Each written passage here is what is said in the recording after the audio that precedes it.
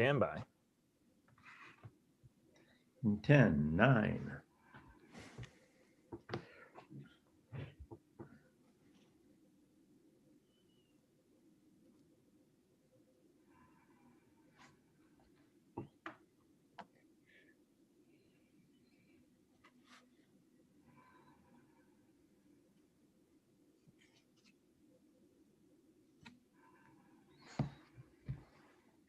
Okay.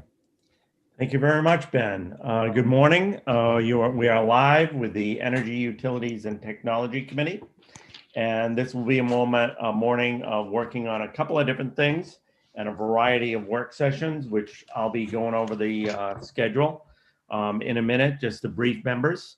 My name is Mark Lawrence. I'm the Senate Chair of the Energy, Utilities, and Technology Committee. And with me is the House Chair, who I'll just ask to introduce himself. Thank you, Senator. My name is Seth Berry, and I represent House District 55, which is Bodenham, almost all of Richmond, and beautiful Swan Island on the Kennebec. Okay, and I'm going to go around the virtual horseshoe and just recognize people and ask them to introduce themselves. And as members join us during the morning, I'll try to remember to ask them to introduce themselves. And first on the virtual horseshoe is Representative Wood. I'm first this morning, well, after the chairs. Hi, I'm Barb Wood, and I represent House District 38, which is the western end of the peninsula in Portland. And next we have Representative Kessler. Good morning, I'm Chris Kessler, and I represent District 32, which is the middle portion of South Portland and a little smidgen of Cape Elizabeth. And then we have Representative Ziegler. Morning, I'm Paige Ziegler. I represent District 96, the 7 towns of Belmont, Liberty, Lincolnville, Montemoro, Palermo, and Searsmont in Waldo County. Following that, we have Representative Carlo. Good morning, Representative Carlo from House District 16, which is all of Hollis, most of Buxton, and a part of Saco. Good to be with you all today. And Representative Foster. Good morning, I'm Steve Foster representing District 104, which includes the towns of Dexter, Garland, Stetson, Charleston, and Exeter. Our House Lead, Representative Wadsworth. Good morning, Mr. Chair. Nate Wadsworth, hail from Hiram, represent House District 40, Hiram, Porter, Brownfield, Freiburg, Lovell. And next, Representative Cuddy. Good morning. My name is Scott Cuddy. I represent House District 98, which is Winterport, Frankfort, Searsport, and Swanville. Next is our Senate Lead, Representative Stewart. Good morning, everyone. I'm Trey Stewart, State Senator in District 2, 51 communities in Southern Aroostook and Northern Penobscot counties, including the town of Wynne. Great. And next is Representative Grahowski.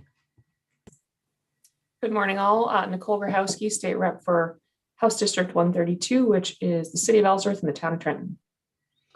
Great. And also joining us this morning is our committee clerk, Ben Freck, and one of our analysts, Deirdre Snyder, and also on, you will see our other analyst, Dan Tartikoff.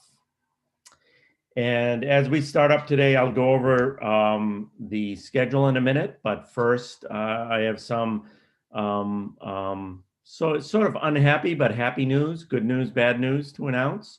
The bad news is we are losing our clerk, Ben Freck. The good news is that he's going on to the bright lights of the Office of Public Advocate, and I believe going to be the legislative liaison for the Public Advocate. So Ben, we will miss you, and we've appreciated everything you've done. Appreciate it, Senator. Thank you. And I believe we worked out your last day is going to be somewhere around the 16th or the 17th. Is that correct? The 17th, that you guys were so kind to send me off with the 16th is a nice parting gift. Yeah. Our pleasure. And replacing Ben will be Izzy Zox. Izzy is currently in the Legislative Information Office, and she is the person who sets up all the Zoom links for all the committees. So she's very experienced in Zoom. So we're very excited to have her. She can't join us today, but she's going to be joining us next week so we can become familiar. She can become familiar with our work patterns and we can get comfortable with her in her role as clerk. I see Representative Chad Grignan has joined us, so I'll just ask Chad to introduce himself. Good morning, Chad Grignan, State Representative for District 118, Athens, Harmony, Bingham, Jackman, Moose River Valley. Great, and joining us at the bottom of our screen is one of the most annoying dogs in the world, Skeet, who will periodically Zoom bomb our committee meetings, as will other pets of other members, so we do apologize for that. That's one of the challenges of working remotely. Today we have a variety of things to do. We're going to start off with a presentation on the budget, and we're going to have Deirdre do that. And then we will go into our work sessions. I'm going to do a little bit of review at the start of the work sessions on how we conduct work sessions and how things are run. And with that, I'll just turn it over to Deirdre to brief us on the budget and start that discussion. So good morning. Just as a reminder, I sent everybody the link to the report back document, but Senator Lawrence thought it might be helpful to sort of show everybody where we can get the budget information. So I'm going to hopefully share my screen, and let me see if I can find the right one I want. Hold on a second. That's not what I want. I have too many things up. All right.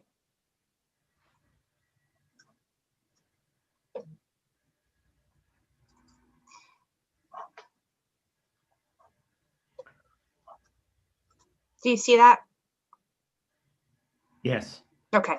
So you would go to, I'm just going to take a shortcut here to the committee's page here, and it's under committee materials, and there's the EUT biennial budget materials. So you'll click on that. Everything will show up there, and the report back document, that's including testimony received and also the budget pieces. And then the report back documents at the bottom of the screen. So that's what we'll be going over this morning. So I'll just jump right in. The first one on that list is the Connect Maine Authority. There are a couple initiatives under this particular part of the budget. The first one establishes allocation in the other special revenue funds to reflect anticipated revenues as a result of the Connect Maine surcharge implemented in Public Law 2019, Chapter 343, Part SSSS. And that is $600,000 in other special revenue. And the justification for that is the current income from the surcharge implemented in January of 2020 is approximately $600,000 annually. Establishing an allocation of this amount will reflect the actual revenues received. Did you just want to go with these initiative and then vote on each one? One at a time. Okay, yep. One at a time, Deirdre. Yep. And we'll see on this first one, are there any questions? Mr. Chair, if Yes. I Senator Stewart. We haven't had time to, given the amount of bills on the slate for today, our caucus this morning contained mostly a discussion of bills. And then unfortunately our House colleagues had to run off to a full caucus. And so we haven't had time to get through each portion of the budget. We'd be happy with going through and just sort of hearing what each portion is about line by line. But we will need to corner caucus before we can actually vote on them, if that makes sense. Okay. Deirdre, what's the time frame for our reporting back to appropriations? Our report back date is the 10th. So do we have a meeting date before then? We do. We have a date on the 9th. It's a pretty full day. We have a briefing at 9 a.m. and then we have public hearings at 11 a.m., 2 of those. And at 1:30, we have 3 more public hearings, but we could potentially squeeze that in if we needed to at some point in that day. Probably earlier would be better, but it's a full day. What are other members of the committee thinking about I'll stop process for today? Mr. Chair. Barry? it seems to me that this is perhaps the matter before us with the most urgency today. I don't think there's quite such a pressing need to vote immediately on some of the other bills that are on the work session agenda. So I think for my part, my inclination would be to, even if it means breaking and coming back, try to get through the biennial budget or the supplemental budget report back today.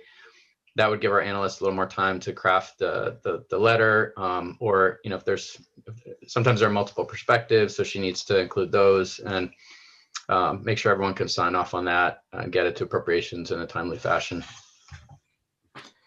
So I'm going to suggest as a process that we have Deirdre go through the entire budget, so we get an overview, and then we start into work sessions. And when it looks like we need a break for a caucus, we'll break. And I just ask each side to caucus on both the budget and any of the bills we've worked, so that we can have a caucus and then come back and work on what's been caucused on. Is everybody comfortable with that? Mr. Chair, if I may, real quick. Yes. Who is it? It's Senator Stewart. Stewart. Thank you. One option, just to throw out, if there's any interest in it, we could deal with the budget during the lunch hour on our side, where we've already, I don't know what posture you folks are in on your side with regard to bills, but we're ready to go on bills. So if it makes sense to maybe do bills this morning, sorry for the last minute, thought here, but to maybe do bills until the lunch hour, and then we'll caucus the rest of the budget. And then we can hammer the budget out this afternoon, if that makes sense. Okay, I would like Deirdre to kind of go through and give us an overview of everything, so everybody gets briefed on it and we do know about it. I'm comfortable with that, and I'll hear from Nate in a second. We hadn't planned definitely to go into the afternoon yet, but if it looks like we're going to be doing that, we can do that. Nate, what are your thoughts? Yeah, thank you, Mr. Chair. I absolutely support getting this done today. It's an EUT report back. We just got a few questions that we need to talk over, so it shouldn't take us too long. So, we'll really need 15 minutes to kind of get through it. But okay, I agree. Let's get Deirdre to run us through it and get some questions and move Good. on. Thank you. Good, great, thanks. Okay, Deirdre, why don't you run straight through the budget, bring up the document on the screen. We'll run it through and then we'll go into bills. Okay. So the second initiative, also under the Connect Main Fund, is increases allocation to reflect the Connect Main surcharge implemented in Public Law 2019, Chapter 343, Part SSSS, and that is other special revenue fund total of $1,116,285. This initiative increases allocations based on the public law, the monthly 10-cent surcharge per line on residential business telephone, coin, and public access lines, cellular and wireless telecommunication services, and customers of interconnected voice over internet protocol was effective January 1st, 2020. We'll get to that a little bit later too. There's a language part that deals with fixing that was an error. And I think that's related to that language part, but that's towards the end of the report back. So that's all the initiatives that are specific to the Connect Main Authority. So let me just scan down here. And that's the total budget. Excuse me. Deirdre, I'm sorry, can I just clarify one? Barry? Thank you, Mr. Chair.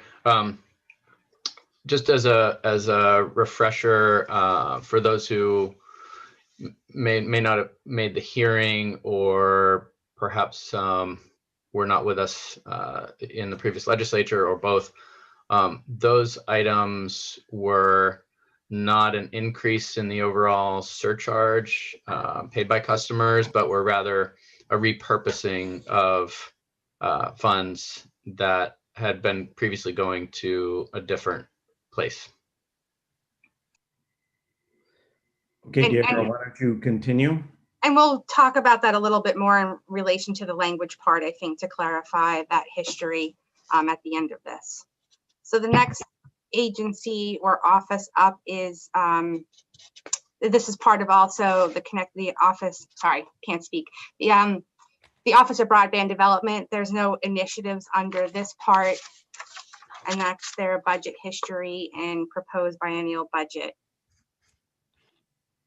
If there's no questions, I'll move on from there. I don't see any hands up, but Ben, you'll have to let me know if somebody has a question. I can't see panel view. Post is clear for now. Thanks. Next up is Efficiency Main Trust. There's one initiative under this portion of the budget, and that reduces funding in all other to align allocation with diminished natural gas assessment revenue.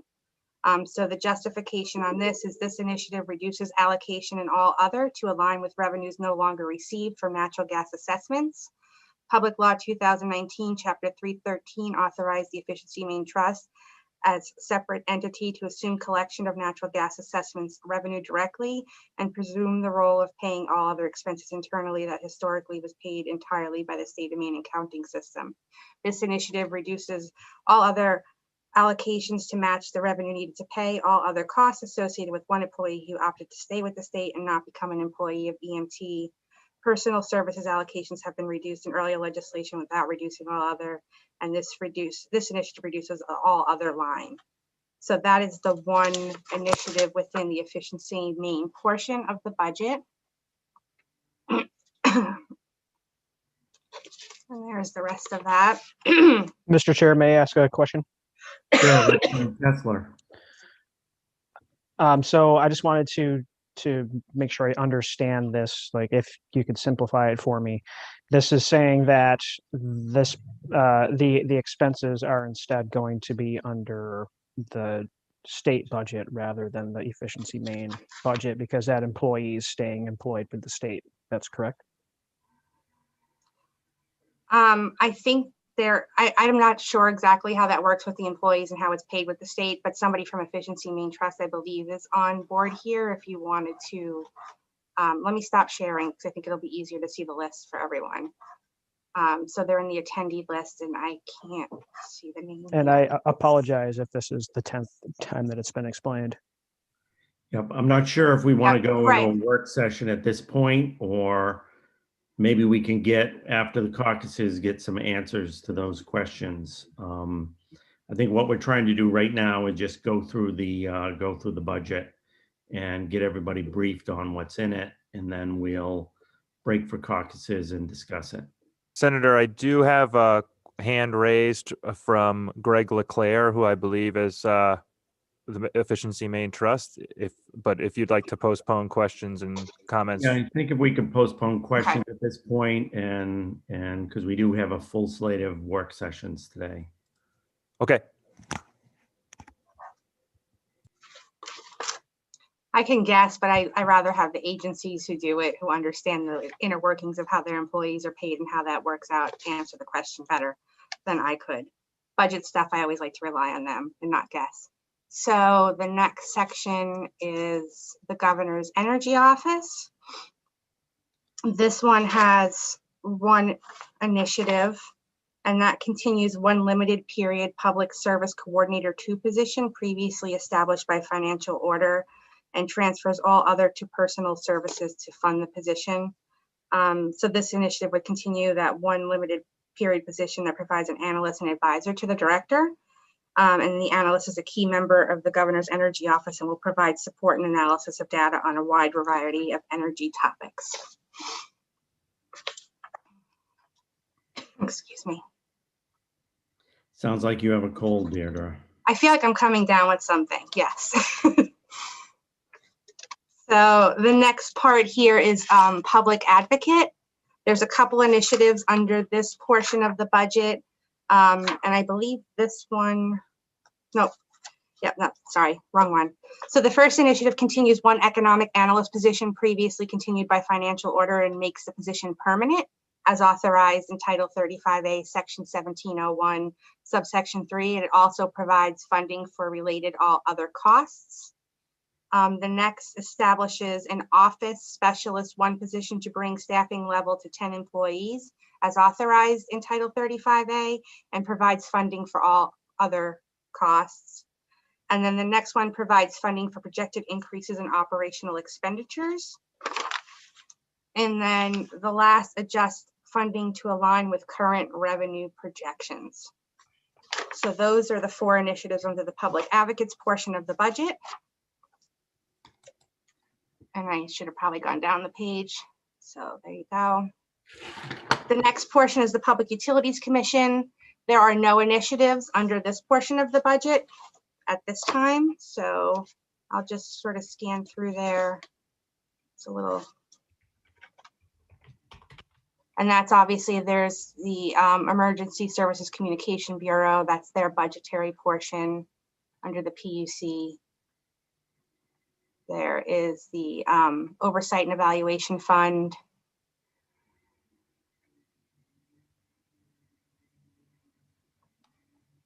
The Administrative Division.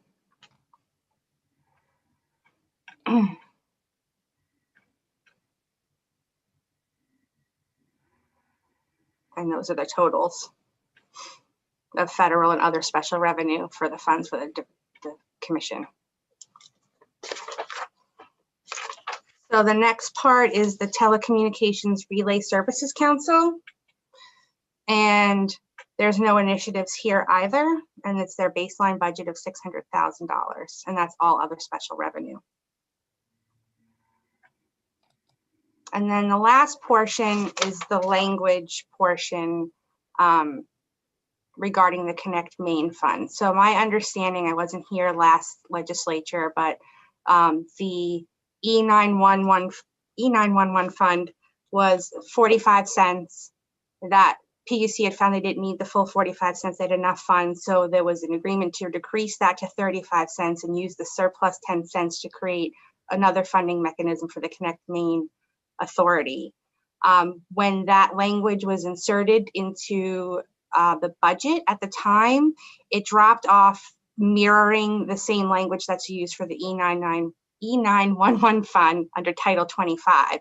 So it was only capturing the residential and business telephone lines as opposed to number 2, 3, and 4 under this amended language.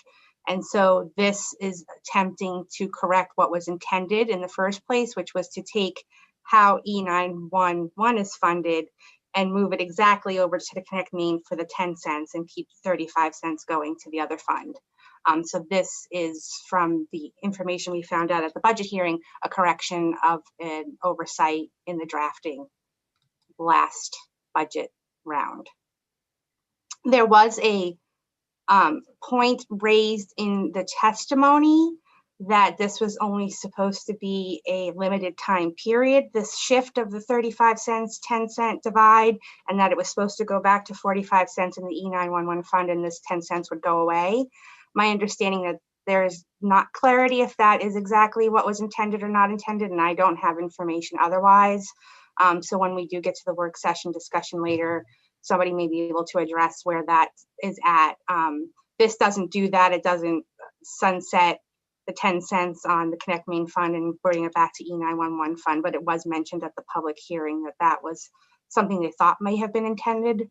But my understanding is that that is not settled at this point. There's conversations ongoing. And that is it for the packet of stuff within the budget provisions under the committee's jurisdiction. Great.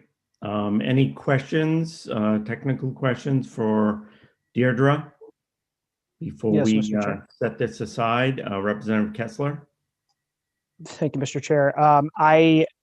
It would be helpful if we could get assistance in referencing which piece of legislation it was that last session that had to do with that surcharge. I cannot remember which LD it was. It was in the budget, so it was in Public Law 2009, Part 343. I mean, Chapter 343, Part SSSS. So it was part of a budgetary. Yeah, it wasn't an LD within the committee. Okay. Other technical questions?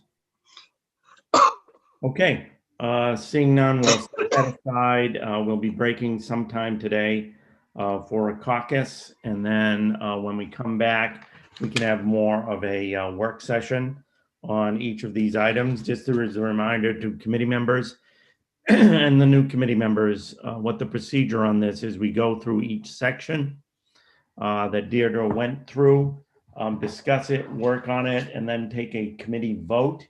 It's not the same as if we were working a bill individually, but it's a vote that's reported back to the Appropriations Committee as the recommendation of the committee on that particular section. Okay, so we'll go on to start our work sessions. We have several bills to work today, and as you can see, the chairs kind of divided them up for what we were going to try to work at 9:30 is LD 9, LD 82, LD 143, and LD 256. And that's not necessarily the order we're going to take them in. It's going to depend upon who we have here and how we can work on them and what kind of questions there are. And then tentatively at 11, we were going to switch over to LD 347, LD 170, LD 251, LD 285, and LD 340. So you can see we have quite a full day of work sessions today to go over. And this is going to be our first full day of work sessions we've done really as a committee. So I just kind of wanted to review how we conduct work sessions for the returning members and for the new members, just to talk about a little bit about the process. So there are essentially two things we do on each bill. We hold a public hearing and we have a work session. The public hearing is the point at which members of the public have an opportunity to testify, and members of the public have an opportunity to submit testimony. And Deirdre showed us where the information was for the EUT budget work session. But Deirdre, why don't you just take a second and show us where all the testimony is on each bill? So currently, we're kind of in the middle of a transition. So the bill analysis is not up yet on the website. And I don't believe at this point, hold on one second, I'm sorry. Trying to navigate here.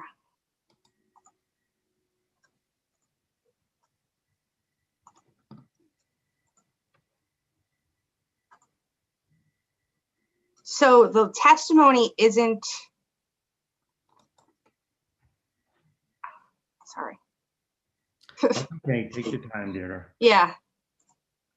We're kind of in the middle of phasing out a new way, and I can't remember if the old system is still in place or not. So I just want to double check before I misspeak.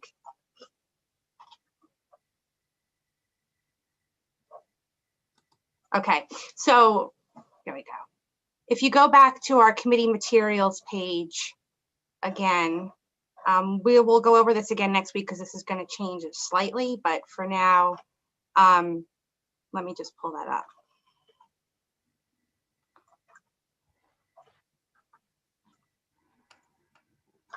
I'm going to move backwards here for a second. And I'm on sorry two to put you on the screens. spot, Deirdre, but this is, I think it's important for the committee members. No, it's fine. I'm just using two screens and my mouse isn't moving over. That's all. I think it's important for committee members to know how to access this on the fly as we do it on Zoom. I mean, as usual, you can always go to the Maine legislature's homepage, and if you knew the LD number, so this is one option, you can go and click and say, we're doing 9 now, LD 9, and then you can go to committee info there, and there's a testimony button, and you can click testimony. You'll see right here the testimony that's been posted online, submitted, and you can click on each of those and see what people said. The other option is we have our committee webpage that we have organized by LD. So if we go to committees, the homepage, legislative committees, this is going to be a better option moving forward because there's going to be more information here.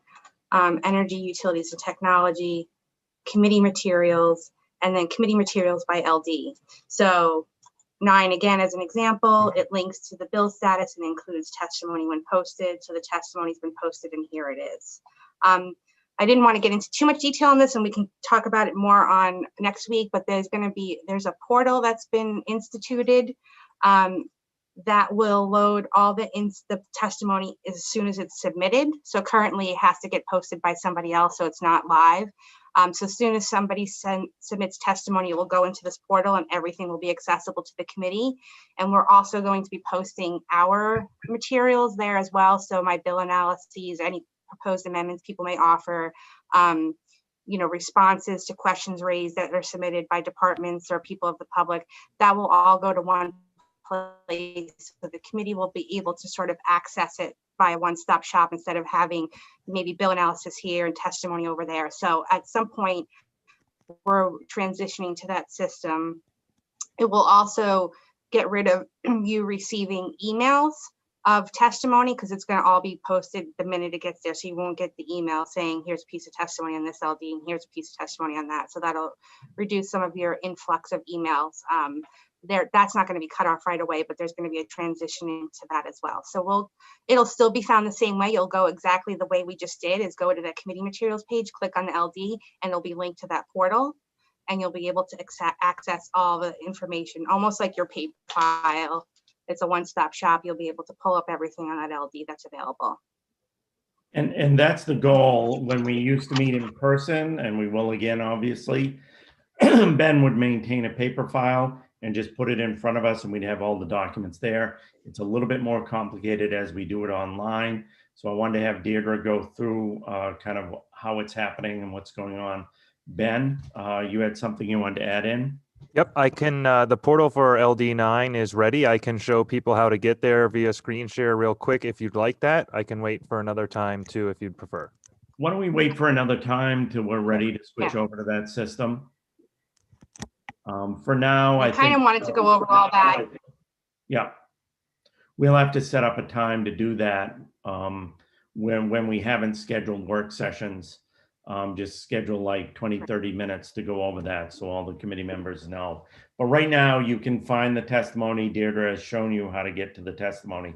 So the role of the public hearing is for members of the public to have an opportunity to speak to the committee, to present their information, to submit it in writing to as well to the committee, and for us to have a chance to review that.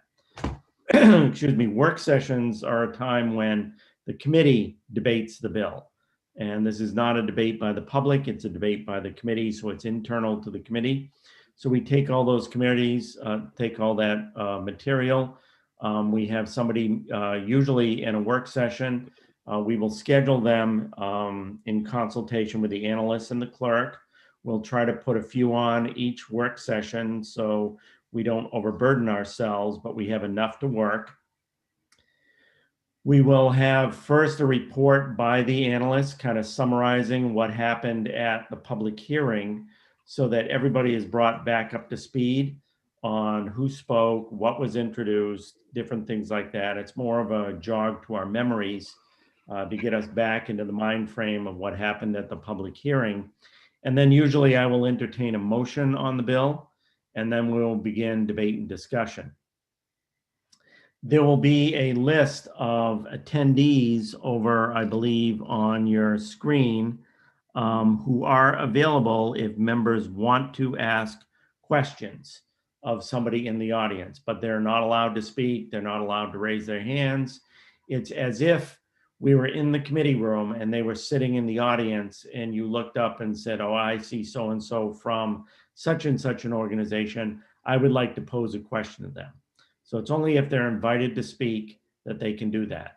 Now, they may have already submitted additional information to the committee after the work session, and we will get that and we will have that to view before the work session. But the work session is really for debate among the committee.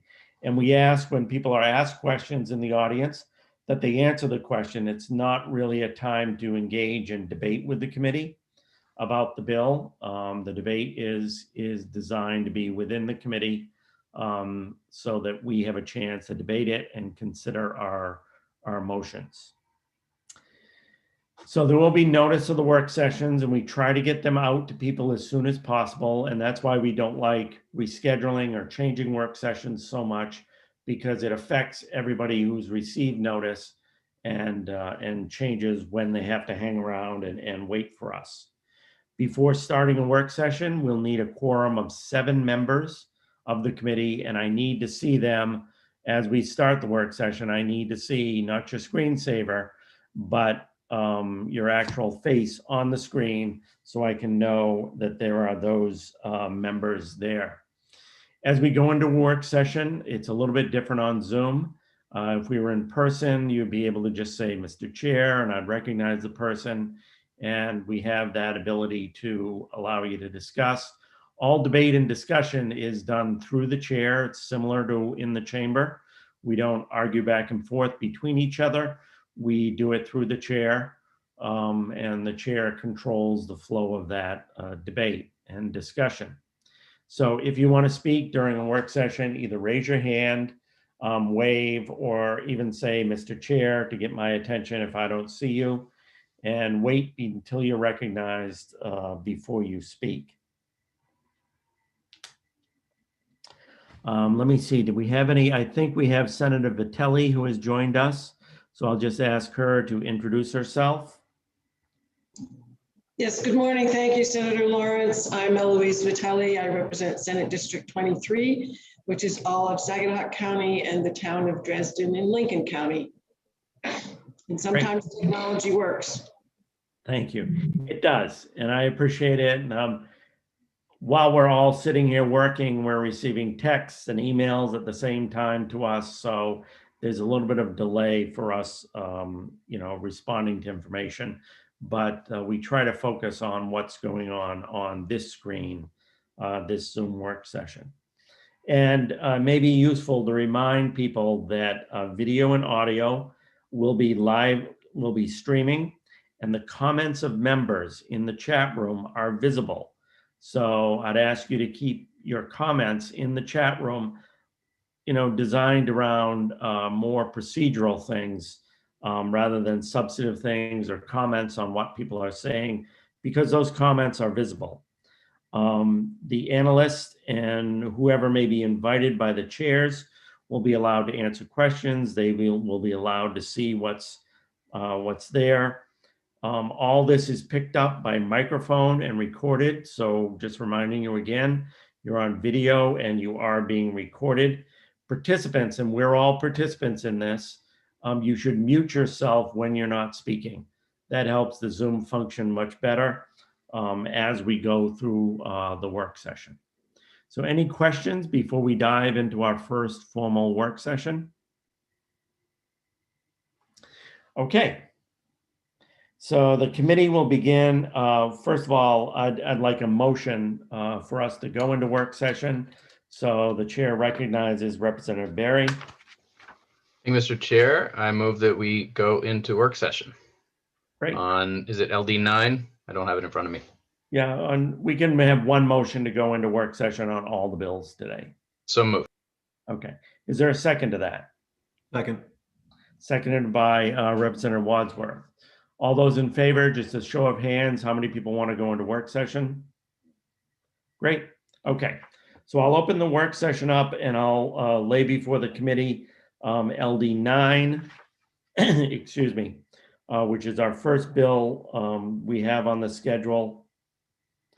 An act to promote renewable energy by authorizing a power to fuel pilot program. Okay, we'll go to Deirdre and ask Deirdre, have you done a written brief to the committee on the bill? I have. I sent those this morning. Would you prefer me to share my screen while I go through it, or? I would. That would be Okay. helpful if you could bring it up on the screen. Yep. That'll save us all from finding it and loading it on another screen. Mr. Chair, may I ask a Representative Kessler? Would it be possible for somebody to send us the link to the document as we're going through it, just in the chat? It's not uploaded on the web yet. Okay. Yeah, Deirdre sent the PDF this morning. You should have it. I sent the PDF this morning in the email. I will be honest, I prefer not to post them on the web before the committee has a chance to look at it. Okay. So that's why I sort of try to do it after the fact, because in a normal course of a committee meeting, I wouldn't pass out the bill analysis to the public before you had a chance to look at it. So they're not linked, and they won't be linked until after. But I did send an email to you with it in attached, all 4 of the ones I'm doing this morning. And that should be in your Ledge Mail sub box of your inbox. And I put a priority on it. So if you look for flags for priorities, it might come up sooner. And Deirdre, I'm going to challenge your Adobe skills. Is there any way you can make that document full screen? It's not right now. Well, it is, but it's not taking up the entire screen. I was wondering if you could zoom in and kind of expand it a little so it takes up full screen and is easier to read. Deirdre, try the plus sign. There you go. There you go. Keep going, keep going, keep going, keep going, keep going. Okay, that's good. Okay, it's really weird because it's showing up on my secondary screen. So it looks like I can see like one line on there. So I'm not seeing what you're seeing. So that's helpful. Okay. Okay. So this is helpful for those of us, you know, in our 50s and 60s who are beginning to see deterioration of vision. So when you see this, just curiously, because this 2 screen, it's not functioning the way it did last time I did this. Are you seeing just like the first 3 small paragraphs? Are you seeing? Yes. Okay. Yes. So I'll scroll down as I go along. Yep. So this bill requires the commission to establish and oversee a power to fuel pilot program. The commission is required to approve up to 2 power to fuel projects between January 1st, 2022 and December 31st, 2027, each up to 10 megawatts in production capacity that converts renewable energy to hydrogen gas, methane gas, or other fuel.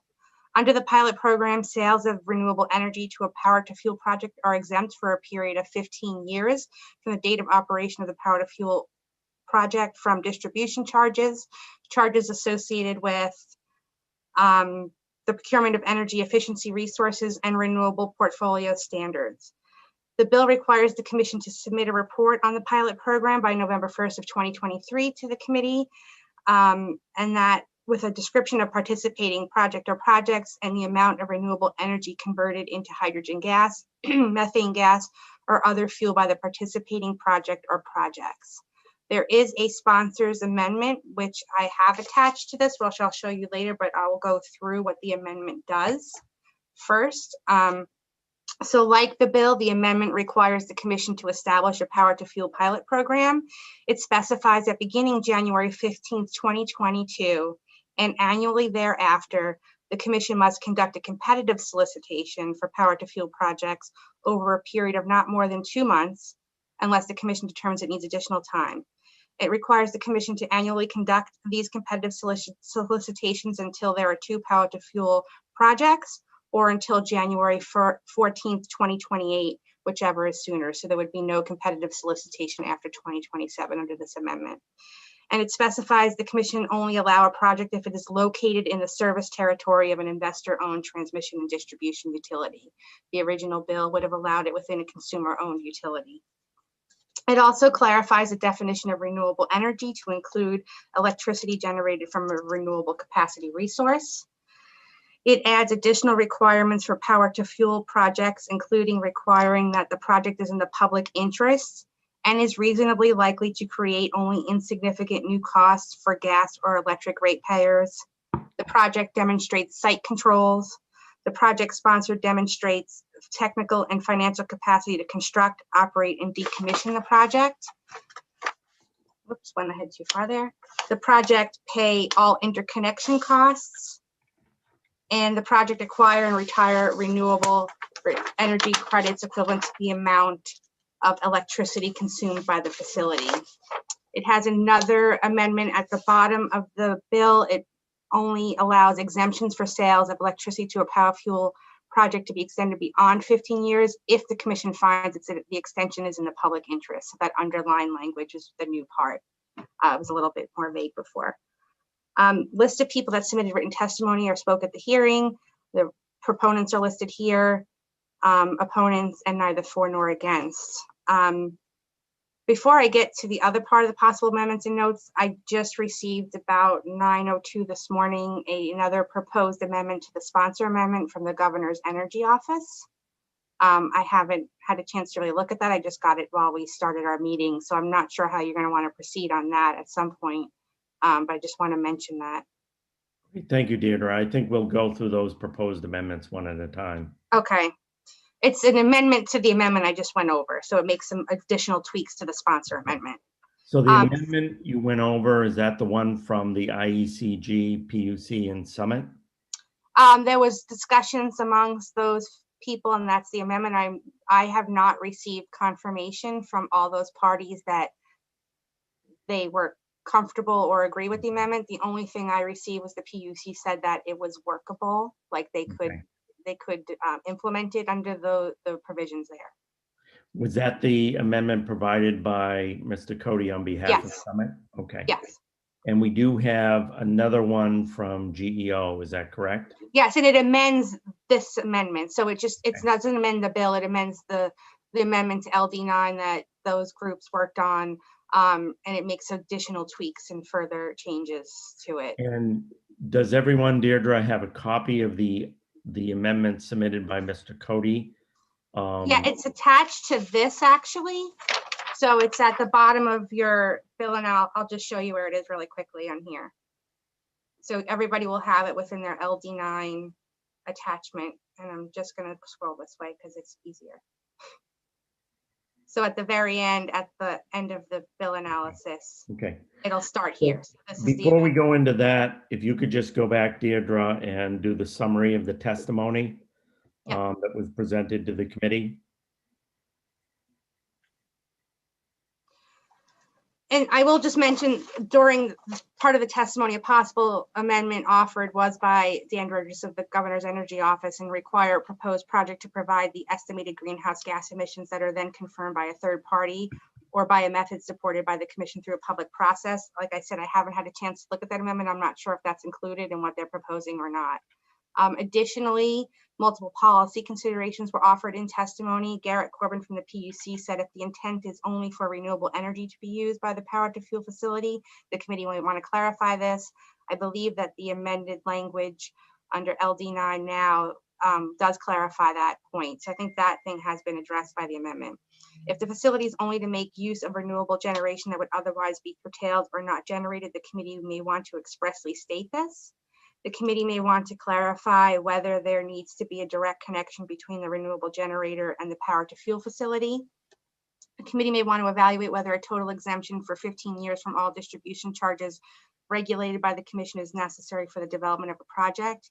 And the committee may want to consider an approach whereby the utility negotiates a special rate contract. And the exemption from charges associated with the procurement of energy efficiency resources by T&D utilities may not be necessary since the bill already exempts all T&D charges regulated by the commission. Steve Zaretti from Brookfield Renewable said the committee may want to consider whether the 10 megawatt project limit is appropriate or should it be reduced. A pilot program should include defined metrics to assist the commission in determining the viability of the program and guide proper selection. The committee should consider whether providing an exemption from distribution charges to specific technology would be choosing technological winners or losers. And Versant Power's comment that the committee will need to weigh the potential benefits of these projects receiving a 15-year exemption from distribution charges against the fact that such an exemption means those costs would be spread among other ratepayers. We haven't received preliminary fiscal impact statement yet, but the committee amendment to LD2 2017 last session had a fiscal note. It was similar to what was being proposed here overall due to minor cost increases, other special revenues, and those costs were likely to be able to be absorbed within existing budgeted resources. I also want to point out that at the public hearing, the question was put to the Public Utilities Commission about the lost revenues and projected costs and exemption. I think it was Representative Foster's question, and Garrett Corbin did follow up with a memo from the PUC. So I just wanted to sort of put that on your table as a reminder.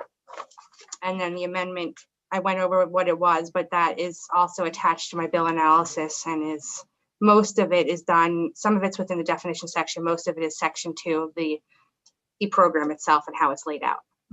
Okay, so what I'd like to do is we're going to go through the amendment in a minute, and I'm going to invite the people who are involved in its drafting up to speak to it.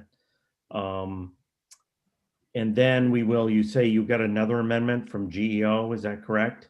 Yes, I have, like I said, I received it as we started our meeting, so I haven't had a chance to look at it yet, but I can Yep. probably pull it up if necessary, and it's amending this. Yep, and I'd like to have somebody from GEO talk about that. But first, before we go on to those two proposed amendments, I want to see if there are questions from the committee. Anyone on the committee for Deirdre at this point on her report? I don't hear, Representative Barry. Thank you. And Deirdre, I apologize. You may have said this already, but your analysis, where do we find it so we can refer to it without the screen share? Your email? Thank you. Okay. I sent it this morning around 8:30. You mean that hellhole that I try to avoid? Thank you. Okay. Yeah. And it has all 4 bill analysis for this morning. So 9, 143, 256, and 82 are all in that packet. I think, Representative Barry, it's in your ledge folder sub box to your inbox. Thank you. And when we get to it, I believe 143 came separate. It did, because I sent 256 twice. Okay, anybody else on the committee have a question? I was just kind of scrolling through. I don't see anybody with a question. Ben, just tell me if I'm missing anyone. I don't see anybody. Okay, so I believe among our attendees, we do have James Cody, who represents, excuse me, let me look at the attendee list.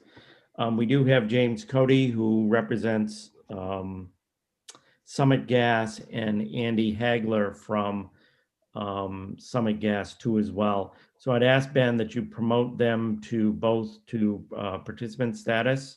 And I would just ask Mr. Cody to present the amendment and kind of describe what's in it and who was supportive of it and who was involved in drafting it. They're in. James? I think you have to unmute yourself. Looks like Mr. Cody may have stepped away. Do you want to start with Mr. Hagler? Yeah, Mr. Hagler, do you feel comfortable presenting the amendment and kind of the process you went through to get to this amendment? I think you have to unmute yourself.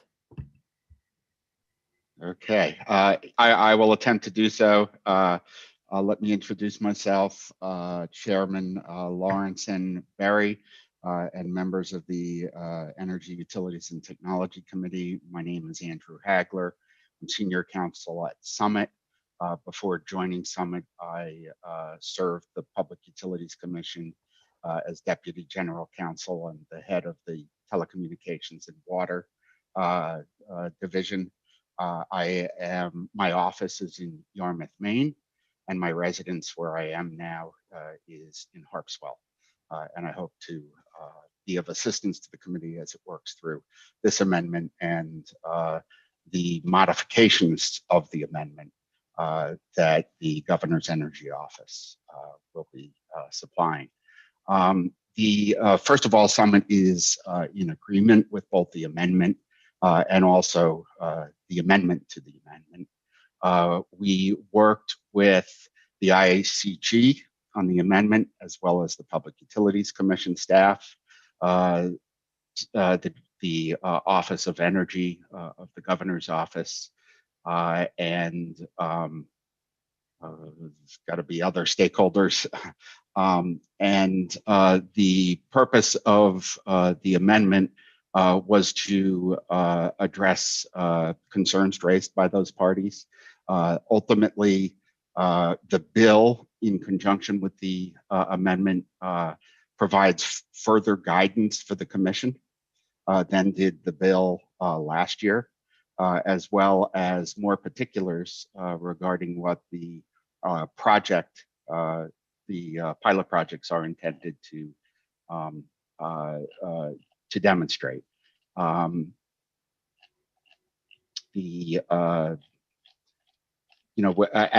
Deidre relayed, the amendment addresses also concerns identified in the testimonial session of the committee. No longer is there any ambiguity about the fact that a pilot project would only occur would not occur in a customer-owned utility jurisdiction. With that, I'm happy to answer questions. I hope I presented the amendment in a fashion that you were looking for. Good. And I think James Cody was having trouble with his mic and his video, and I don't know if he's able to come on now. I'll give him a second if he's, yep. James, are you there? I think I'm here, if you can hear me. Great. Did you have, we'll just consider as if both of you were sitting at the witness table. So did you have anything to add to what Mr. Hagler added?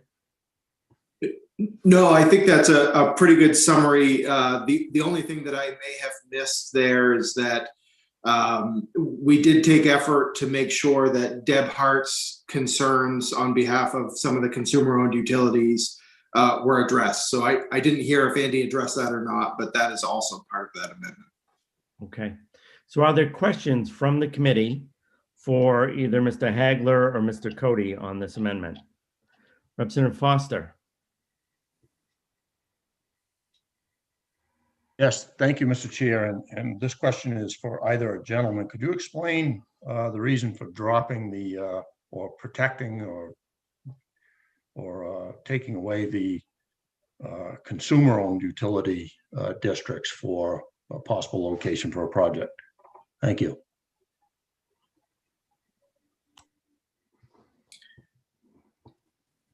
Andy, I'm happy to jump in here. I think the reason we were okay with dropping that, my understanding is that the project would either be located in CMP service territory or in Versant Power's territory, at least on behalf of Summit. And we hadn't heard any desire to site in a consumer-owned utility district at this point. So we were comfortable dropping that given Ms. Hart's concerns. Representative Foster, did you have any follow-up? Yes, thank you, Mr. Chair. I guess as the bill proposes, the PUC would put out bids, which would include other potential companies that might be interested in this. I'm not sure why we would limit where the location would be based on the fact that Summit intends to look at only IOUs in their territory. So I'm not sure I fully understand the reasoning. Thank you. Thank you. Representative Cuddy.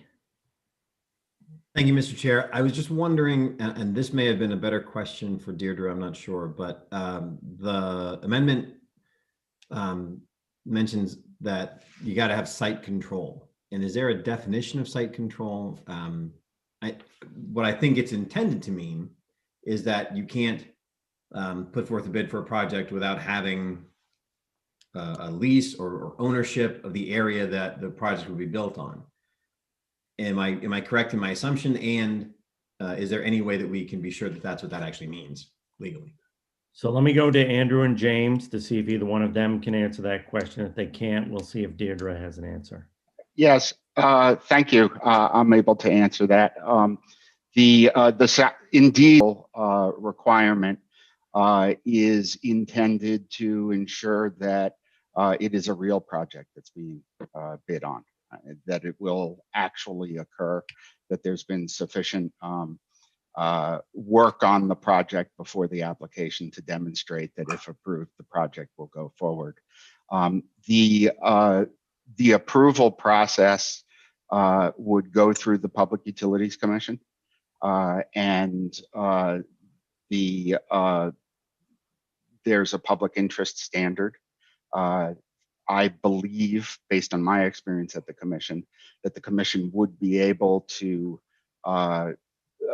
apply the control provision, the site control provision, adequately to achieve its purpose. Does that answer your question, Representative Cuddy? It does, thanks. I think it might be good to hear from somebody from the commission, making sure that they agree with that assessment, but it From the points in the right PPC, direction. you mean? Yes. Okay, I think we will go to them, and after we finish with the people from Summit Gas to hear their input on the amendment. Representative Kessler.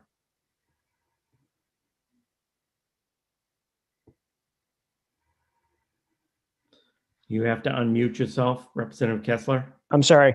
Thank you, Mr. Chair. Can I just please have the two of you explain specifically who you represent one more time?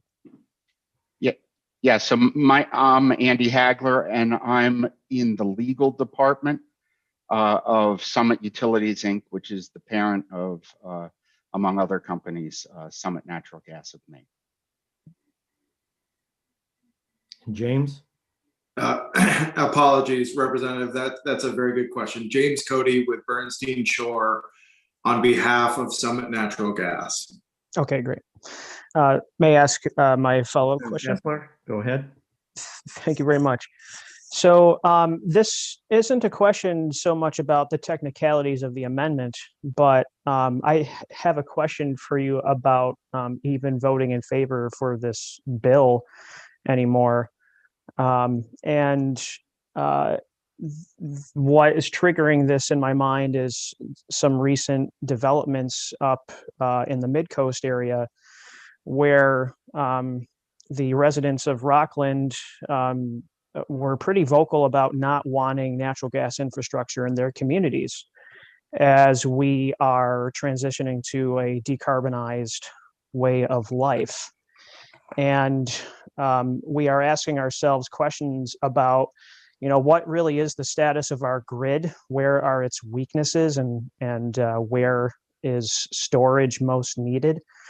And it sounds like we do need to do some further study about where storage opportunities really should exist and how cost effective they may be. So I'm really curious as to what Summit's business plan is moving forward here with the writing on the wall that it sounds like more and more people are looking to get rid of gas entirely.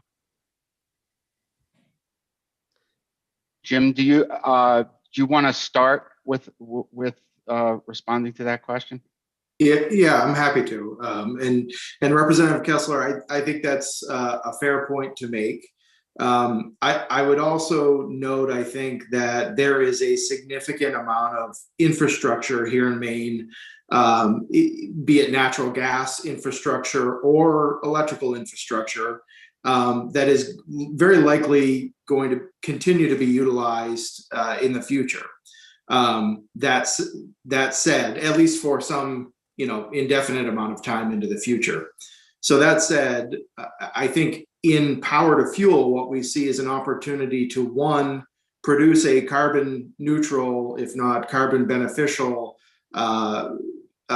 fuel that can be used in anything from a residence to a forklift in a supermarket where they're currently not utilizing such carbon beneficial fuels. So this is a way to get us to that point. And then I also think that there are benefits in the electric grid to having this load sited appropriately to alleviate congestion, which is also a factor in creating costs for electric ratepayers. So in some ways, although this is a very small pilot, I see this as an opportunity to study what this technology can do, how this type of load can benefit electric customers, and also decarbonize our natural gas system in this state, which, you know, depending on where folks land, that infrastructure is going to be here for a while. So why not take advantage of a technology that allows us to green that system up with very little to no or even beneficial impacts to ratepayers? I'm sorry, go ahead, Mr. Hagler. Yeah, thank you. If I can add to that, as our CEO, Mr. Adams, testified the other day on the statute, the initial plan for at least at this moment, for the use of the hydrogen or the gas coming from this facility would be injection into already existing Summit natural gas pipelines. So it becomes, in effect, in addition to the benefits to the electric grid, it becomes a source of supply for already existing gas customers.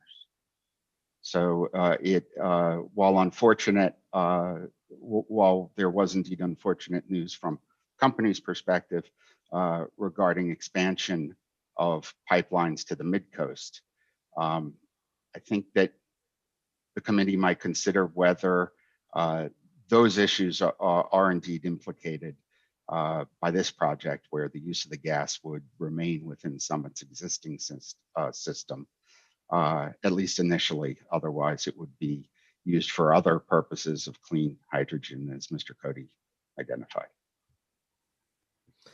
Other questions from the committee? Representative Foster? Yes, thank you, Mr. Chair. With that in recent answer in mind, the project that you've withdrawn from Mid-Coast Maine expansion of your pipeline, obviously you had a plan pretty well put together for that expansion. Did it include the possibility of this bill being passed and future tie-in with a project like this? I'm not aware that it did.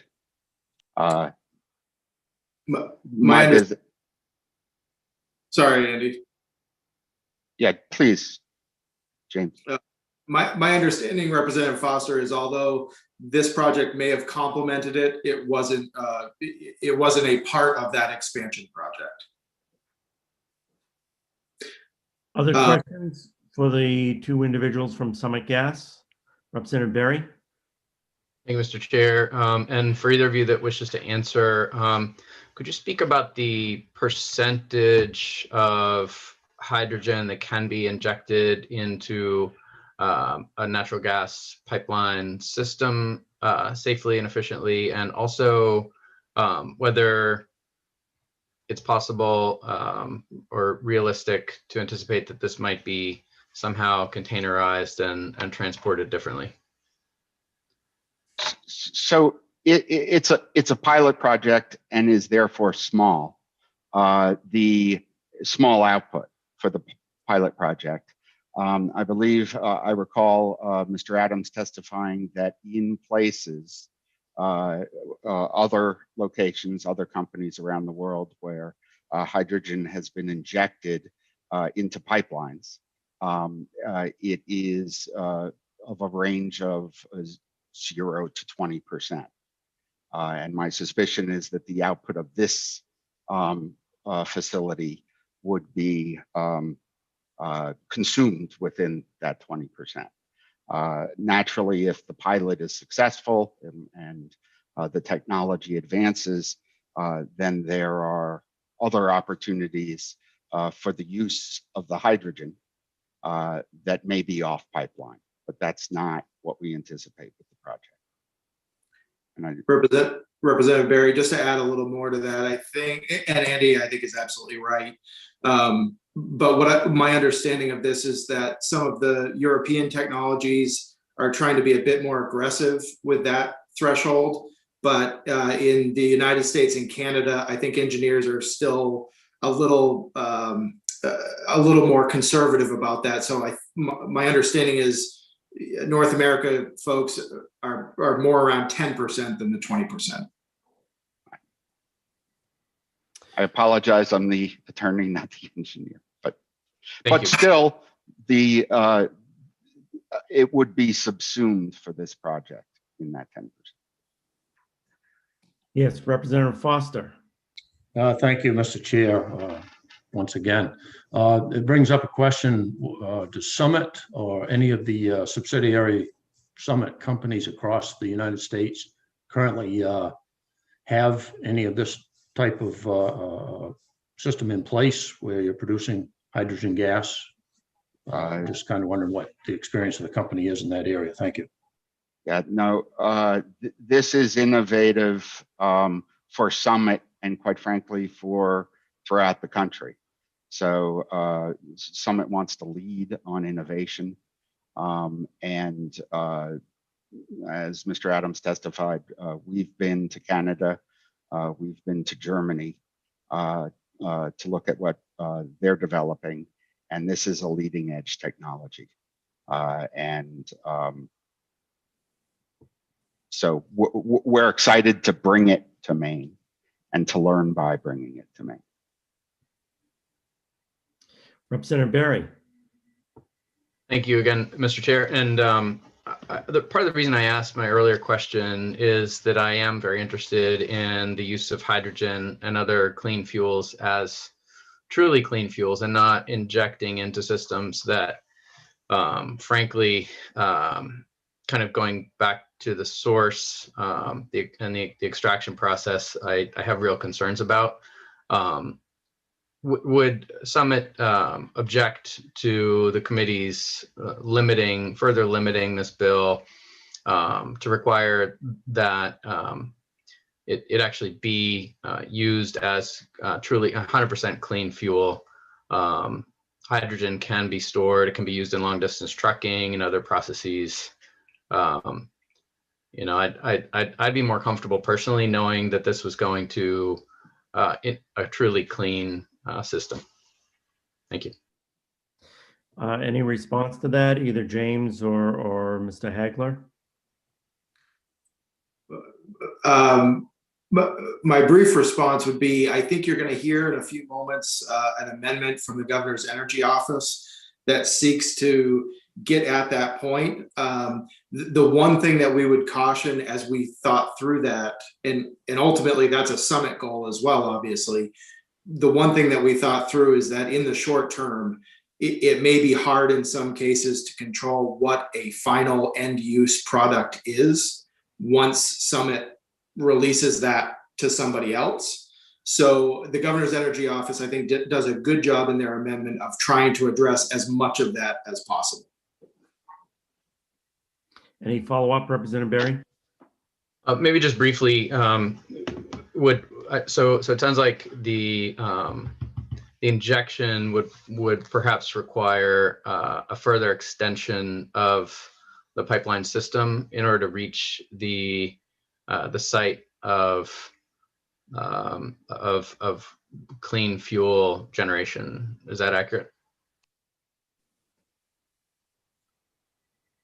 That would depend on the location selected for the facility, and would undoubtedly be a consideration from a cost perspective of whether it's viable to do that for a small pilot project. One of the visions, Representative Barry, has been that in at least some locations, and I think this has become more of a possibility over the last year, that in many of these locations, the fuel could actually be shipped by truck to an existing pipeline or other customer. Other questions from the committee?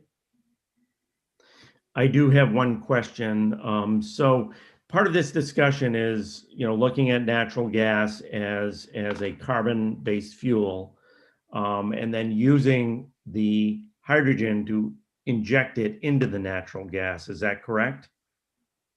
That is a potential use, right? And an anticipated use. The hydrogen itself is entirely clean hydrogen. Yeah. When it's and in injected. doing that, in injecting the hydrogen into the natural gas, do you then reduce the carbon emission of that product? Yes. Yes, by the percentage of the injection. So injection does have an effect of reducing carbon emission then? Absolutely, in the same way that we hope that the digester that we're going to construct in Clinton is injecting clean energy. Good. Any further questions? Representative Foster? Thank you, Mr. Chair. That just raised a new question in my mind. The facility you are constructing in Clinton, is there a subsidy or a ratepayer expense beneficial to that project that you're receiving? I don't recall seeing anything come before No, this. no, that there's no subsidy whatsoever. In fact, in seeking the approval of the commission, we ensured, and the commission so required, that there be no subsidy. It's a unregulated source of supply. Thank you. Other questions? Seeing none, thank you very much. And I'm going to now invite from the PUC, Mitch Tannenbaum and Garrett Corbin up to speak to provide their perspectives on this amendment. And you can choose between you who wants to go first. I'll get started just since I'm not seeing my colleague on screen. Morning, Senator Lawrence, Representative Berry, members of the committee, Garrett Corbin, speaking as the legislative liaison of the Maine Public Utilities Commission. I think we'd be possibly more comfortable responding to specific questions than just an open-ended impression. Other than that, I think the analyst captured our perspective earlier, that the amendment as posed that's been discussed, not the GEO amendment, was something that we've found workable. And the only thing that I'd add before my colleague Mitch is that we only just received the amendment from the governor's energy office as well this morning. So we probably would need more time to evaluate it if you were looking for any specific comments on that. Does somebody have a specific question for people from the PUC? Representative Cuddy. Thank you, Mr. Chair. Mr. Corbin, I don't know if you were on earlier, but I had asked about this idea of site control, and it was suggested that the commission, I don't know if it was understood that phrase, or my concern being that if somebody proposes a plan like this, and we have in the law that it says that they must have site control, is that a phrase that has meaning? Is it a phrase that's been used before? Does the commission know what to do with that? Like, could somebody just say, yeah, we're in the process of leasing that, or would they actually have to have lease or ownership of the site? What does that phrase mean, and how does that work? Thanks for that question, Representative Cuddy. I'm going to give my short answer is yes, and I'll defer to Mitch for the longer answer. Yes. Good morning, Senator Lawrence, Representative Berry, members of the committee. My name is Mitch Tannenbaum, and I am the General Counsel at the PUC. And in response to that question, yes, site control is a term of art that is in statute, other places, I believe, in commission rules, such as when we do procurements to make sure the projects are real, they have to show site control. So yes, it's a common term. Perfect. Thank you. Representative Foster, do you have a question? Yes, thank you, Mr. Chair, and thank you, gentlemen, for appearing before us. Mr. Corbin, in the chart you provided for us in regards to potential lost revenue if a project of this size, I would assume two projects of this size were granted, and I'm guessing this is per project numbers that you gave us. The numbers that you gave for a 50% load factor, I believe represent an annual expense of a little over $208,000 a year, or again, lost revenue to the ratepayers, which they would be subsidizing this according to how you look at it. You don't show a number. You did provide information stating that the information you have from 3 wind farms that are operating in the state, that their average load factor is less than 40%. My question is a couple. First of all, these figures that you give, when I total those up, that would be the annual lost revenue, if I understand it, for each example, customer 1, customer 2, and customer 3. And also, it appears that these are not linear in any way. So I'm assuming that there must be a rate structure there that is determined by the actual load factor. I just wonder if you could explain that a little bit. What I'm getting at is the amount for this project is going to be something less than the customer 3 50% load factor example that you give, if I'm reading everything correctly. If you could explain that a little further for me, I'd appreciate it. Thank you. Fair enough. Yeah, thanks, Representative Foster. Mitch, how about I just try to explain the chart briefly and then just start with that. The chart that you have, and that was resent this morning, I think, by Ms. Schneider, shows in the columns 3 different customer sizes, potential scenarios with demand and load factors. To help with the rate question, that's what the rows are depicting in that chart. So the 4 different rows are 4 different rate classes, and it's hard to say, you know, we don't have enough information to know exactly what customer class or rate class this the facility that's ultimately developed would fall into. So those figures were trying to paint a picture of what the revenue impact might be to the T&D utility, which again is not, you know, necessarily the same as the ratepayer impact. Just it's the impact to the revenues of the T&D, and so it would be one of those figures. You know, if the customer, if it were at that customer size for that rate class, if that's helpful. So it would not be an aggregate of all of the figures in that chart. It would just be one of those along the line, depending on where it lines up, if that's helpful. Mr. Chair, if I may. Yes, go ahead, Representative Foster. I apologize. Obviously, I didn't, I missed the fact that you had a different demand for each customer. I assumed you were only varying the actual load factor. So is the number that you represent in those columns, is that a linear number? In other words, a 40% load factor compared to a 50% load factor would be 10% less. Is that correct? Good question. I first have to acknowledge you're asking numbers questions to lawyers, so that might, you know, how that always plays out. But Mitch, do you have a little more insight than me on that question?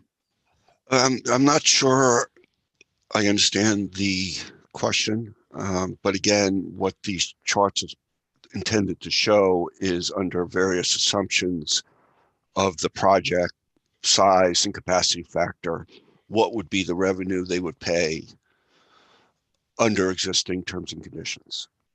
And of course, I think the point that Summit makes is that without the discount, they would not be built, or without the exemption, they would not be built. So that lost revenue wouldn't be there anyway. That's their position. But I'm not sure I understand the linear question. Is simply, here's a couple of examples of what this project, like I said, megawatts and load factor might be.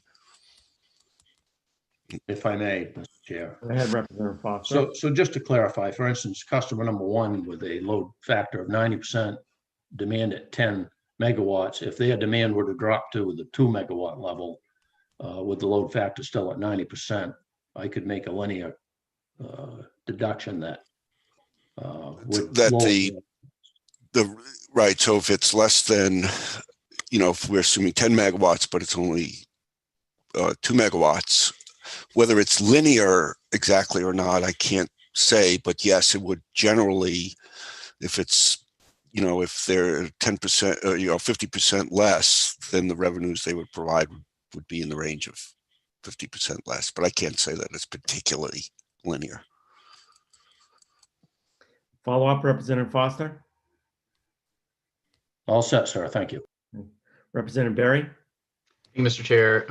And for either of you at the commission, can you speak to how the commission would judge the greenhouse gas emissions? Would you look system-wide at the impact on the natural gas distribution system from source to end use, and how this addition of injected hydrogen, for example, would impact that, or how would you go about judging that greenhouse gas emissions that's contemplated in the Governor's Energy Office amendment? Yes, Representative Berry, we just saw the amendment this morning.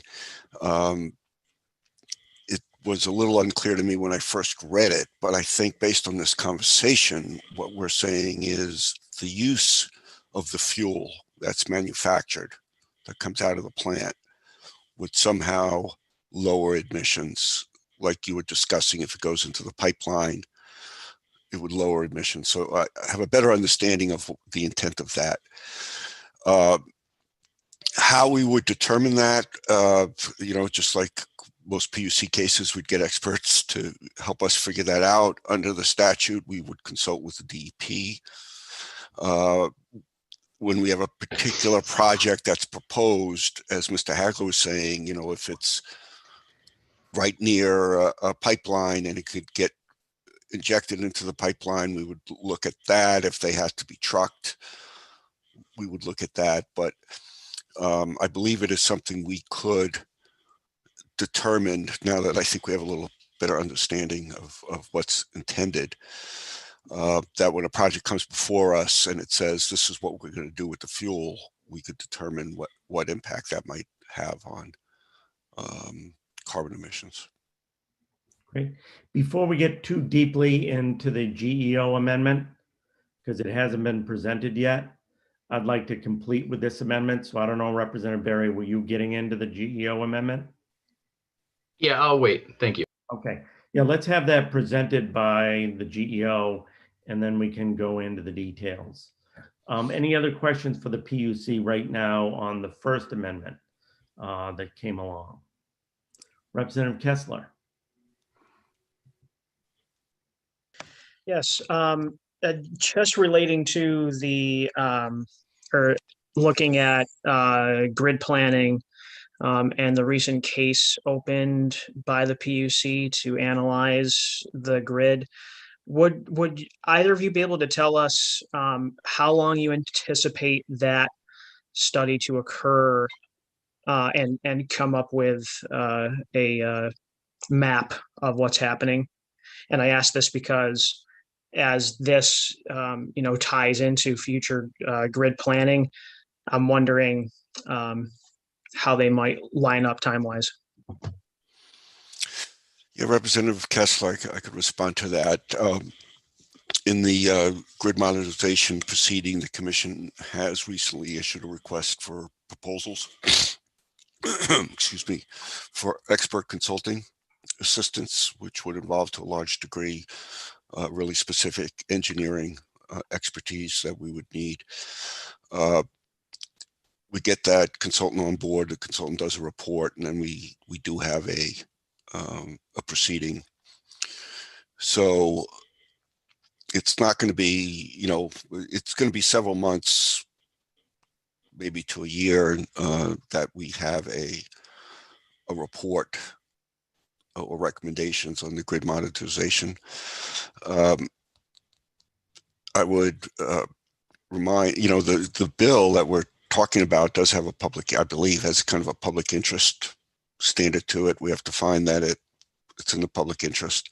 I believe that's in there. So, if a project comes to us 2 years down the road with a proposal, we would look at that in the context of the overall public interest, which would involve the grid, monetization, storage, issues such as that.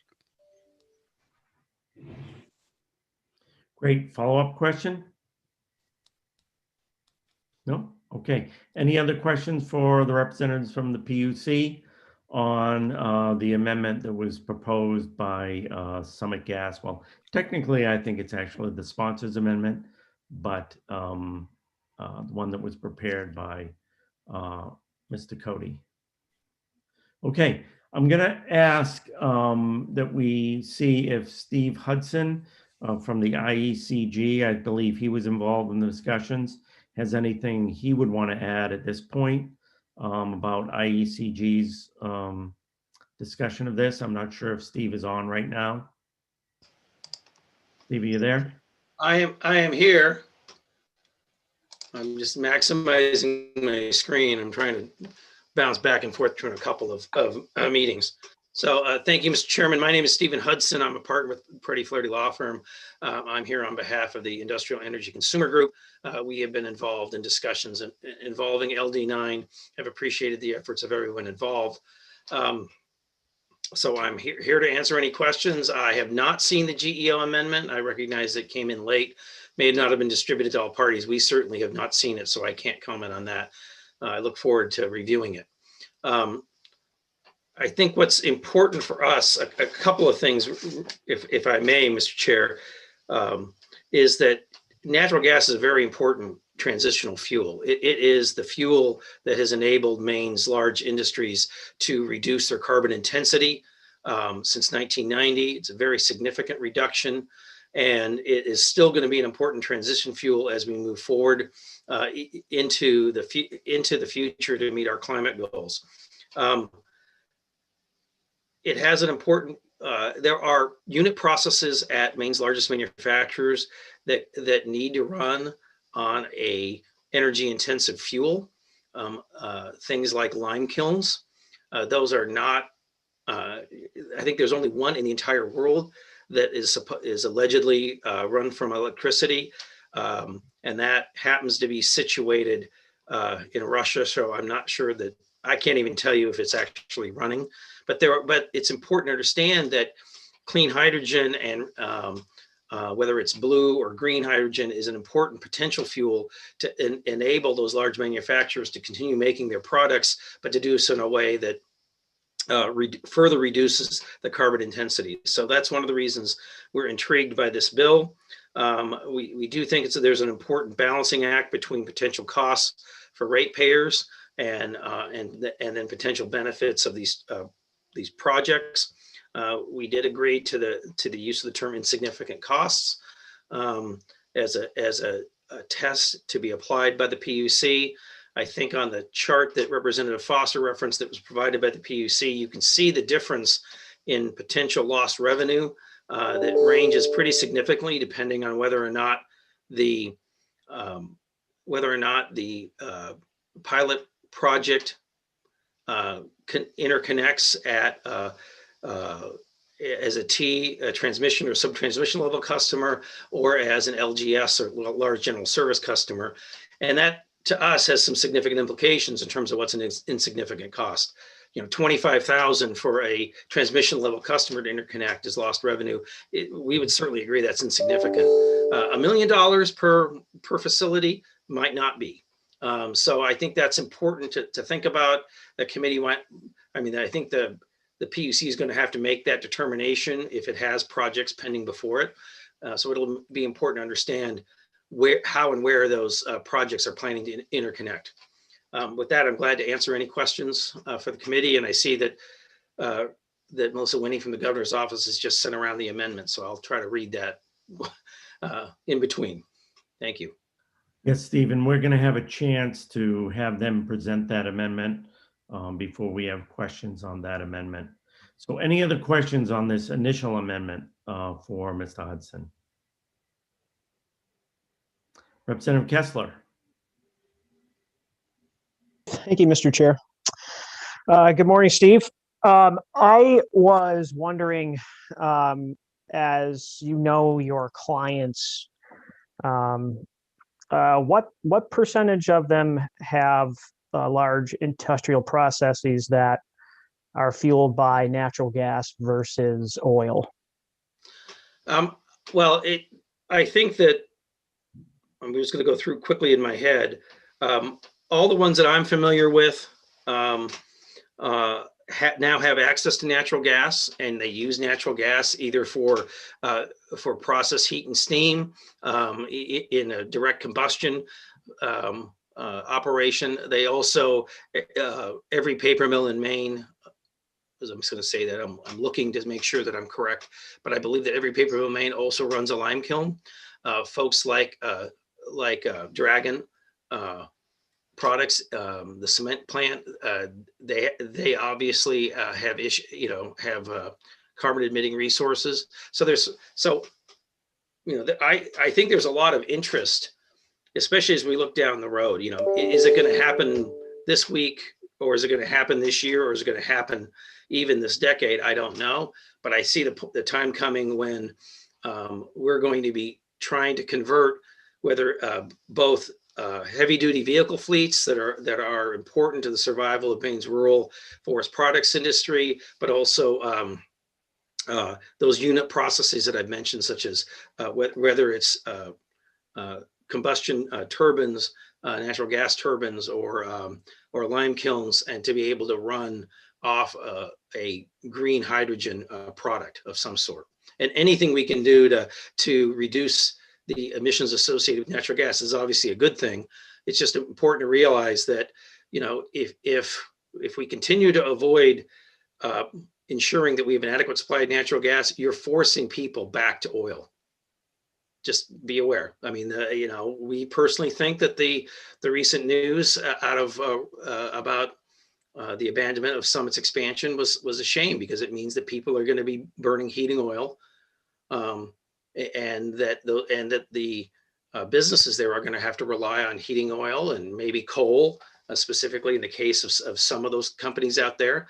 And maybe that's okay that we accept that in exchange for eventually moving to solar and wind, but there are some of those facilities that, that's going to take time. And as someone said, the ton of carbon you can save today is probably more valuable to you than the ton of carbon you're going to save in 20 years. So, Mr. Chair, may I follow up? Yes. I disagree with your assessment on what is happening in Rockland in terms of the types of things available to residences and businesses for their fuel sources, as we are transitioning and wanting to, increase weatherization efforts, and we want to convert to heat pumps, and but there are also advancements being made in renewable fuels in the oil world.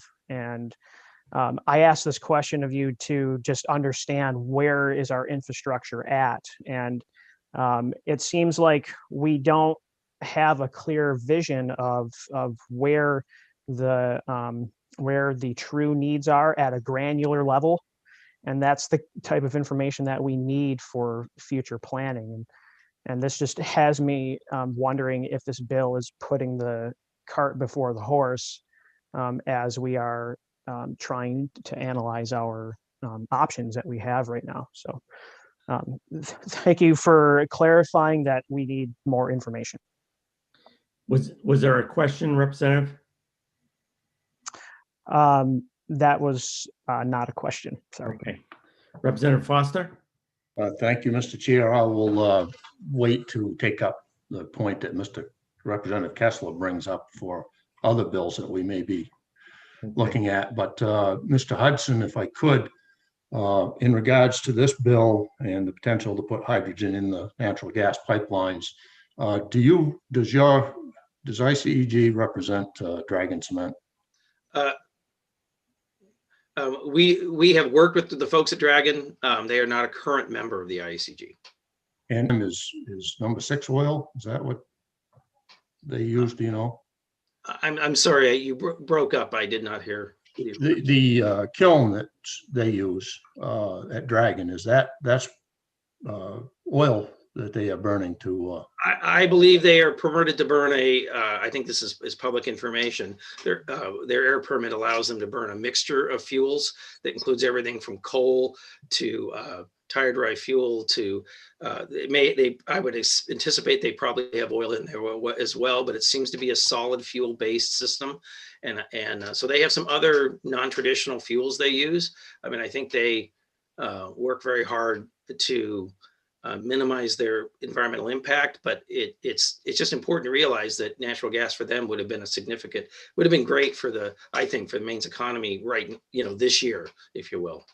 Well, and would you agree that natural gas with possibly hydrogen mixed in would have benefited them? Especially as we are looking at them to be a primary supplier for offshore wind manufacture in Maine. Are those things tied together? I think all of it's true. We could have a debate about various interest groups and different members of the committee could have a debate about how important natural gas is and in terms of reducing our greenhouse gas emissions today and going forward in time. But I think definitely being able to get large industrial facilities off of coal and oil and other solid fuels that are high carbon intensity is an important thing that we can do. And especially if we can do it in a way that not only reduces the carbon intensity, but increases their efficiency of their process or reduces their costs, helps them remain as an important part of the Maine economy.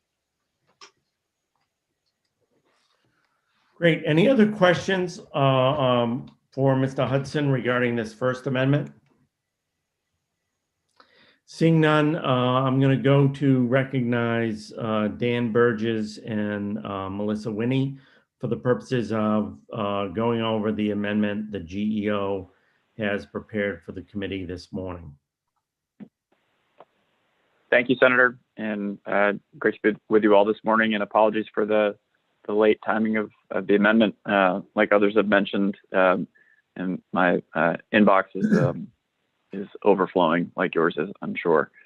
I think I can go through our amendment pretty quickly. I don't think there are, oh great, Deidre said she's emailed it over. I think there are really three main changes that we would suggest that I think makes sense for this. The first is to the amendment that is drafted, that has just been discussed, requires procurements all the way through 2028 if there aren't projects selected.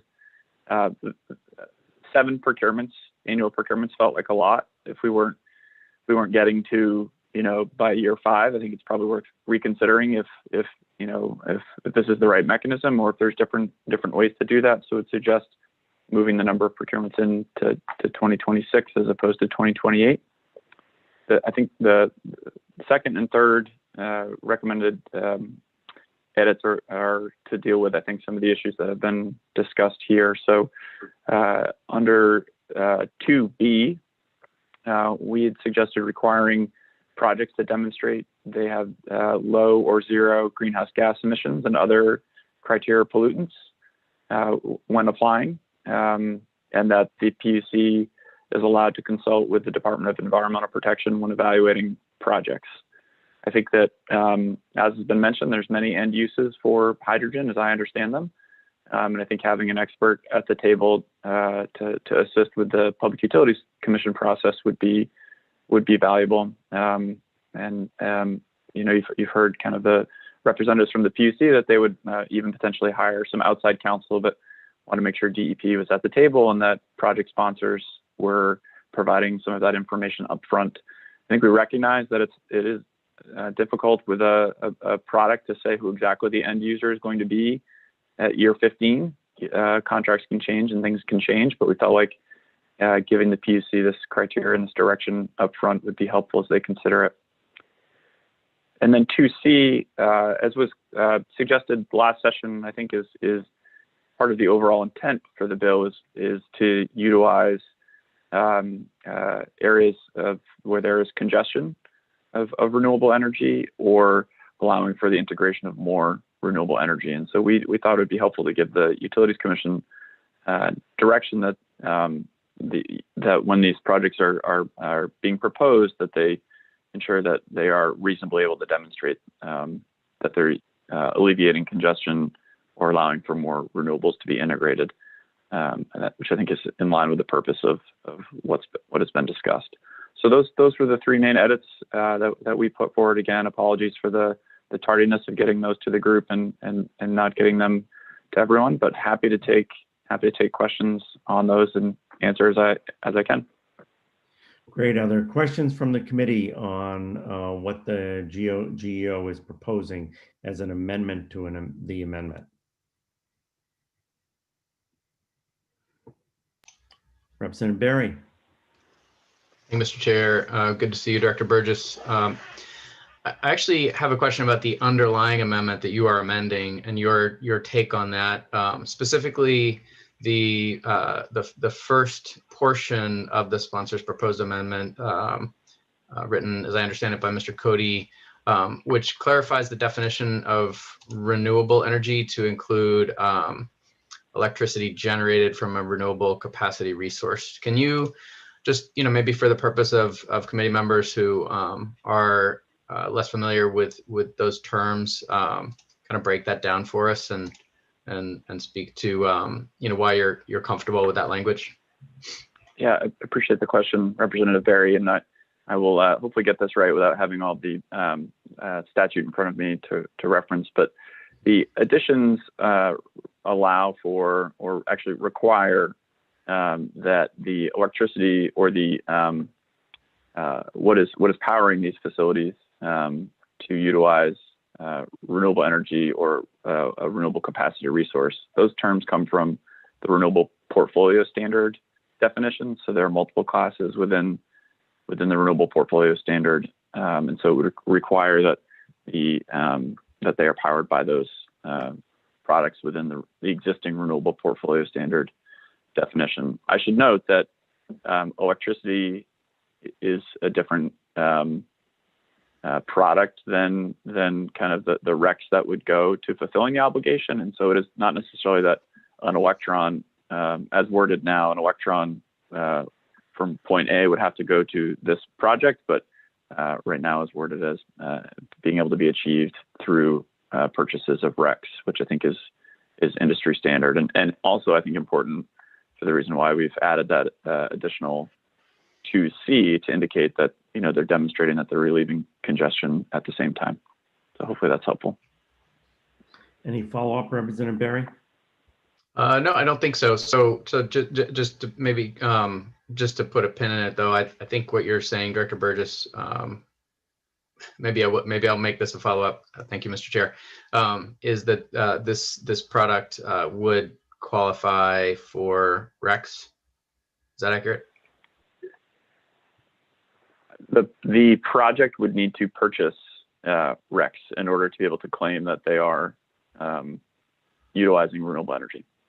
Got it. That's helpful. Any other questions from the committee? Seeing none, thank you very much.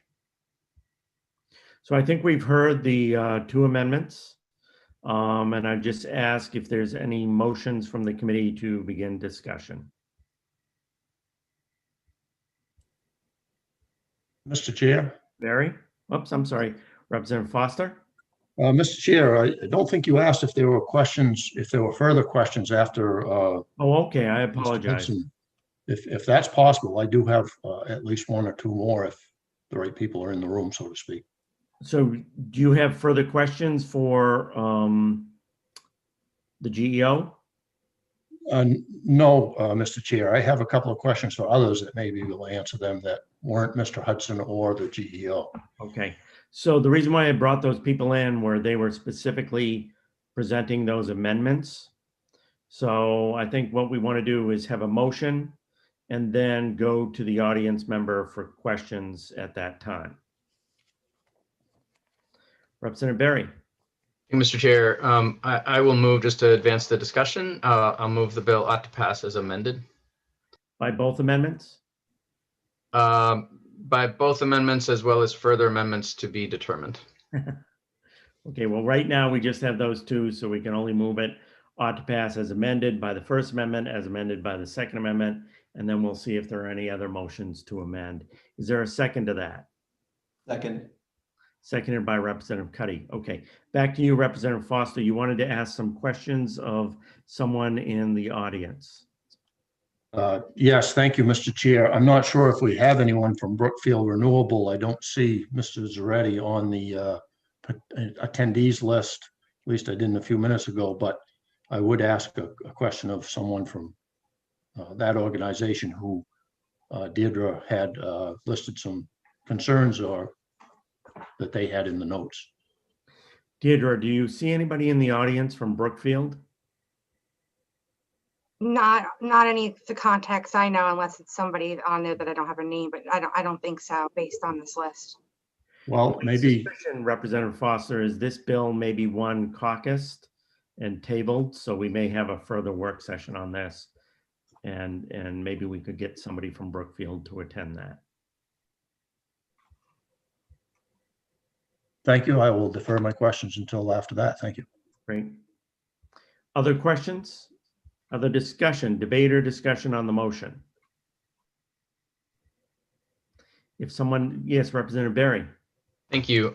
Just for the committee's consideration, there's been a lot of information this morning, and I suspect we're all going to need time to think about it. But it strikes me that really the way this project could play out in an ideal world is that it's not just zero emissions, but actually negative emissions. And I think if that's what we're actually trying to accomplish, some of the concerns that I've heard expressed and that some of which I share might be alleviated. I think certainly if there is a renewable resource that is being curtailed and that energy is not being produced, if there is methane leakage from wellheads in a distant part of the world that we can reduce by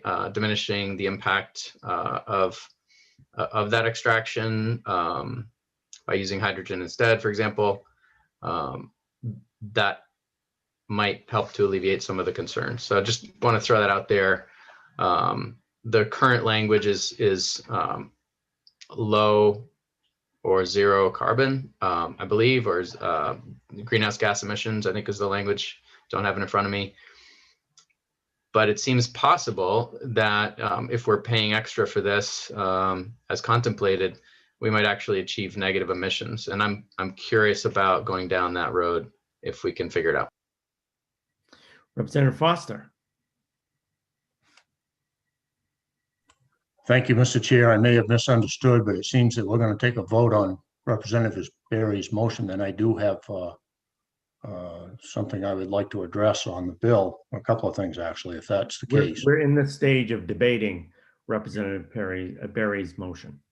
So in that regard, if you will bear with me, I have a couple of concerns I think that are pretty significant with this bill, some of which we discussed or I brought forward last session when this bill came before us.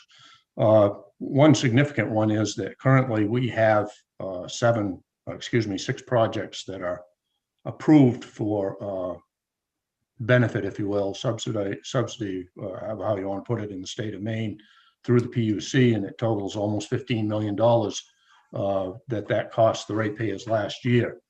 I have a great concern that this particular bill would add to that already large amount of money, and depending on what the actual power factor ends up being and load factor, excuse me, and how much power is used, we have received information from the PUC that the amount could be quite significant. More importantly than that, the projects that are currently on the books, if you will, that were given project status, at the time at least, were fairly unique. And if you remember the answer to my question in regards to Summit's project that they are putting together in Clinton, in that area for methane gas recovery, they did not receive project status because we already have a project that does, where that we were looking at that system in the state of Maine. It is well known that hydrogen gas has been produced from electricity since I think probably electricity was available. Certainly, there are many projects around the world in Europe where that they are doing so. And even in the United States, from what I can determine, there are currently projects that take green renewable energy and produce hydrogen gas from it. And there are also hydrogen gas production plants that are fueling automobiles. In California, they have a system for that. And as a matter of fact, I believe it's Braintree, Massachusetts, there's what I would call a portable unit. It's like a small filling station where they actually take electricity off from the grid, produce hydrogen gas, and those who have the experimental, if you will, or the hydrogen gas automobiles can pull up there and fuel. So I object to this being considered as a new inventive form of producing hydrogen. And I think my personal belief is if it's a viable project, the amount that we are considering allowing or subsidizing this project, it should be able to stand on its own, just like Summit Gas's methane project that they have, recovery project they have going on in Clinton. My other concern is something that was noted by Mr. Zaretti from Brookfield Renewable. It was also brought up in our discussions last session on the bill preceding this one for the similar intent that, we're basically picking winners and losers, and it's pretty much narrowed down to Summit Gas, where I believe if this were put out to bid, there may be others around the nation, or maybe even foreign entities that might be interested in doing something else with that power. And my recollection from Mr. Hudson's comments last session, when I asked him the question, he agreed that there would be many entities out there that would love to have this type of opportunity to utilize that power without having to pay the transmission costs. So I am pretty firmly against this. I think the production of hydrogen gas from electricity is a great thing. And it's an expensive process. That's why we don't all drive hydrogen cars now. But I think that this is not a necessary route to get us there. Thank you. Thank you. And we are in debate on LD9. I do want to point out we're a little bit beyond our morning break. So at 11 o'clock, I think we'll take our brief break and then come back to this if we have not completed our discussion on it. Representative Ziegler.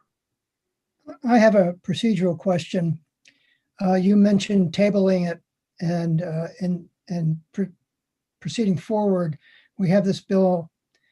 If we vote, are you wanting us to vote on this bill? And how are you looking at it? You're the one that brought up tabling and caucusing with Representative Foster's concerns and my concerns too.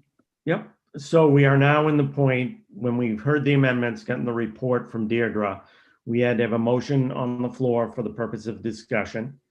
Representative Berry made that motion. At any time, a tabling motion is appropriate. A tabling motion is non-debatable. So once it's made, we have to have a vote on it, and then it would be tabled. But we're now in discussion since no one has made a tabling motion. Representative Berry. Thank you, Mr. Chair. So just to clarify my motion, I did say with further amendments to be outlined, and I think where I'm going with that right now, I'll just put it out there for discussion, is to require that the greenhouse gas impact, in fact, be negative rather than just low or zero carbon. And further, and this is a relatively minor point, but the discussion about the consumer-owned utilities and whether they're exempted or not, I think it's really not about consumer ownership or investor ownership. It's not about the business model, but rather about the size of the utility in whose service territory the project would be located. So as a general matter, I think we need to kind of go through statute and just define a size threshold rather than a business model. We have started to do that on this committee 2 years ago. The threshold of 50,000 has been used in a couple places in statute now. It's really a matter of the administrative burden that it places on a smaller utility when projects like this come along. And I think it's very important to keep in mind that in either case, whether it's a small or a large utility, whether it's an investor-owned or a consumer-owned utility, it is the customers who pay for the administration. So, you know, if the just as an example, the project we're talking about right now, if this is located in CMP's territory, the work that they do on the project will be compensated by their customers. It will be a recovered expense, and we can check with the PUC, but that's how it's done.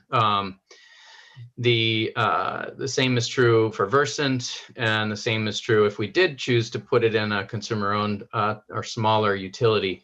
I think the main point that I'm making here is that if you have 10,000 customers instead of 600,000, that small amount of activity required to administer it becomes a relatively high burden on each individual customer. So that's the reason that we have sometimes exempted smaller utilities, their size, not their business model. And I want to make that change here. And if we do vote for this bill, further amend it to remove any consumer ownership or investor ownership reference, and instead use a size threshold of 50,000.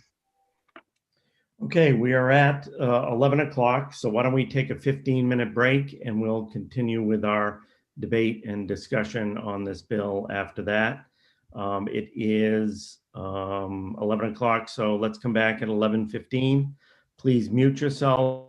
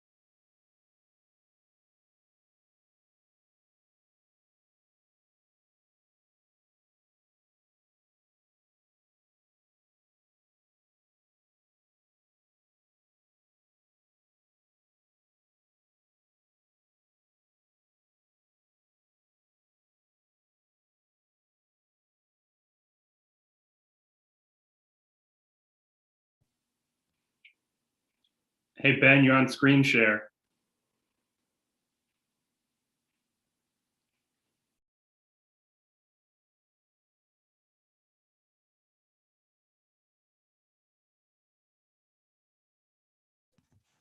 Thank you.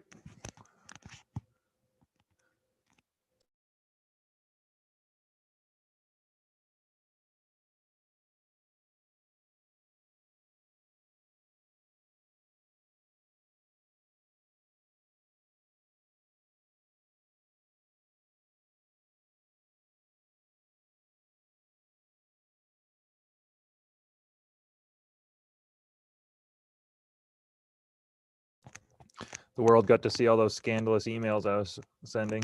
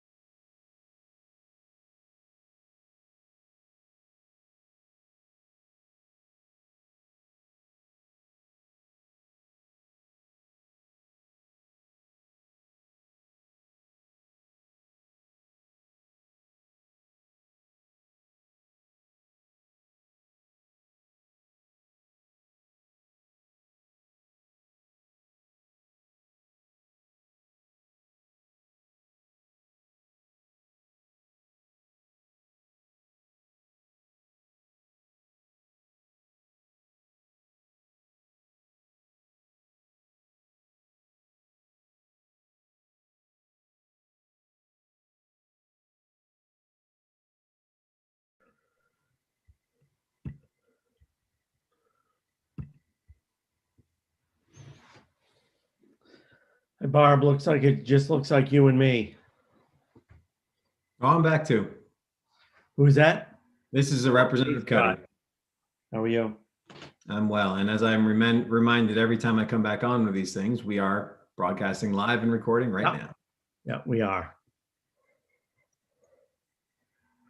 So as soon as I get enough people back, we can commence again. I see 1, 2, 3, 4 back.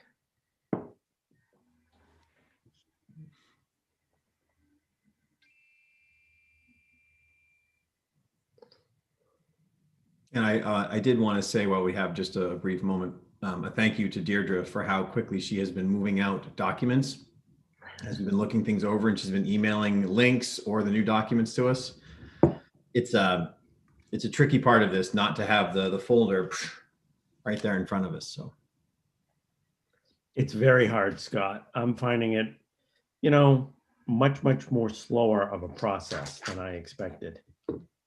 yeah, I think part of that is our learning curve, but part of it is just it's not the same. And It's not designed for this type of process. Yeah. Usually we'd walk into the committee room and we'd able to have 4 or 5 different conversations at the horseshoe to get things squared away, and it would take us maybe 3 minutes to do it. And now it takes so much longer. Yeah. To get those things set up. So I think we have enough people back on. So I'll bring us back from our break. I see Representative Grochowski put down her hand, but we are in the midst of a stimulating debate on LD9, and the chair recognizes Representative Cuddy. Depending on how stimulating people want the debate to be, they can vote this down, but I would like to move to table this until a later date. Okay, there's a motion to table. Is there a second? Representative Ziegler, second. Okay, a tabling motion is non-debatable, so we will just have a hand vote. All those in favor of tabling at this point, please raise your hands. 1, 2, 3, 4, 5, 6, 7, 8, 9, 10, 11. And all those opposed? 11-0, it's tabled. Okay. We'll now go on to our next bill. And my plan today is to break right at 12:30 and to allow the caucuses to caucus over lunch, if that's possible. And come back. Is it the desire, Deirdre, we weren't scheduled to be in this afternoon, were we? We are? Yeah, we have 8 more bills to work today, I believe. But did we put on the schedule that we'd be in an afternoon session? No, the 4 later bills were for 11 a.m. Right. So I guess the question I would have for the committee is, do people want to come back this afternoon to continue our work session? We could go all the way up till 5 o'clock if you wanted. So I'd ask for a show of hands of how many people want to come back at 1:30 to continue our work session. 1, 2, 3, 4, 5, 6. Boy, you guys are excited about working. Looks like 10, and I take it Representative Grignon, you may not be available. Yeah, I got to take my kids down to school at noon and do some of the duties for my wife. She has doctor's appointments. I understand. So it looks like we do have enough to continue on this afternoon. So what I would propose is we continue working on bills. We caucus on the budget and the bills we've tabled at lunchtime, and then we come back and go into work session in the afternoon, with the understanding that we will we'll work from 1:30 to about 3, take a brief break, and then come back and work all the way up to 5 if members want to. Representative Carlo, did you have a question? I just want to make the chair aware that when we resume session at 3, I will not be able to attend as I have commitments at that time. Okay. I understand, and for the public watching, legislators have many commitments to other committees, to working on bills in other committees. So that's why you will often see members popping in and out. It's not because they don't have interest in your bill or interest in this subject matter. It's just we are all pulled in many different directions. Senator Stewart. Thank you, Mr. Chair. So sort of along the same lines, I've got a class that meets at 3 until 5 that I need to hop off for. Am I correct in understanding what you stated earlier, that when we come back at 1:30, we'll be doing the work sessions on the budget at that point? Yeah, my plan is after the lunch is to work the things everyone's caucused on, with the idea, the strategy is to get done what we have the ability to vote on and keep the assembly line moving. And then if people are interested after 3 at 3:15, we can continue working bills or we can just call it a day. And if I may, Mr. Barry?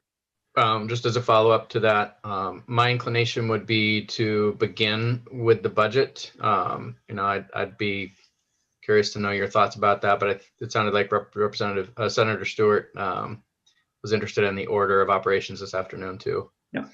And I would say what would appear to me from our discussions, it looks like the budget is going to be the very first thing we have consensus on. It sounds like LD9 is going to require quite a bit of discussion and work.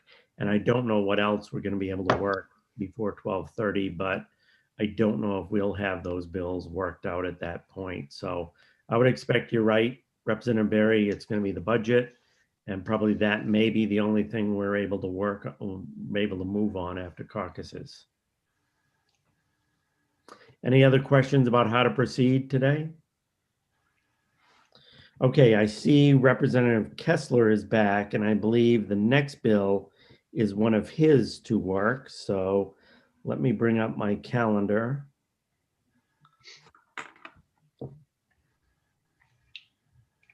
This is one of the problems. If I was in the committee room, Ben would be pointing me to the right paper. I believe it's 82.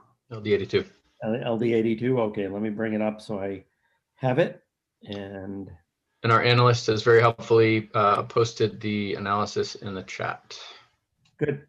Yes, it is LD 82, and Representative Kessler is on. It's resolved to provide for participation of the state in the planning and negotiations for the Atlantic Loop Energy Project. And I'll lay that before the committee for continuation of the work session. And I'll turn it over to Deirdre, who can present, if you bring it up on screen, your summary of what happened at the hearing.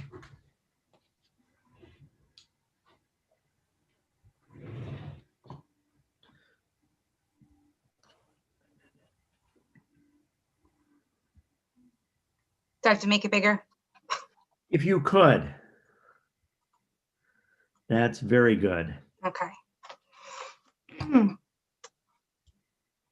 And it's opening up this way because it's linked. So if anybody has any issues, just let me know. So LD 82 is a resolve to provide for the participation of the state in the planning and negotiation for the Atlantic Loop Energy Project. This resolve is an emergency that requires the governor to inform the Prime Minister of Canada and the premiers of the provinces of New Brunswick, Newfoundland, and Labrador, Nova Scotia, Prince Edward Island, and Quebec that Maine has a direct interest in all aspects of the Atlantic Loop project. It requires the governor, along with other state agencies and interested parties designated by the governor in participating in the planning and negotiations of the Atlantic Loop project, to develop and pursue policies consistent with state law designed to maximize the benefits that all affected parties in the state can obtain from it. Lastly, it requires the governor to report at least once every 3 months to this committee on the status and substance of Maine's involvement in all matters related to the Atlantic Loop project. Deirdre? Yes. Would you mind just scrolling Sorry. your screen so we can follow along? That would be great. Yeah. Thank you. The Atlantic Loop project is part of a plan to advance renewable energy across 5 provinces and is motivated in part by the Canadian government mandate to retire all coal generation by 2030. Those testifying in support of the bill at the public hearing are listed below. Opponents, there were none, and neither for nor against were a couple of people. Notes and issues. This was just something, it's not necessarily a big deal, but to me, section 2 of the bill reads a little on the vague side, because it's unclear if at this stage in the discussions in Canada, if this will even be feasible, as there ultimately there may be no involvement of Maine. So this language directs the governor to develop and pursue policies consistent with state law designed to maximize benefits that all affected parties in the state can obtain from it. So that's sort of really very broad when we don't necessarily even know if Maine would have a role in this. And also we're not really giving much in the way of what policies, what state laws. So if you go forward, you may want to think about clarifying that a little bit more, maybe being more directive. Also too, in the emergency preamble, it seems very definitive in how it's worded, that this will have a direct impact on Maine. It also specifies that project will pass through Maine in one of the pieces of this. And again, at this stage, it sounds to me from what we heard at the public hearing and some research that it's unclear yet what role, if any, Maine will play in this. And so those don't have a forcible. I just wanted to point out they're very directive, and that seems like a course has already been charted, and I'm not sure I understood that to be so. I know at the public hearing too, I don't have this on the piece of paper, is that the governor's energy office had testified neither for nor against, and had specified that they have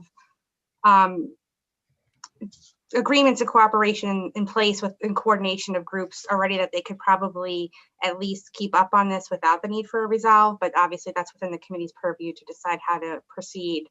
I do want to say one other quick thing, and I can look into this more if the committee is interested, but it is this is proposal, the way it's structured is a little odd in its directive of the governor to demand a foreign government that Maine be given equal footing in the negotiation regarding the project. And then directing the governor to develop policies consistent with state law, but does not spell out the policies or really what the end goal is. And so I don't know if it raises any like separation of power or delegation of power issues or anything of that nature. I don't know if it rises to that, and I could certainly research more, but there is just something to me in looking at this that's a little off, and sort of the legislature telling the governor she has to tell a foreign country that we need equal footing in negotiations. So that's all I'll say on that. And like I said, I could run that through our legal folks more or try to get an opinion from the AG if there's interested in going that far, but that's all I have. Questions for Deirdre?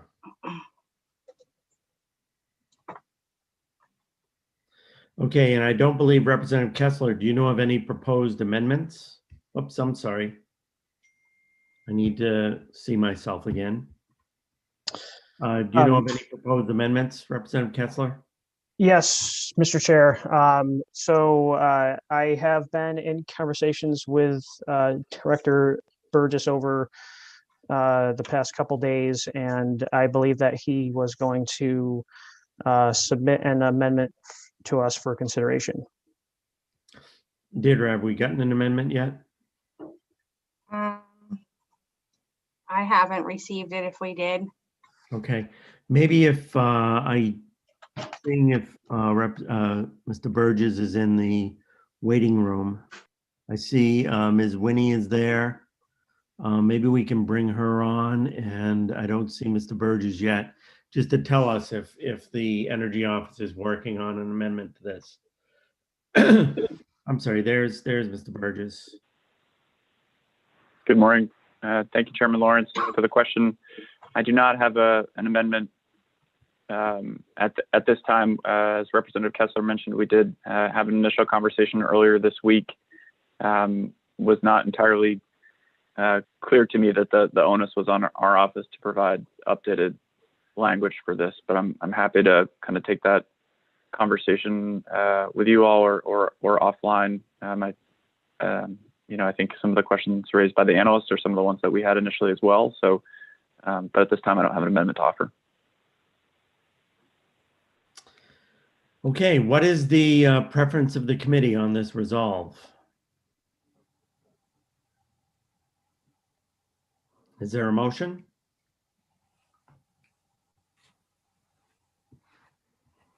Mr. Chair? Yes, Senator Stewart. Thanks, Mr. Chair.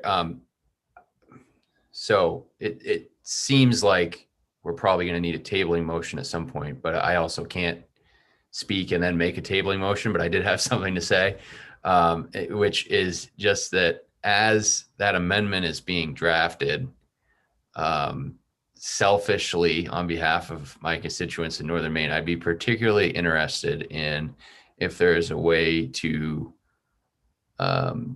consider a benefit to the Nemissa territory, because that was not really clear to me at the public hearing that there would be any if this loop was created. It seemed to be like cutting through Western Maine, ironically, sort of along the same path as the CMP corridor that's being debated. And so if that's the case, there would likely not be any benefit to Northern Maine. And so as that's being kicked around, if that can be considered, I would be particularly appreciative of that. Thank you. And before I take a tabling motion, is that what is maybe coming along? I did want to express to Deirdre, I would be interested in finding more information about the international relations implication. I don't think it's a separation of power question, but it's a state asking a foreign government to enter into negotiations with it or to be involved in the process of another government. It'd be like a province in France saying to the United States, you know, we're requiring you to enter into some kind of negotiation with us. So I don't know if we have to go through the federal government for this, but I'd be interested in getting some information on how that protocol is worked out. I think it'd be different if we were going from province to province versus province to country versus state to country or province to country. Representative Barry? Thank you, Mr. Chair. I also will not make a tabling motion because I want to share a couple of thoughts. I concur that reaching out state to province might be best. Having said that, the legislature does sometimes memorialize Congress and or the president to take a certain action. So that would not be this vehicle, but we do have that ability. And sometimes use it. I think we have to use it with discretion. It's not something we should do every day, but requesting action formally is possible. And in addition to the formal memorialization of Congress and the president, we can also, write a letter to our delegation, that sort of thing. So, there are a number of ways that we could encourage that kind of outreach from the executive branch, from the State Department, and I think there are some interesting avenues that might be useful to explore there.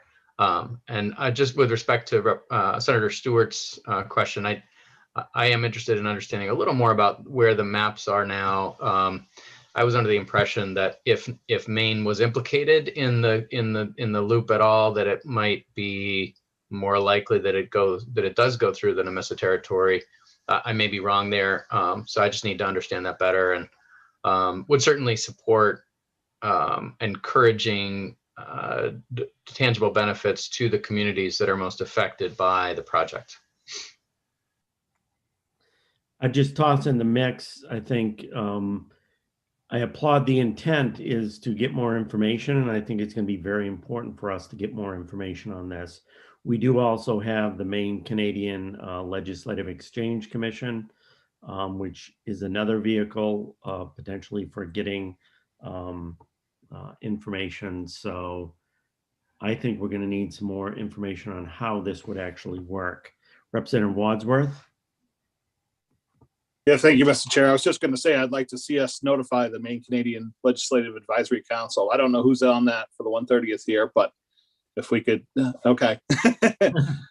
Apparently you've been notified already, but if you could notify the rest of the members before the next work session, or just that we're debating this. So thank you. Yep, that would be good. We haven't met in a year, so it would be good to get everybody together, and especially with the new members, to talk about it.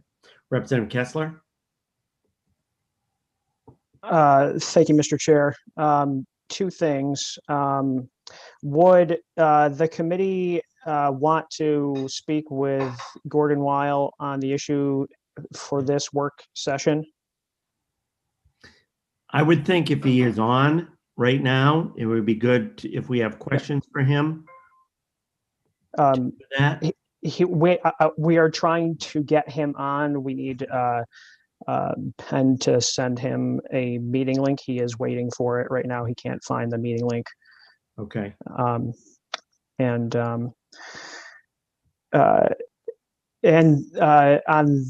the second note, it sounds like we are all in agreement that this is something worth pursuing and looking at deeper, and there are many unanswered questions as to what roles it could play. And that depends on how early we could be involved in planning process. Just by the act of submitting this bill, it is on the radar of the Canadians now that we are talking about this. So the intent is now out in the open.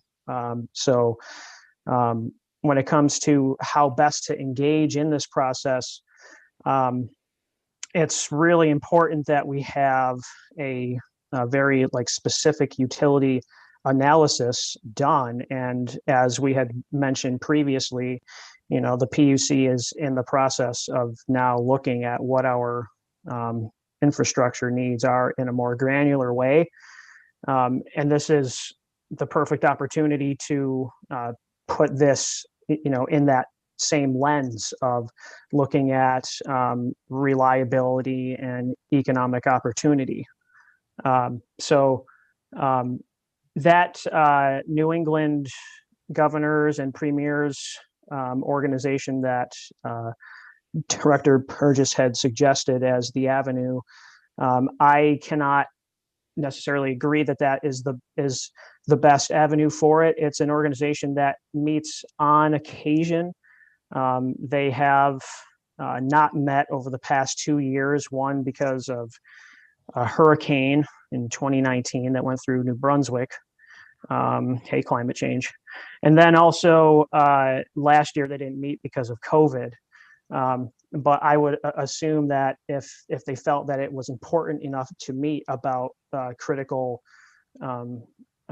infrastructure issues, that they would have at least met remotely over the past year. So they do have a working committee that focuses on energy issues, but really what comes out of that are just general declarations of intent on how they're going to approach things like, seeking investments in renewables and storage and the like.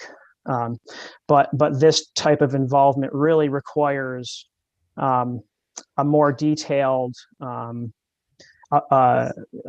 picture of how we could be involved. So I would even venture to suggest that this be rolled in some way, shape, or form with what the PUC is doing right now.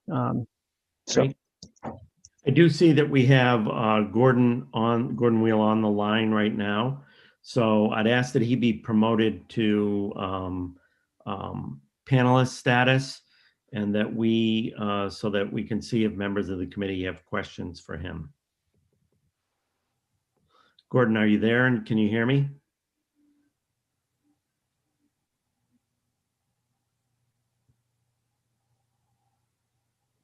Gordon, can you hear me? Great.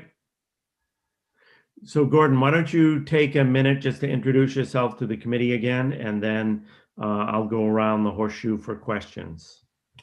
Okay, I'm Gordon Weil. I was State Energy Director. I was Public Advocate. I was Commissioner of Business Regulation for the state. I was the Chairman of the National Organization of State Energy Agencies. I was involved with the Canadian New England organizations and was chair of those committees at the time. Since leaving state government, I've had an energy consulting business all over North America, Canada, and the US, and have done a lot of work in Atlantic Canada, where I was a senior consultant with the Atlantic Institute for Market Studies in Halifax for many, many years. And I have dealt with all of the utilities and governments that are now involved in the Atlantic Loop. Furthermore, when I was with Governor Brennan, we undertook the same kind of thing that we're talking about doing in this resolve with both the Canadian federal government, where we established a very good relationship with the energy minister, and with some of the provinces, certainly Quebec and others. So I have a great deal of kind of continuing experience. Most recently, I've been involved with Muskrat Falls, evaluating the Muskrat Falls project in Labrador. but there hasn't, I think, been a major energy development in Atlantic Canada that I haven't had some involvement with, either advising or commenting on or being involved. So having said all of that, that's who I am, and that's, I guess, what. And you're from Senator Harpswell, Lawrence right, wants. Gordon? Beg pardon? You're from Harpswell?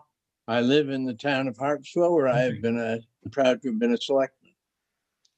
Are there members from the questions from members of the committee for Mr. Wheel? Representative Barry. Thank you, Mr. Chair. Mr. Weil, good to see you. Dr. Weil, I should say. And I think you omitted from your abridged bio that you also chaired the proceedings that formed the ISO New England. That's correct. And probably several other things. But I just wanted to clarify. So did I hear you say that when you were with the Brennan administration that you were able to engage directly with the Canadian federal government? Yes, we established an excellent relationship with the energy minister, a man by the name of Marc Lalonde. He actually came with us to a meeting of the National Governors Association in Oklahoma. So we were that close, and he was very helpful to us. We were working on a couple of projects which did not take place in Canada, but where if they had taken place, Maine would have been involved.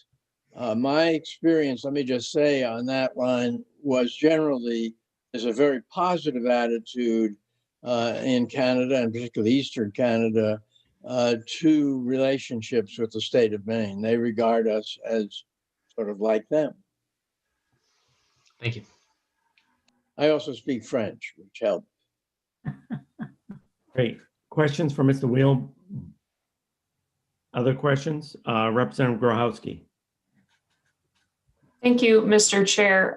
My question is, I think you've been tracking this a lot more closely than I certainly have, and probably others of us.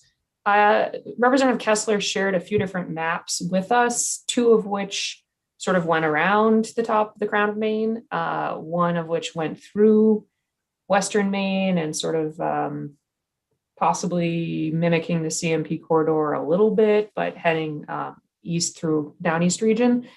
And it seems like that the latest map in the August 2020 interim report, it was avoiding Maine. Do we have a sense that they're still interested in participating with us, or are they maybe seeing what's happening regarding the CMP corridor and thinking we shouldn't make plans because we're not really sure the business opportunities related to Maine? So I wonder if they've just sort of moved past us already. What do you see? Have you noticed anything in that regard? Because it seems like their mapping has moved past us, but I don't know if that's quite accurate. Let me answer the question kind of backwards.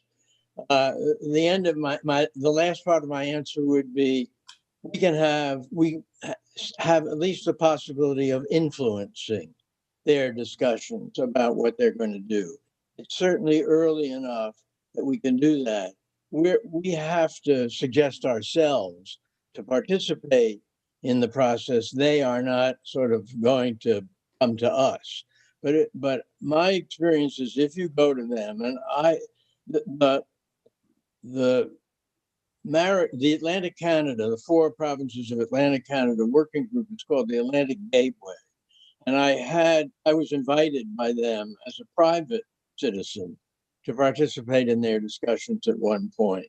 And they invited me because I'm an American, and we've done the New England grid, and we've done I've done other things of that type around the country. And so they were very interested in learning, and I still think they are influenceable. Now, let me go back. There is an interconnection. There is an inevitable transmission interconnection with the loop.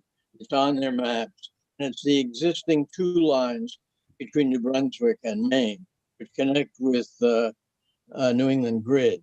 One of the problems with those lines is that they are of limited capacity because the flows are essentially from north to south. And that's very important to us. It stood us in very good stead.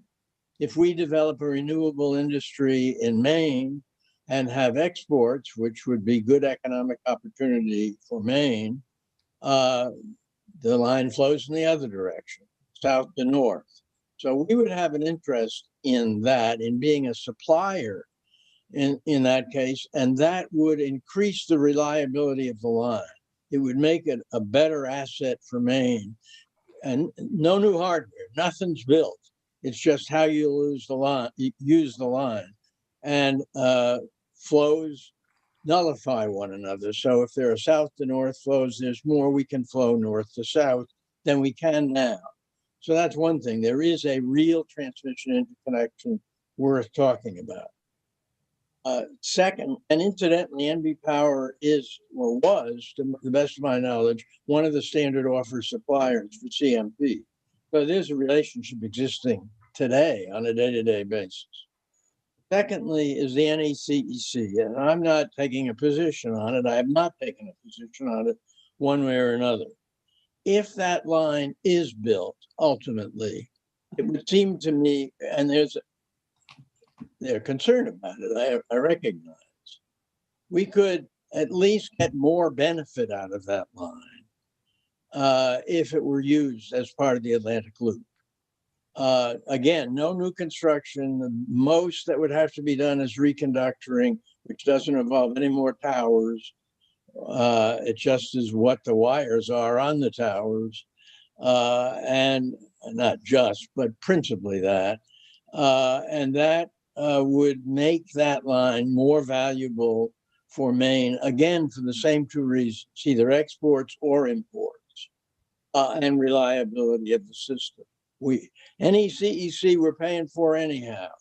Don't let anybody tell you we're not. It connects with the grid, and where it connects with the grid, we're payers for service on the grid. So we're already going to be using, supporting the NECEC. If it happens, we ought to get more out of it. And this would enable us to get more out of it. If it doesn't happen, fine. I'm not saying we use this to advocate that line. If it doesn't happen, we still have an interconnection or two interconnections. We actually have 4 interconnections with New Brunswick, but 2 of them are much smaller. The 2 principal ones are the ones that we would be focusing on getting more value out of. In addition, if I can say this in a transmission sense, and I appreciate Representative Barry reminding me of all the years I spent in the negotiations that led to the creation of the New England grid. And I'm happy that I did that. I'm not so happy with ISO New England, but we're at the end of the line now. The grid essentially that we're involved with stops here. Of course, it's interconnected and we get benefits. But if we were involved in the Atlantic Loop project and in ISO New England, which is certainly possible, we then become the keystone. We become the middle of the line. And we need to be able as a state to find ways to exploit that position to our advantage. As I've said to Representative Kessler, I'm probably the only person in the room who isn't being paid to be here. This is just my view as a person of experience in this area, and I'm not looking for business. I don't want to get paid. But I do think that my loyalty is to Maine, not to Atlantic Canada. And I do think this offers the possibility of benefit to Maine. All this resolve does is 2 things. One, it says to the governor, ask, try to get in the door. And secondly, it says to the Canadians, we're seriously interested. The legislature is waving a flag and saying, hey, pay attention to us. The Maine legislature has passed a resolve about the Atlantic Loop. It shows we're seriously interested in talking with you. This is not just a fishing expedition. And I think that's the virtue of the resolve. The 2 things it does, it commits us to nothing. We don't have to accept anything. All we do is get a chance to influence what they do, find out what they do and how it might affect us in a more formal way than the occasional contact through regional organizations or an occasional direct contact between Mr. Burgess and his colleagues in Canada. Those are all good. I'm not against them, but this really goes a step further than that. My sense from my personal experience is we run the risk of their saying, no, we don't want to talk to you. End of story. That's that. You passed a resolve, didn't go anywhere. Probably not the first time. But on the other hand, if we don't do this, if we don't show some serious expression of interest in talking with them, we have no chance at it. I know some of the people who are involved. My guess is they would be very interested in talking with us for various reasons. The view of New Brunswick and Newfoundland and Labrador, both of which are provinces, I think, that would be very interested in talking with us, but for completely different reasons. PEI has wind power to sell. That's pretty much the story with them. Nova Scotia is a little bit more complex situation, but they all have their reasons. The other thing, and I know that I'll be overheard in saying this, but we help the Atlantic Canada provinces get a little bit more weight vis-a-vis Hydro-Quebec. And there is some antipathy toward Hydro-Quebec that exists in some of those provinces, at least two of the provinces that I've mentioned. So I think they might very well like to have us in because we help weigh the balance a little bit better in their favor. All that having been said, that's all I'm talking about. It's an opportunity, not anything guaranteed. Representative Grochowski, you had a question for Mr. Wheel? Thank you. And thank you for the thorough answer about the bigger picture.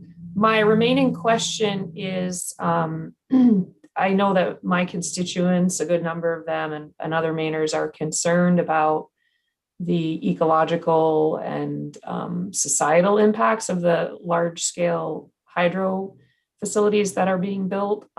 If this is speculative, I understand, but if Maine were to participate in something like the Atlantic Loop, do you see that we would be sort of not necessarily forced, but because those projects are so cheap because they don't pay any of the externalities that they cause in any way, do you see that our main grid would be flooded with their greenwash renewables, or is this really an opportunity for us to take our better renewables and move them into the Canadian market?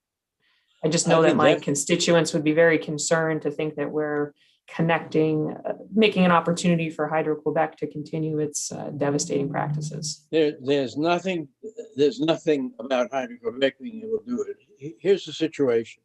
The new energy that's likely to be developed is wind power in Prince Edward Island. I'd be surprised if there was objections to that. They're clearly committed to doing that. Their asset is wind power. In Labrador, there is a very large generator, more than 5,000 megawatt generator, which is committed to Hydro-Quebec until 2041, which sounds like it's a long time away, but it's actually 20 years. It will come back to Newfoundland and Labrador at that point to do with what they want. That's not new. Nothing will be built. It's just a question that it will no longer be Hydro-Quebec's to dispose of. And so that's going to change the landscape because Newfoundland and Labrador will want to get into business for itself and not have Hydro-Quebec take its power. It was a terrible deal for them. They made a bad deal. They're getting paid very poorly. But that's no new construction. Muskrat Falls is the last thing that was built, really very badly executed, 800 megawatts. There's not a lot favorable we can say about it except it exists. But getting there was, and I certainly met with the people at Nalcor and tried to explain that to them. They were very arrogant at the time, and they weren't listening. Different guy at Nalcor now, who I know. The only possible development, but I don't see it in the immediate future, and clearly we would have no obligations, about a 2,000 megawatt project in Labrador in what's called Lower Churchill. There's Upper Churchill River and Lower Churchill River, and that's the Gull Island project. And it's talked about, but I think we're a long way from that now.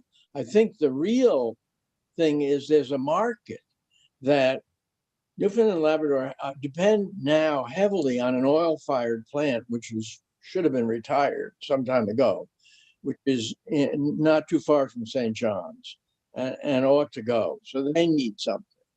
Nova Scotia needs something in terms of its continuing process to get away from coal-fired generation, and it knows it. New Brunswick has a clear policy about renewables. It's got a nuclear power plant that we are familiar with and probably dependent on to some degree. It's got a very big hydro, Mactaquac, which was a great help to us in the 2003 blackout. Bailed us out, actually. I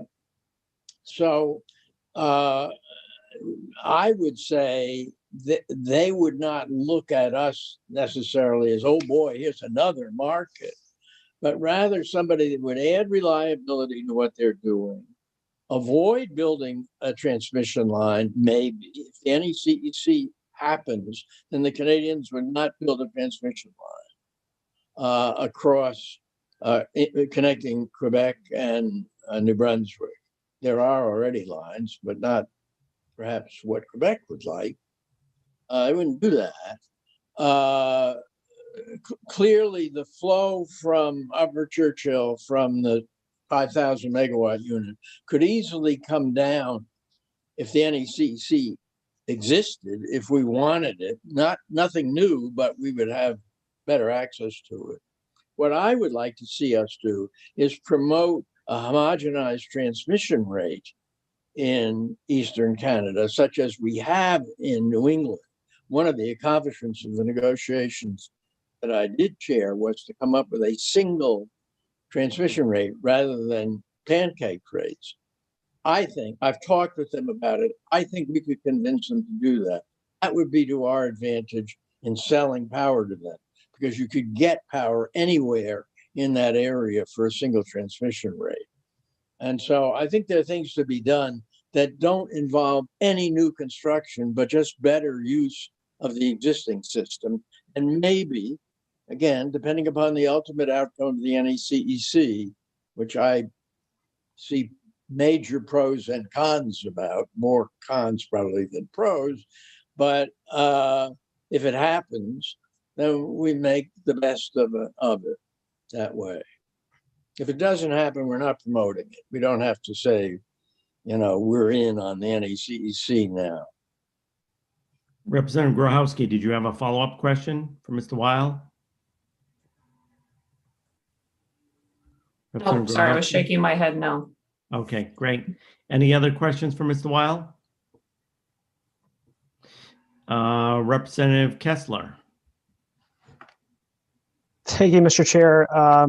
Can I just briefly address Representative Grochowski's question? So I'm going to suggest we save that for debate. Sure. While we have Gordon on, I'd like to have questions directed to him so he has a chance to answer them.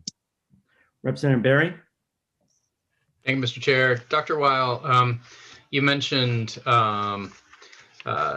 pancake rates, and that's a really important innovation, which I understand some parts of the country still have not figured out. And it reminded me of a problem that we often have with our relationship with Atlantic Canada, and that is the problem of wheeling charges.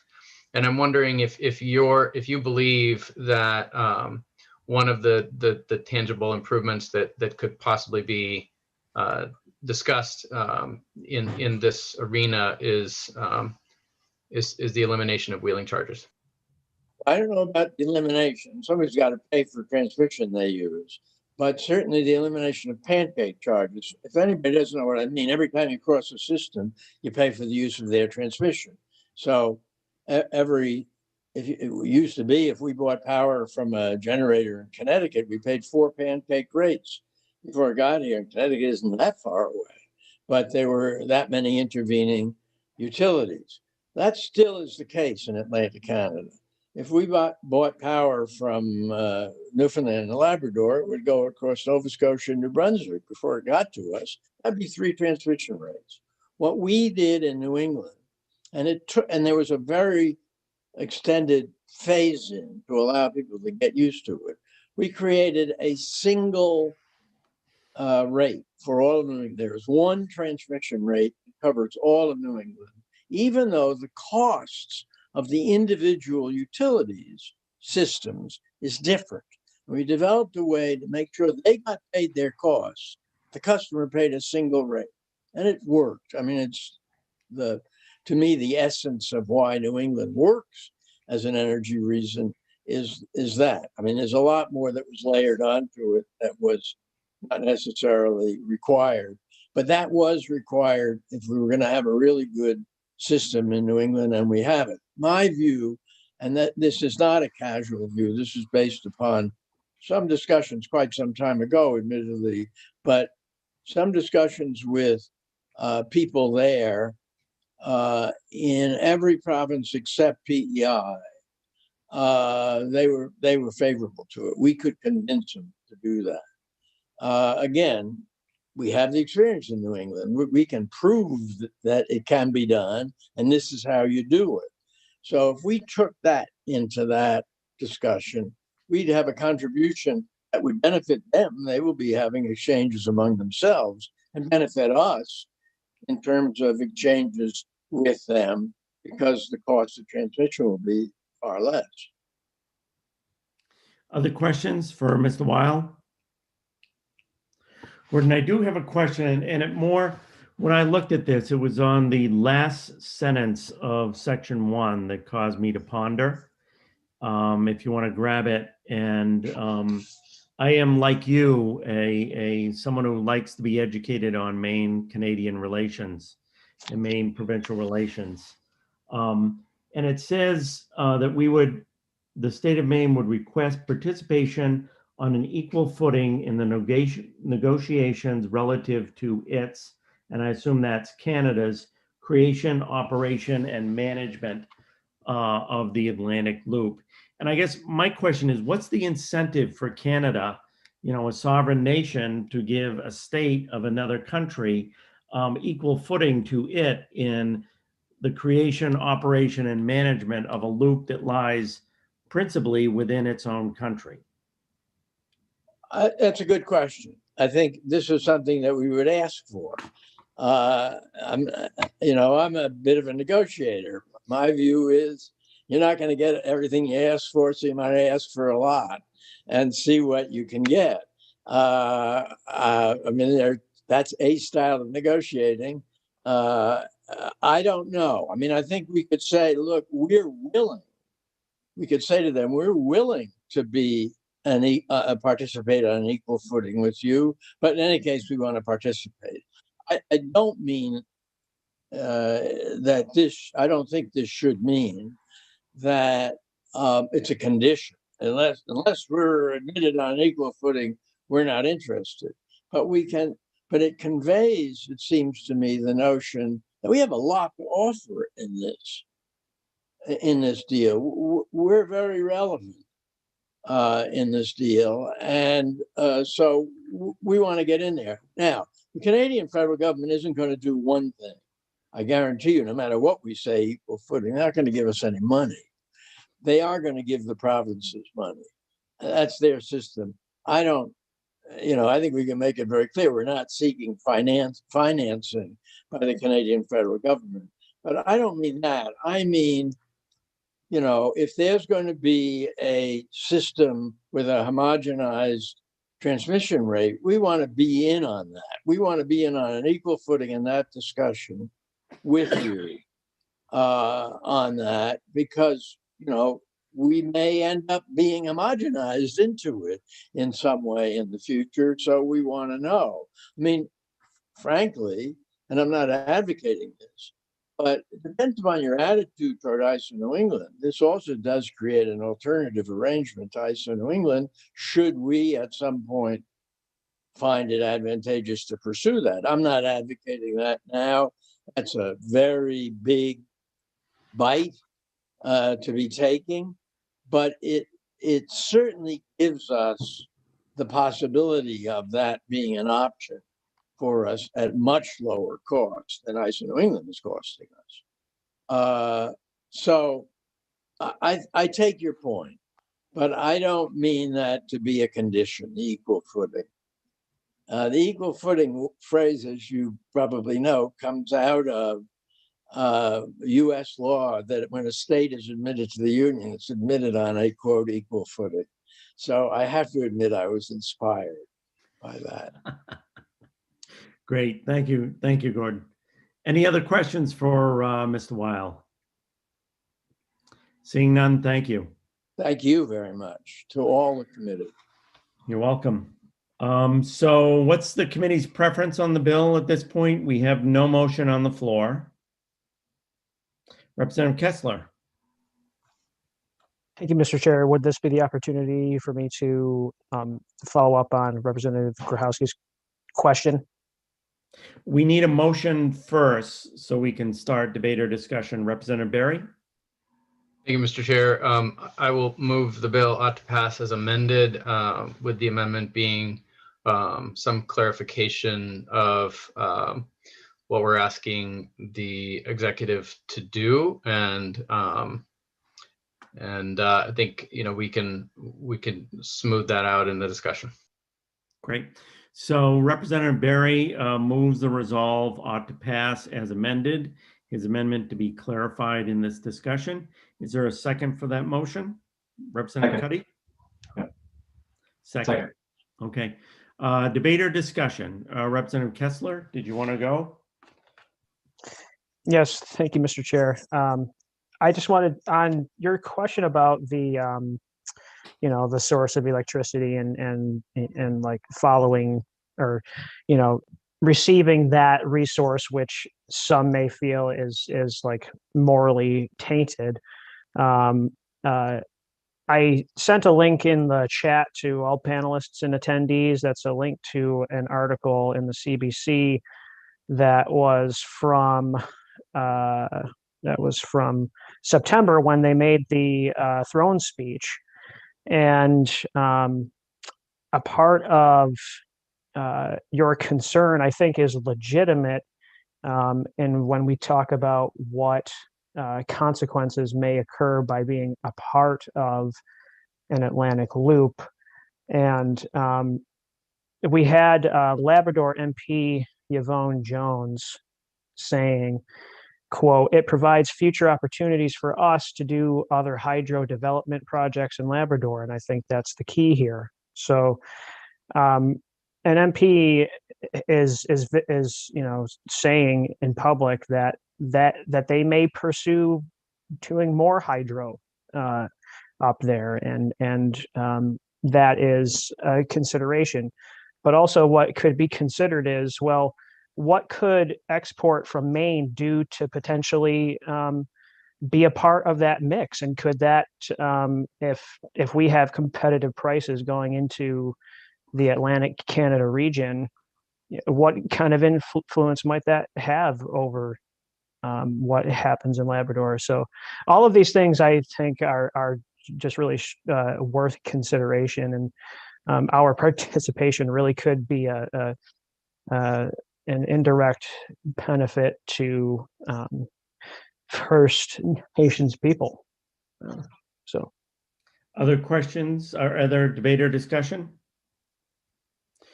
So I just want to chime in. I want to thank both Gordon Weil and Representative Kessler for bringing this forward, because it's been since my 35 years involved in the legislative process that Maine legislature and Maine in general doesn't understand, especially the Maine legislature, the complexity of the relationships between Maine and Canada and the provinces that surround us. And I think this is very important issue to be raised. My concern is and surrounds that first section. And this is a resolve which will require the governor to approve it unless we get a unanimous bill out of this committee that's going to pass, a unanimous resolve out of this committee that's going to pass both bodies by 2/3.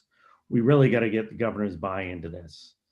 And so that's kind of where I've been encouraging, Mr. Burgess and Representative Kessler to sit down and see what is the governor interested in doing, and how we have a lot of issues on our plate, what works best from a time standpoint. But not just in energy, our relationship with Canada and Canadian provinces is extremely complex, both on an educational, cultural, economic, energy, all different kinds of relationships. So I think this is a worthwhile bill. I just encourage you to try to work out with the governor's office, governor's energy office, what the governor is willing to do, unless there's a consensus on the committee that we're going to try to get this through over the governor's objection. And with that, I'd be happy to consider any motions. Representative Kessler? This is still a part of the discussion process here. As we had heard earlier, it sounded like there was maybe a misunderstanding between myself and Director Burgess about what shape this resolve would take. And I just want to make it clear that it sounds like we all want the same thing and see this as an opportunity.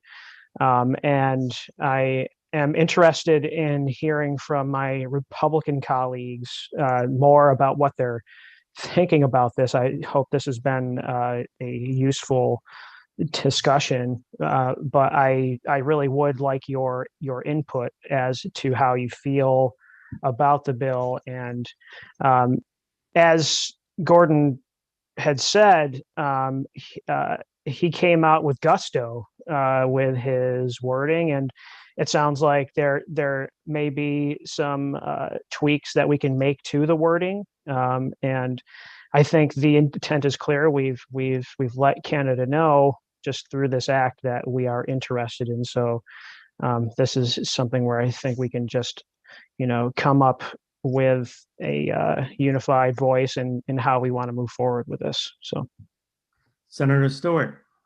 Thank you, Mr. Chair.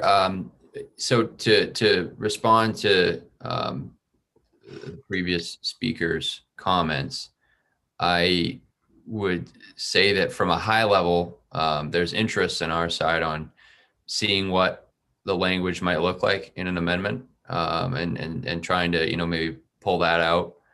I do think from, again, from a high level, we're generally supportive of things that are going to be, beneficial for the state of Maine, particularly if they're going to be beneficial for ratepayers, and have the potential to open up maybe some new markets as well. So,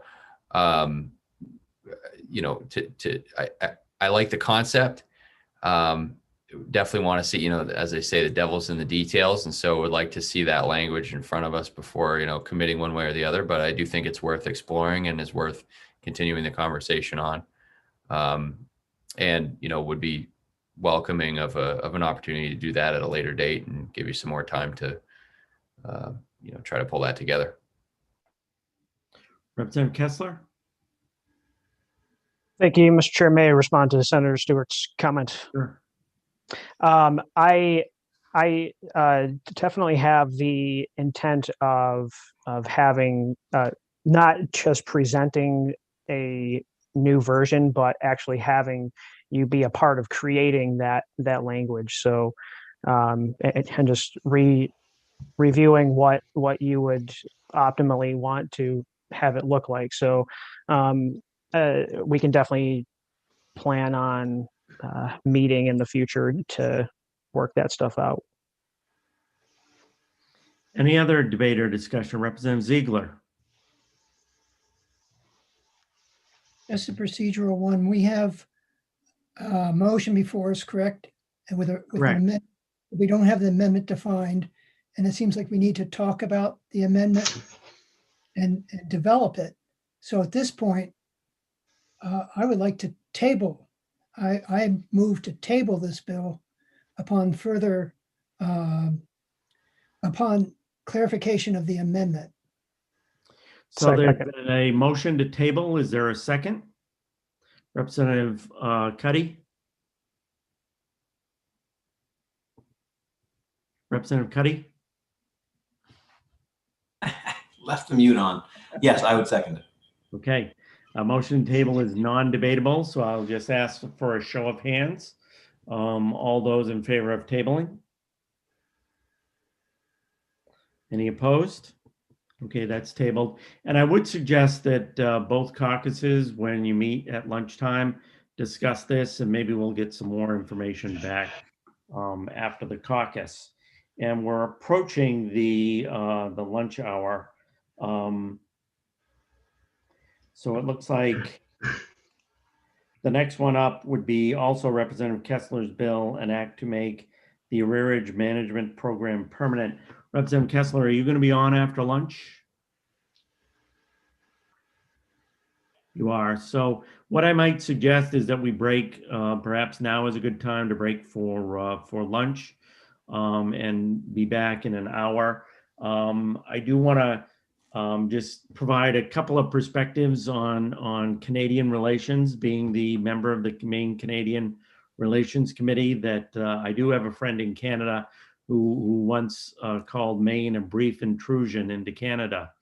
And I think there is different perspectives between Maine and Canada, and Maine and Canada and the United States. I know many Canadians view relationships with the United States as kind of sleeping beside a 100-pound gorilla.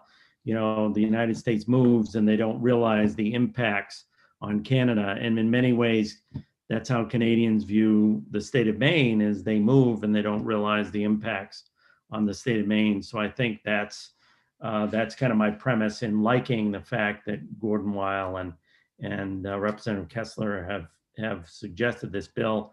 The other bit of historical information I'll provide you is there's a dish in Quebec that's called pâté chinois, if you ever travel up to Quebec. And it is what we call shepherd's pie, an English dish, very much traditional in the state of Maine. It's based upon our English farming culture. It's made out of root vegetables eaten in the spring when haying begins in the fields. And it's called pâté chinois. I found this out from a professor at Marianopolis College, Claude Bélanger, who said he researched the history, and it's called pâté chinois because Canadians used to come over to help with haying in Maine, especially in Kennebec County. And they named the dish after the town of China, Maine, and the Chinese of China, Maine. So throughout Quebec, it's called pâté chinois. And I'll leave us at lunch with that as an example of the deep relations between Maine and Canada. So we'll see you all at 1:20. I think will that work for everyone? Good. That's good. Okay, why don't you mute and take down your video.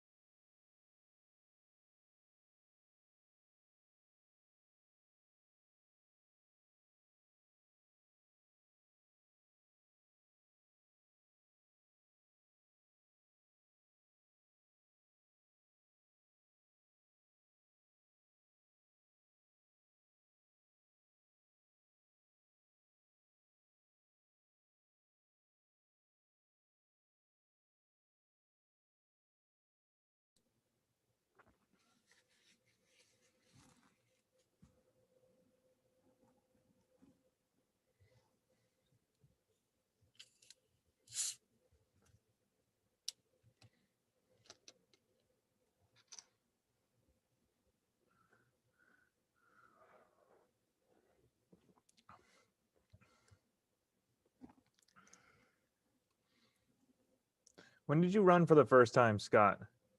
18? What's that, Ben? When did you run for the first time? First time I ran was 2016, and I lost in 2016. Then I won in 2018. 16 was a good year for all of us. My goodness. My goodness. Yeah, I ran against, actually, James Gilway was the guy that had my seat before me, and we got along really well. I mean, James and I differ on policy, but there are a number of things that we agree on. I actually picked up his big issue was this Maine Ocean School in Searsport, and I've picked that up and run with it since then because it's just a great idea. Nice. So it's kind of cool, and he was a Republican, obviously, so it was cool to have some of those things carry over. We're just about out of caucus too.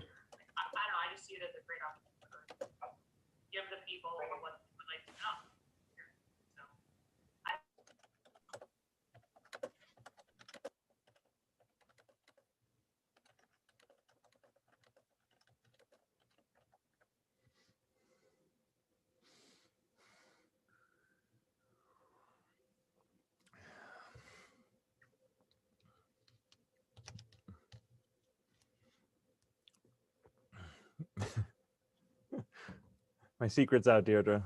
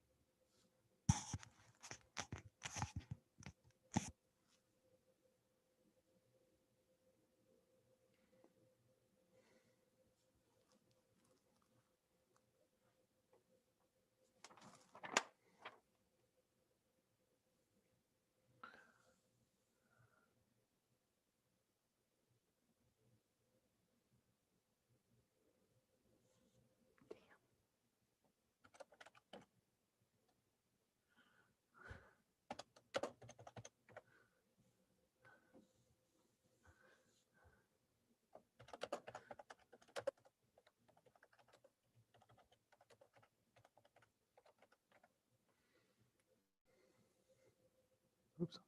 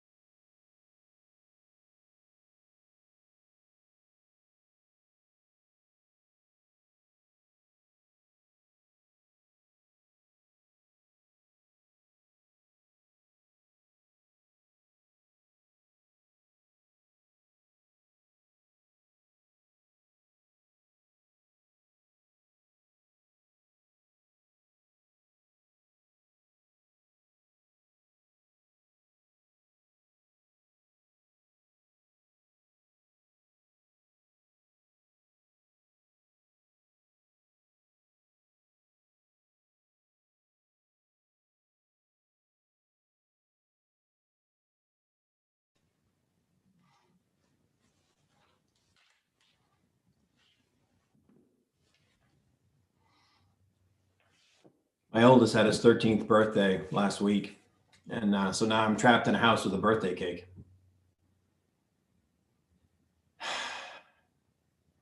At 48, you can only eat like a piece of birthday cake a week. And that's it. Or else I'm putting on like 5 pounds every week. My girlfriend's birthday was on the 2nd, and I've eaten at least 75% of her cake. So, Scott, at 72, you don't get cake, you just get pudding. And no candles in it. no candles. You can't blow them out. And also, you really don't care about your birthday at 72. Yeah. Again? Right? This feels familiar. What did I forget? Well,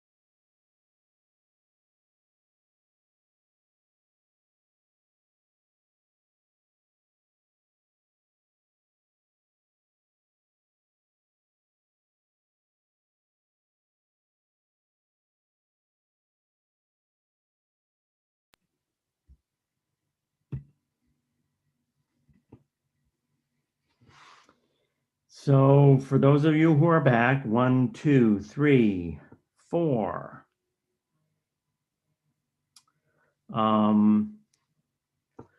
We will be back online shortly when we get a quorum. 1, 2, 3, 4, 5, 6. Ben, are we still live streaming? Ben? Yes, and I have 9 members. Okay, you have 9 members. I don't see them all on the screen, so I kind of wait till I get them. 1, 2, 4, 5, 6, 7. We're there. Okay, we're back live streaming with the Energy Utilities and Technology Committee, and we are in work session. We had our lunch break and broke out to partisan caucuses, and the 2 chairs had a chance to discuss kind of how to approach this afternoon. And what we thought would be the most efficient thing is we have 2 bills left over from the 9:30 work session, and that after we do the budget, we will then go on to work those 2 bills. But everything that was scheduled for 11 o'clock on, we're going to reschedule for another day and allow those people to leave, to not have to stay on and watch. And we will notify them when we're going to be working those bills. Senator, may I confirm so I can shoot out an email? So we will be doing 143. And Deirdre, what was the other bill from this morning? 256. 256. So 170, 251, No. 285. Yeah. Right, Yeah. will be all postponed. 340, Yep. 347. Okay. Right. All those are going to be scheduled for another day. Okay. So do you want us to give you a minute to send out that email? No, go ahead. I can do it while you guys. I'll try and fit it in while you guys discuss. You're amazing, Ben. Very difficult. It's very difficult to do it under this format. Okay, so is Nate on?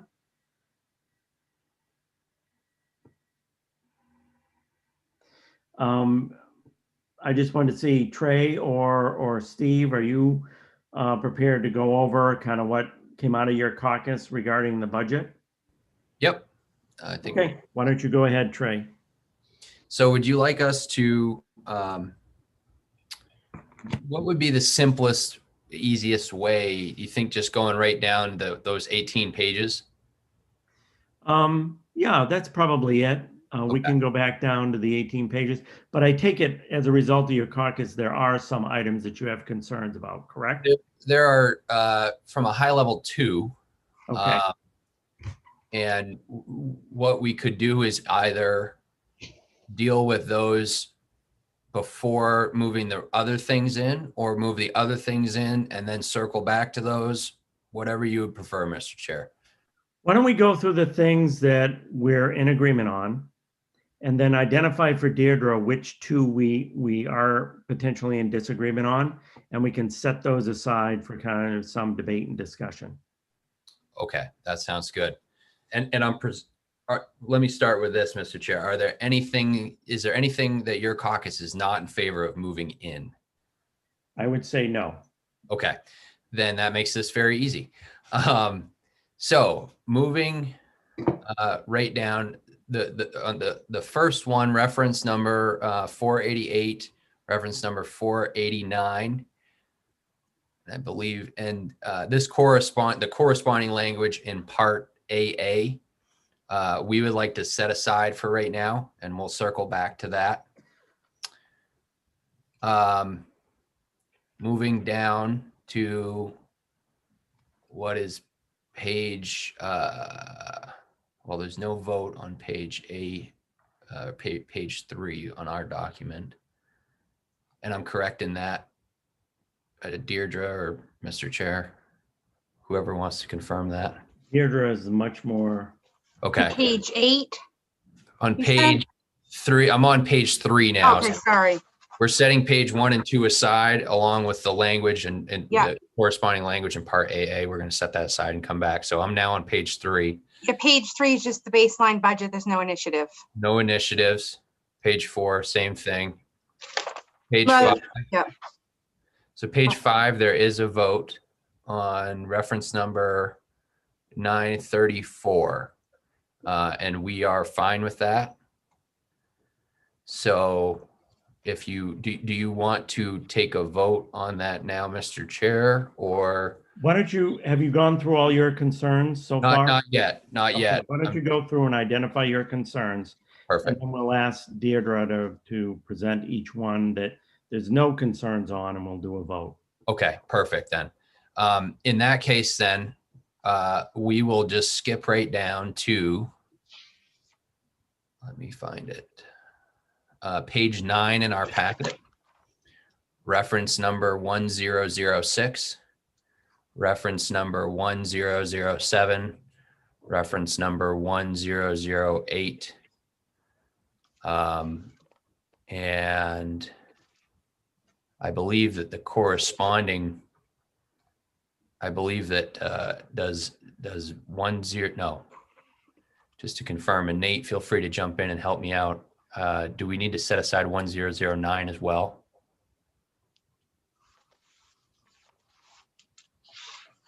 Nate, are you there? Did I lose Nate? Yes. Yep, set that aside as well. Set that aside. Okay, those would be the 4 others that we'd set aside in the Office of the Public Advocate. And the rest of it we're okay with.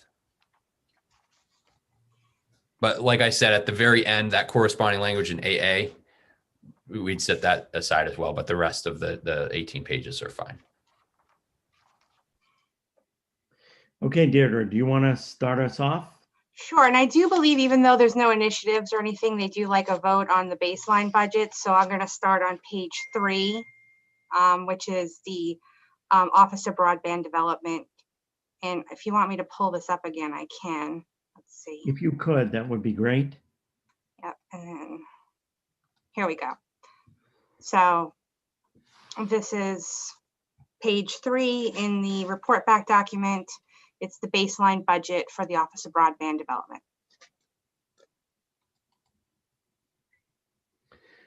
Okay, let me bring it up. So do I have a motion from the committee?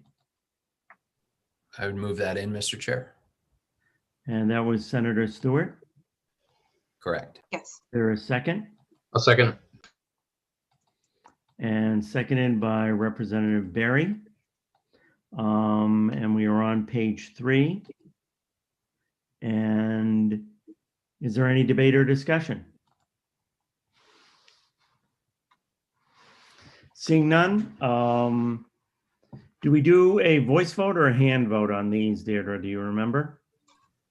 Depends on the committee's preference. I mean, a lot of times if we know it's going to be unanimous, a hand vote's probably fine. Let's do hand votes as we go through. So Yeah. on page 3, I'll just have a show of hands. How many are in favor of moving that in?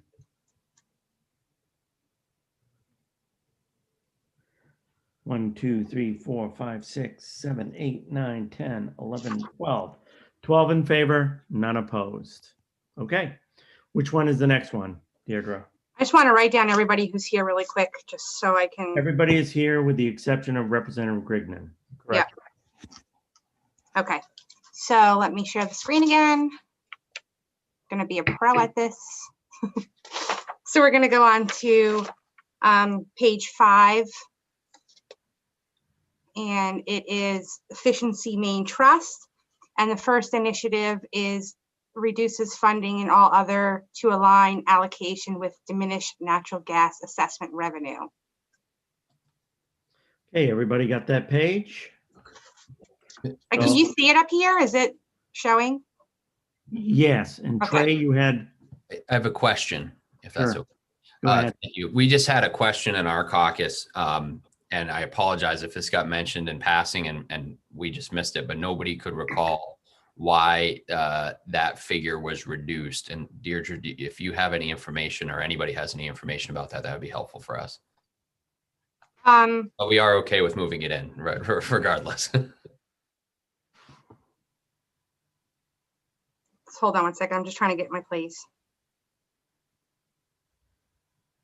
I'm trying to go back and look at the testimony. I can't remember offhand because I do remember they talked about it, but I do believe, I think someone is still here from Efficiency Main Trust, maybe? I'll check. Let me see. We have Michael Stoddard. He's just been promoted to panelist, but I'm Okay. not sure Okay. whether he. Michael, are you there? Can you give us a quick answer? I am here. Can you hear me okay? Yes, you can. Yeah, there's a very simple explanation.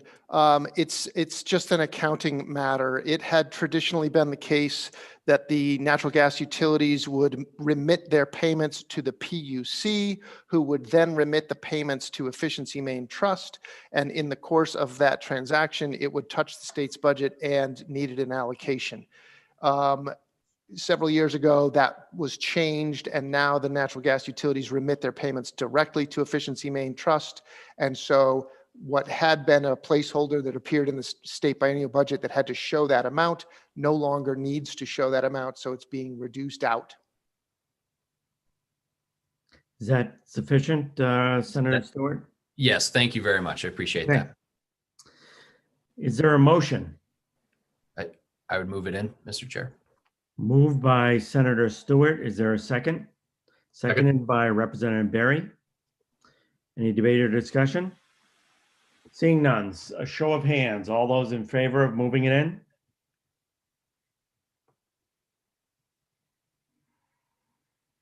I think we're down to 11 now. Somebody might have dropped off. No, I have 12. Nope, I have 12.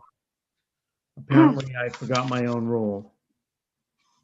And I do think here, if my memory serves me correctly, in the past, they do like us just on the baseline itself, so not just the initiative. So if you wanted to just move in the whole baseline budget for EMT, that might, and vote on that quickly, that might be helpful too. Okay, is there a motion? So moved. So moved by Senator Stewart. Is there a second? Seconded by Representative Berry. Debate or discussion? Everybody knows what we're voting on? So show of hands, all those in favor of moving it in? And I have 12 again. Any opposed? Great. And then the next one is going to be on page 7, and this is under the Governor's Energy Office. So we'll do the initiative first, and that continues 1 limited period public service coordinator 2 position previously established by financial order and transfers all other to personnel services to fund the position. Okay. Whoever was skilled enough to move me back to panel view, that would be great. Thank you. Is there a motion? I would move it in, Mr. Chair. Moved in by Senator Stewart, seconded by Representative Berry. Debate or discussion? All those in favor, raise your hands. Any opposed? Nope. So it's 12-0 again. And the same as we did on the other, just the whole baseline budget Is there a initiative. motion? I would move it in. Moved in by Senator Stewart, seconded by Representative Berry. Debate or discussion? All those in favor? Any opposed? 12-0. All right. Pull this up quick just so you see it, and then Yep. we're going to go to page 9 now, which is the public. Oh, no, we're not going to go to page 9. We're going to skip page 9. Sorry. And we're going to go to page 12, which is the Public Utilities Commission. I'll separate this out by the different baselines for each division. There is no initiative in this one. So the first part is the baseline budget for the Emergency Services Communication Bureau. Okay, if I could get panel view again. Oh, sorry. That's okay, Deirdre. So is there a motion? Mr. Chair, I would move it in. Moved by Senator Stewart. Is there a second? Seconded by Representative Berry.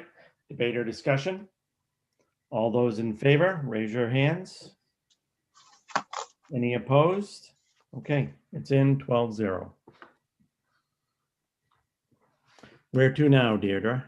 The next one is going to be the baseline budget for the Oversight and Evaluation Fund, and that's on page 13 of the PUC's budgetary portion.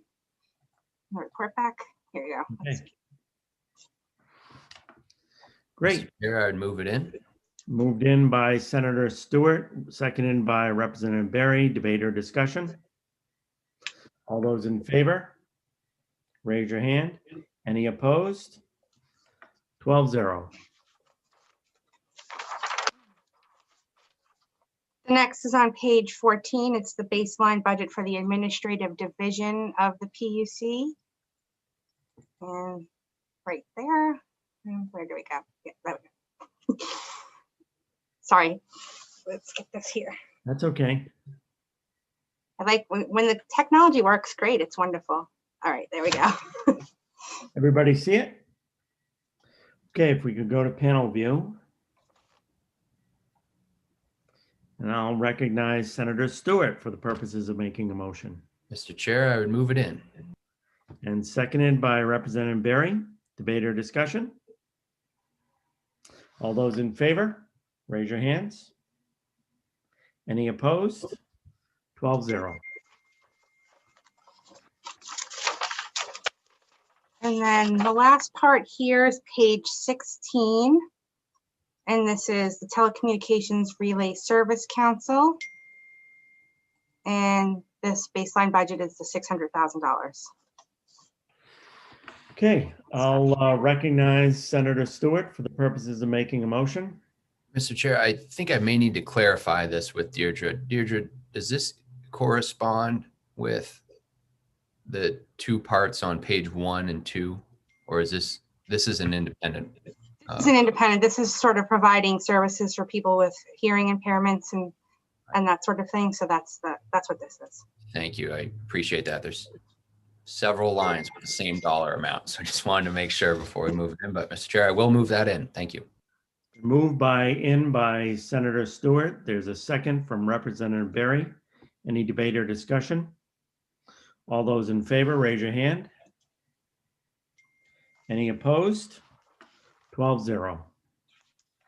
So I believe those are all the pieces that are not contested at this point.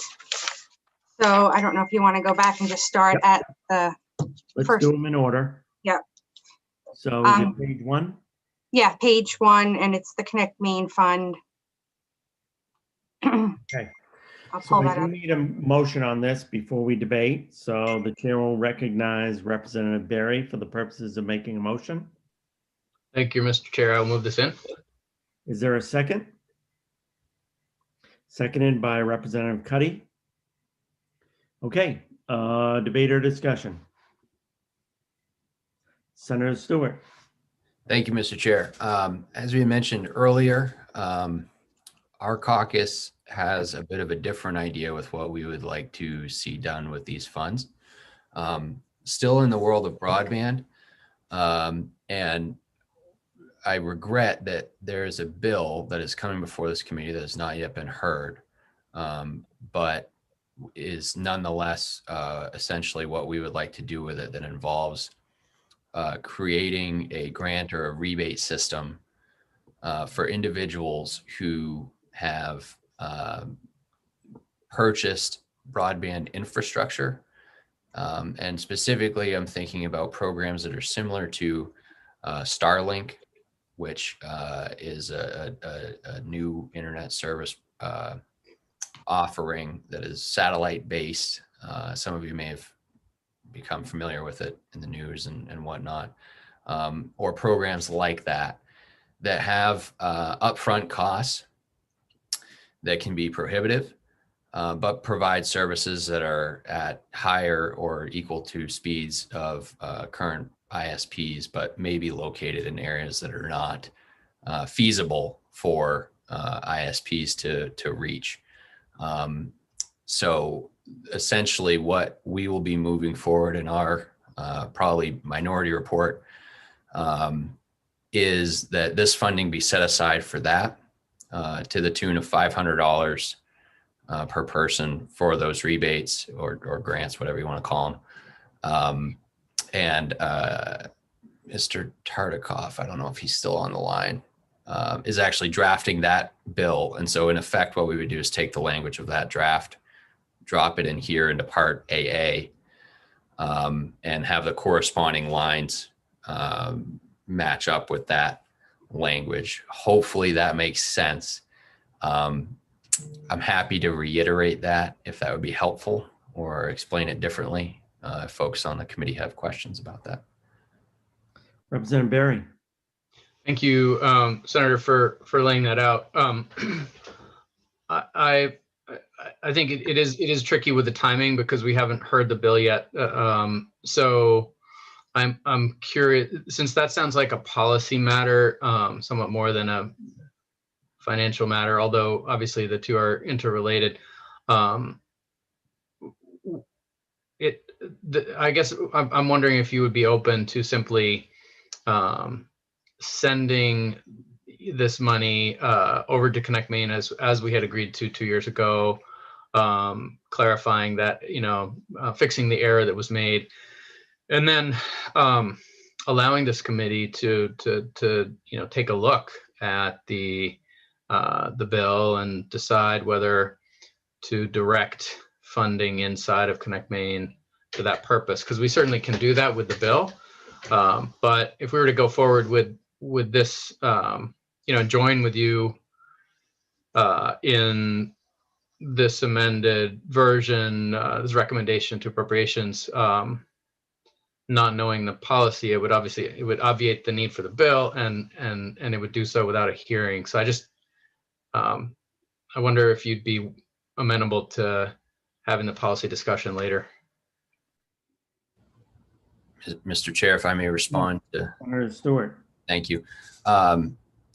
So I have a different take on the budget. I view the whole document as a policy budget, as a policy document, and indeed, Part AA is corresponding language that's more policy oriented than financial oriented. So in the same move, we're talking about sort of two sides of the same coin, I think. But And actually the bill is not sending money to Connect Maine. It's actually sending it to the PUC to administer those rebates that would then be sent in by folks who have made the upfront purchase of that internet infrastructure.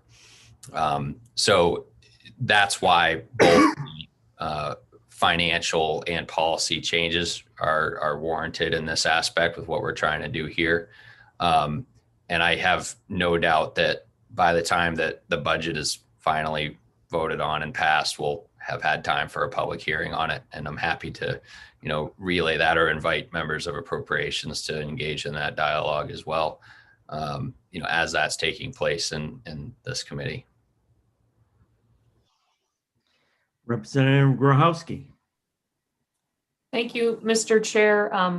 I feel that this is not maybe two sides of the same coin, but because we just haven't had a substantive discussion about this type of use of state funds, well, not state funds, but funds that are coming in from the folks with telephones through the state.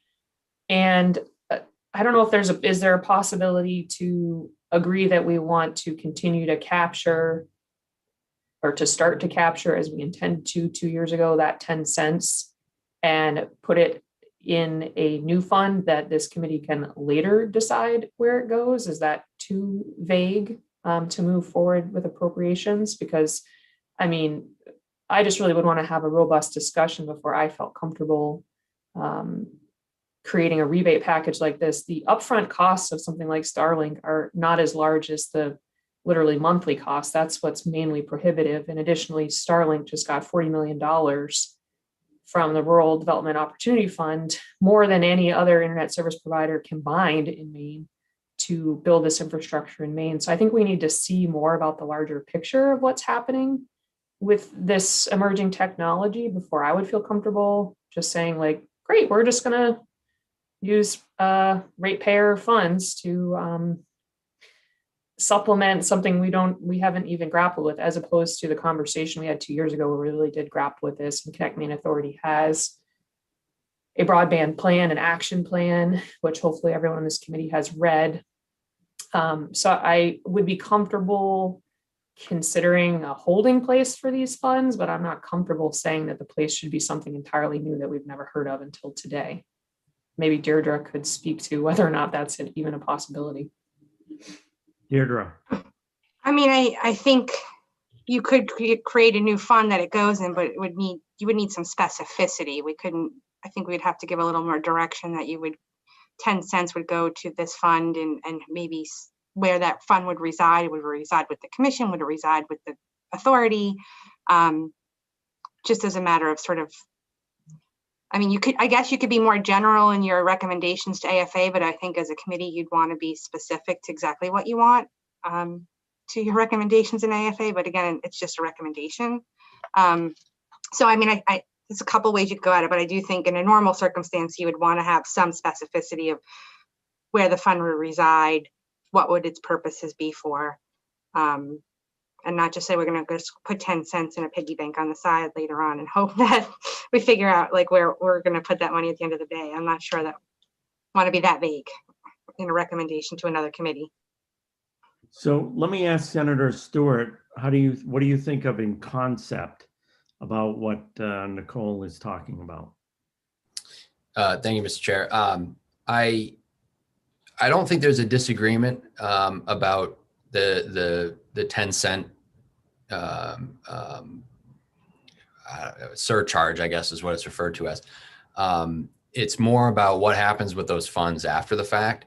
And from our perspective, sending them to places that are presently unserved or underserved that ISPs in a conventional sense are not servicing is a pathway that we would rather explore than to simply send it to Connect Maine and have it just be a part of the work that they're doing there, which has not always led to that outcome. And so I understand too Deirdre's point about it needing to be more specific in regards to the recommendation that we make, and that I think is why we are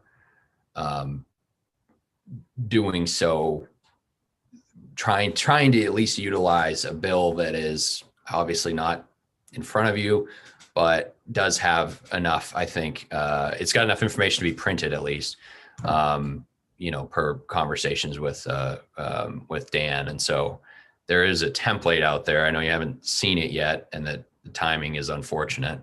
And understand that, some folks will probably be hesitant to support it for that reason. Representative Kessler. Thank you, Mr. Chair. Just for clarification for myself, was this the piece of the budget that would not have otherwise been present if there wasn't a drafting error? That's for Deidre. To some extent, I still think they needed to have the allocations from the fund to go somewhere because they're collecting revenue and it's other special revenue, so it would need to be on there. But the part AA wouldn't have needed to be there, and I don't think you would have had to have the two separate initiatives. You would have just had the one, that the money they collected, if the language had been appropriate, so that they could then spend that money. Okay. Mr. Chair, may I ask a follow-up question? Representative Kessler. I think that,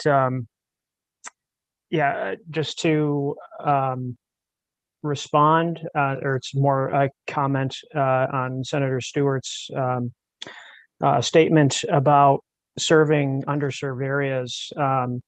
That's exactly what the mission of Connect Maine is for, and just seeing what work they've done thus far. One of the main issues in that they have not been able to, serve underserved areas more is because they've been underfunded, and so we know which initiatives they are undertaking right now, which is primarily the mapping process, because we have to get a better understanding of what our infrastructure is.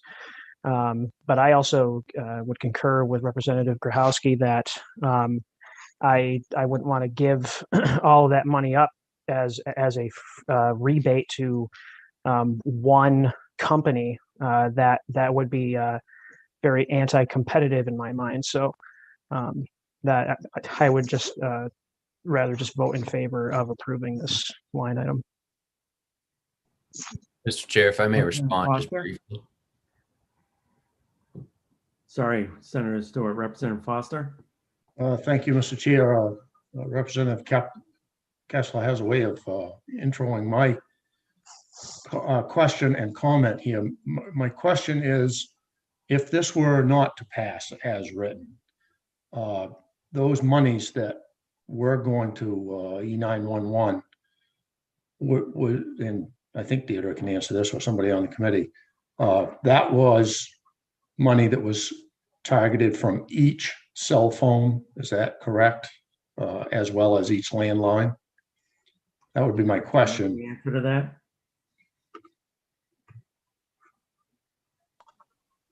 It's customers of cellular or wireless communication service that is not prepaid wireless telecommunication. That's how it's written there. So that's how the surcharge would be, of customers of cellular. Where other things say each telephone, like it's each residential and business telephone exchange line. That one specifies it out. I think the other one by the wireless is by customer. If I may, Mr. Chair. Yes, Representative Foster. So that's why it's a little bit confusing for me anyway, and I believe that's the intent, that it would be every cell phone customer, as it was before with every landline customer, which of course for a family may be 4 times as much, if you would, if it's a family of 4 and they all have cell phones. My point, I guess, in support of Senator Stewart's discussion and where we were looking at this, I've brought up many times in the past the monies that Connect Maine receives, that at what point do we say that last mile or half mile or whatever is cost prohibitive to include running fiber to that last customer, if you will, or last couple of customers, depending on the mileage. I think that this would offer an opportunity for the state through its agencies to look at more realistically in rural Maine, especially in parts of it where Senator Stewart and I and others live, that might be economically more feasible. And I understand Representative Grohowski's point that whatever satellite company program you buy into, usually it's a higher monthly charge than a ISP offering fiber to connect up to near your residence. However, at some point we have to look at how much, if you will, per customer we're spending. And to Representative Kessler's comment that that's what Connect Maine does. Well, I've brought this up many times in this committee and other discussions that sometimes I wonder, and I've asked them, where is that limit where you say it's too much money to go down that road for X number of customers? So I think this is a viable option and an opportunity to catch those last few people who absolutely want to have high-speed internet. And I would agree that the funding could come from this for that opportunity for them. Thank you. Senator Stewart. Thank you, Mr. Chair. I just wanted to circle back and respond to a couple things. The first being that as an example, it's so not that Starlink would be the program, because we can't put that in statute, and I agree that that would be inappropriate, but indeed anybody that has a similar design for servicing folks that are presently under or unserved, particularly in rural parts of the state, is what this would be getting at. The technology is there now for Starlink. Doesn't mean that a competitor couldn't come along tomorrow and do the same thing or a similar thing. In which case, be more than happy to provide those folks who found a better way with the same sort of opportunity through a rebate or a grant of some kind. When you look at what it costs to actually make the connection to the property, to the house, an upfront cost of $500 roughly dollars, and then a subsequent monthly cost of a little under $100 is, that's the problem, right? Is that upfront initial, that's the cost prohibitive nature of the program. And so by going this route, first of all, with $1 million, you're able to connect, or roughly $1 million in this instance, you'll be able to connect 2,000 homes, as opposed to running fiber to each one of those, which would be incredibly cost prohibitive. And you can do it on a basis that's not project specific, but very general to the entirety of the state. And right now, the entirety of the state is served by the fortuitous nature of the way that their program has rolled out. We just happen to be in the path of the first rounds of satellites that have gone out, meaning that there's an opportunity to do something here that's completely game changing. I pay right around $80 a month for my internet service in Presque Isle, with a much slower speed than what they would be offering in the hundreds of megabits per second of upload and download speeds. And so I do certainly think that it's very feasible and indeed will be utilized by many folks who have gone unserved or underserved over the years by a program like this, who to pay $20 more, I certainly would, to get speeds that are incredibly fast and in areas that are presently inaccessible. So that was just my response to some of the things that have come up. Thank you. Thank you. Representative Grohowski. Thank you, Mr. Chair. I was wondering if we could have Ms. Schaefer, the director of Connect Maine Authority, come in and answer a few questions specific to the fact that Connect Maine is technology neutral and they could do this already. So do you see her in the attendees list? She was. Maybe she left while I had my hand up. I just promoted her. Thank you. Ms. Schaefer, you've been promoted.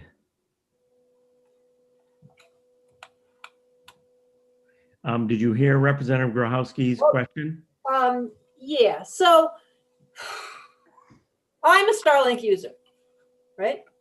I have a beta tester in my place in Lubeck. There are significant questions from the industry, not about the sort of viability of this service long-term. I admit that they are competitors, so there's pieces around that. You know, my experience with Starlink is that it has a great download, that upload is better than traditional, but it cuts out multiple times a day. I can't do a Zoom call on it, right? That might improve as they increase the satellites. They can only launch a maximum of 120 satellites a month.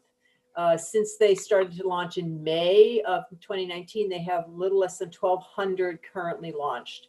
They need somewhere between 4,000 and 7,000 satellites to actually provide the service. So right now, if you're above the 45th parallel, which is Canada, essentially, you have you can get better service than if you're below it. So there's a lot of Maine below the 45th parallel. So that's like the first problem. It is actually a great option. It's one of the few places that has over delivered on what they have promised. And I agree that for very last mile, which we're probably never going to get to, it is certainly an option. The problem that I have with it, to provide a rebate to anyone who wants to take it first, is there's no, I haven't heard anything about an income eligibility piece. And the second is, as we pull out people from areas that we could provide service to, that it becomes then much less viable for us to actually provide fiber or whatever gets built to these homes, right? And fiber has, as far as we know, an unlimited capacity. That is not true with Starlink. There's going to be some limit on it at some point.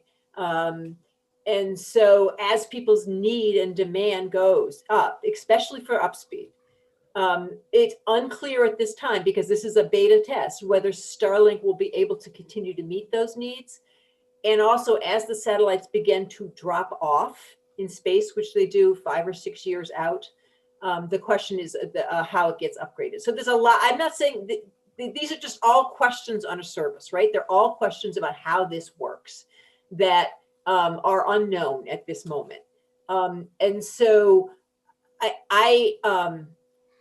you know, the idea of funding one particular company in a non-technology neutral way goes against sort of every grain of statute that exists for Connect Maine.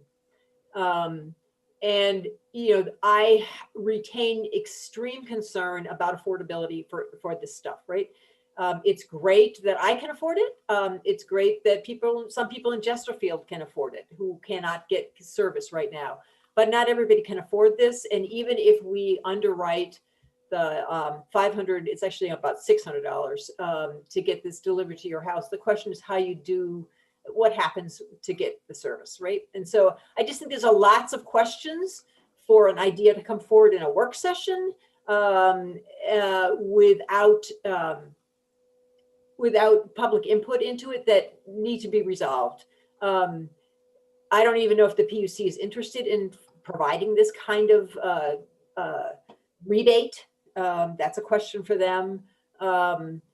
It's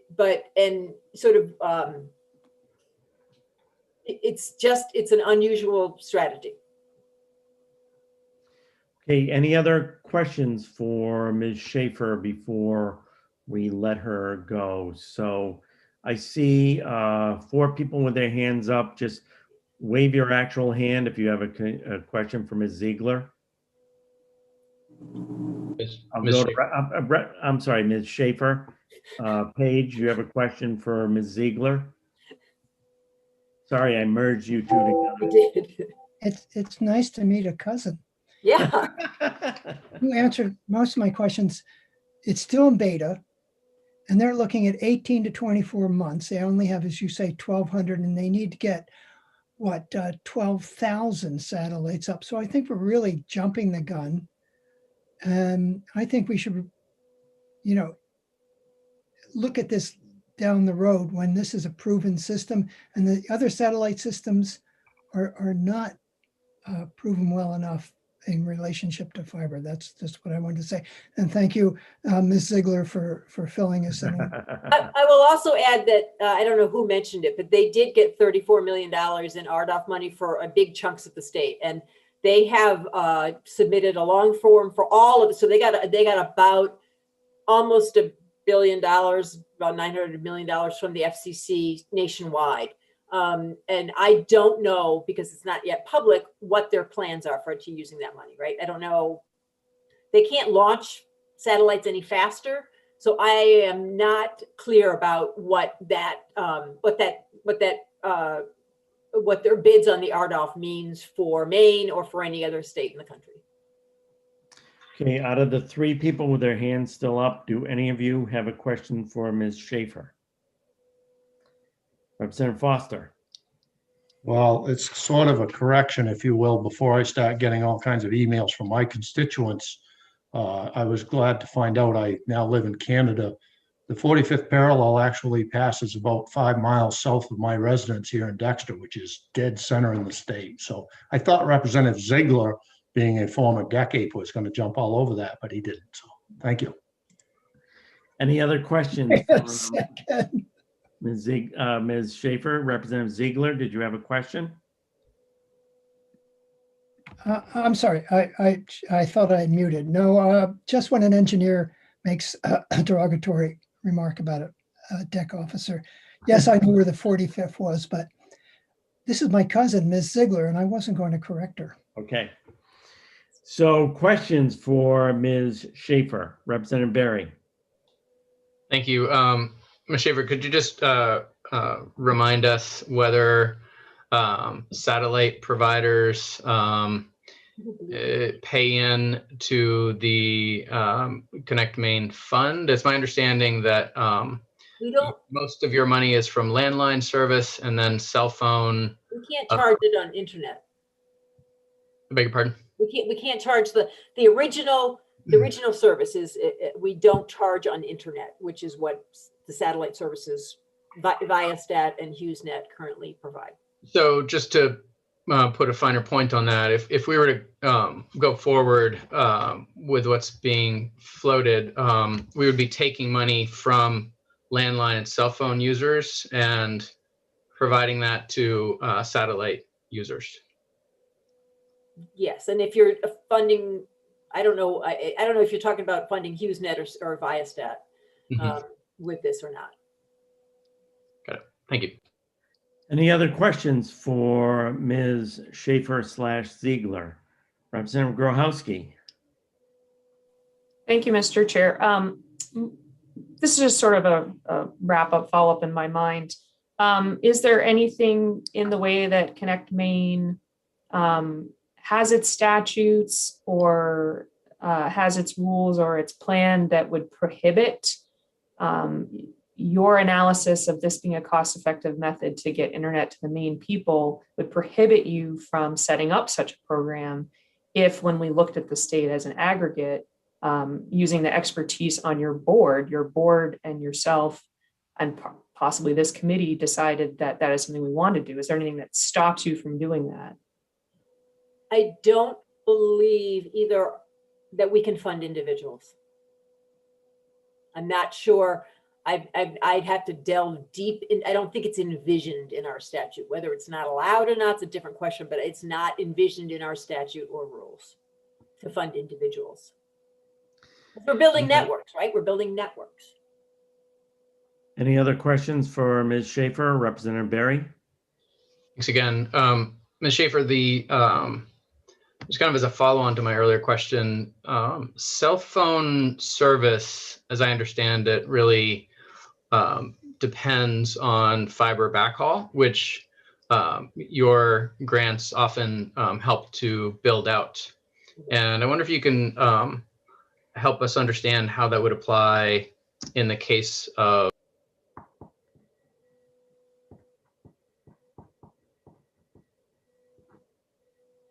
Right there, Representative Barry? I think my internet cut out just now. Nope, we can still hear you. Good. You have The whole satellite, screen, or do you have? the whole screen went dark for a moment there. I'm not sure what happened. So to start over, the cell phone service depends on fiber backhaul. The cell phone towers that we utilize when we're talking on our cell phones or downloading data or uploading data, for that matter, use fiber backhaul. You've helped to build that network out with the limited, I think it's $750,000 a year, almost nothing over time. What about satellite service? Does that help in any way to improve cell phone service or landline service? Or The user of backhaul, right? This Starlink is pretty close-mouthed about their backhaul strategy. They have licensed about 1 million what they call land stations, one of which is in Limestone, which no one's supposed to know. It's also near the three-ring binder, by the way. So, I mean, everything, right? So here's the important thing about all this stuff. To be in the network, to get onto the internet, you have to get on fiber. You have to. It's not magic. You have to get on fiber.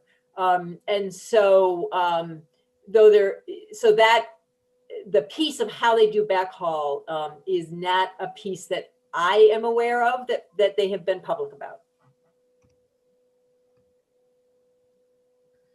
Okay, any other questions for Ms. Schaefer? Seeing none, thank you very much. Other debate or discussion, Representative Cuddy.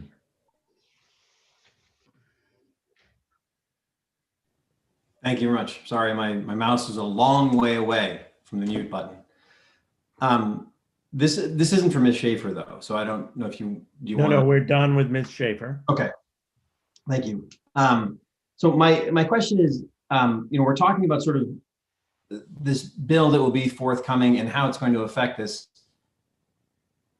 If this is, I guess, a procedural question, if we vote this through as is right now, and then the bill that comes through later says that we're going to do something different with it, and upon a proper public hearing, we decide we agree with that and we move in that direction, that bill can then affect this portion. So if there's a bill in process and we decide we agree with it and at the public hearing, then this discussion will become moot. So I think we're spending a lot of time on this when really the issue is that we need to hear this bill at some point in time, and having a public hearing in the middle of a work session on the budget doesn't make sense to me.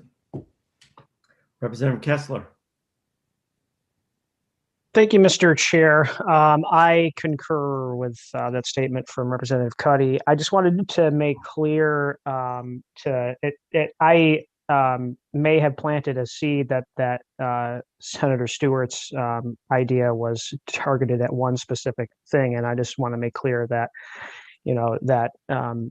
we aren't necessarily talking about funding one particular program, but this just goes back to the concept that Representative Berry brought up in the first place, is that we need to just hear the merits of the bill, and this is really more of a political and philosophical discussion about how we want to see these funds used in expanding broadband, whether it be encouraging the private industry through rebates or deploying it through a say municipally owned fiber, and those are two things that I think are just best left for Senator Stewart's bill. So I would hope that we'll move forward with voting on this now.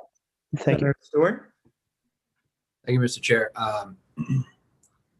I would say that in my experience working on working with the Appropriations Committee when I was in leadership last time, I know there's other members here that are previous appropriators or previous members of leadership who have been involved in that process. And what I can tell you too is that when a committee sends a unanimous report on something, it's signaling to them that we're just going to move it in and we're moving on to the next thing. And so there's real, I think, hesitance on our side to do that when there is this outstanding question of what can be done. And I know that there's probably not going to be an opportunity to table this to move, the date down the line, given that we have report backs that are due, but that doesn't by any way, shape, or form mean that the discussion is over in appropriations. It just means that they need to get back as much information as they can, so that on the things that they can move forward on, like all the things that we moved in unanimously earlier, they can get to that work, which does take time because there's a lot of moving of paper and straw votes, et cetera, et cetera.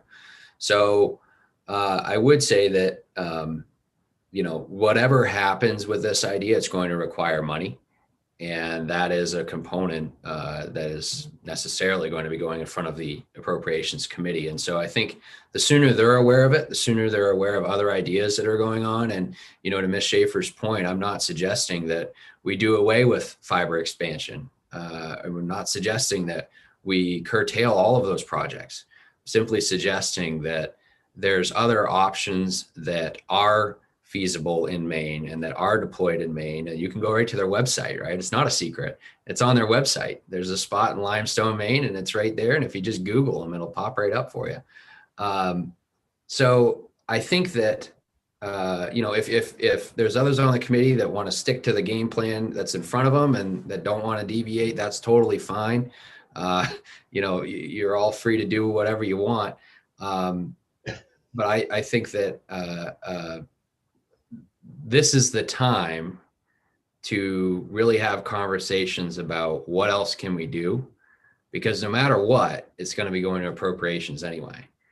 And I hope that the bill comes out sooner rather than later. We can have that conversation sooner rather than later. And again, I'm sorry that it hasn't yet, and we're in the position that we're in today, right now. And if you want to vote against it for that reason, that's totally fine as well. But I do think it's worth having. I do think that it's probably necessary that we not just have a unanimous vote on this particular line item. Not saying that as the conversation comes out, we may have a change of plans, right? Right now, the idea is to put it in with the PUC in the form of a rebate or a grant. That's different than the work that, the Connect Maine Authority is doing, as Ms. Schaefer alluded to earlier. So we're open to feedback and comments and commentary when the time comes, but we don't want to sell the horse before we know exactly, what it is that we're trying to do from a big picture standpoint. Thank you. Any other debate or discussion? Representative Berry? Thank you. So I think we're nearing a vote, but I just wanted to clarify, Representative Stewart, would this be money specifically for low Earth orbit satellite service, or satellite service generally? It would be for infrastructure that is related to satellite service.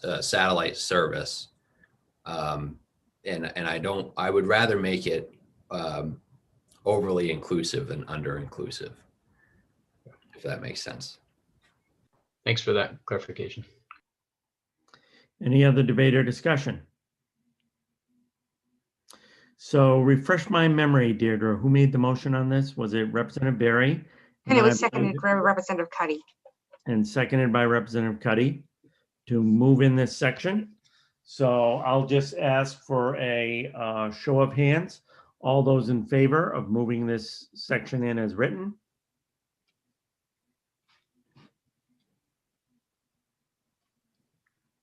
Seven in favor. All those opposed? 4 opposed. So it's moved in 7-4. And Mr. Chair, do you need our minority report? Yes, we will at some time. Is that correct, Deirdre? Do you do a minority recommendation on this? Well, yeah, if those not voting for the initiative have a different game plan for what they want to see the money used for, I'll need to draft up something to provide to the AFA committee in the memo, and saying those not supportive of the initiative would prefer the money instead do X, Y, Z.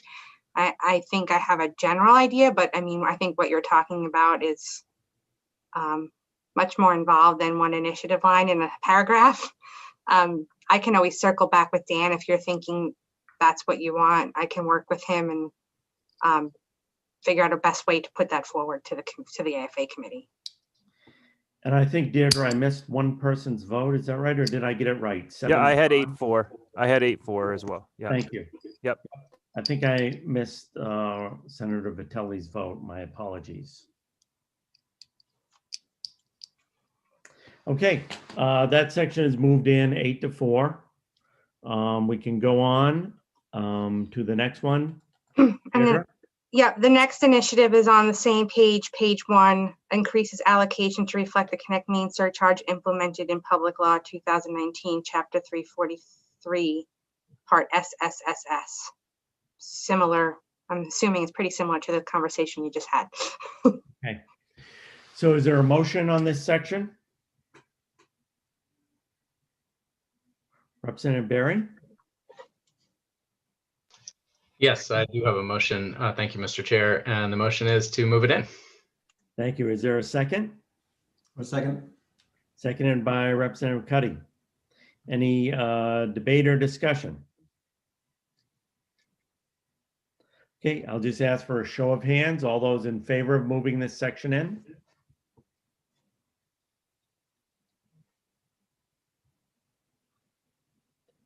I have 8 in favor. All those opposed? 4 opposed. So it's moved in 8-4. Which one are we on to next? Before we move on, does Deirdre need a minority report on that piece? Just to leave it out? It would be ought to pass as amended with those amendments that we can work on. Yeah. Per the conversation earlier. Got it. Thank you. I guess It's not quite an ought to pass as amended, but I get it. Alternative language. Yes. An alternative option. Yeah, an alternative dimension. So, so yeah, you'll get that language to Deirdre on all the things where you're voting for an alternative. Which one are we on to, Deirdre? I might suggest before we go to the public advocate, we just take care of the language part AA, because I think that part will relate to their bigger minority option, and I think it's probably just cleaner to just take care of all that at once. So I would recommend going to part AA at the last page. I'll Which bring page? that up. Which page is it? It's the last page. So set 18. I don't think it's numbered.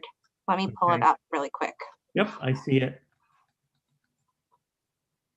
So it's part AA? yes. Okay. So is there a motion on part AA? Representative Barry? Move it in. Is there a second? Representative Kessler, seconds. Any debate or discussion? All those in favor, raise your hand.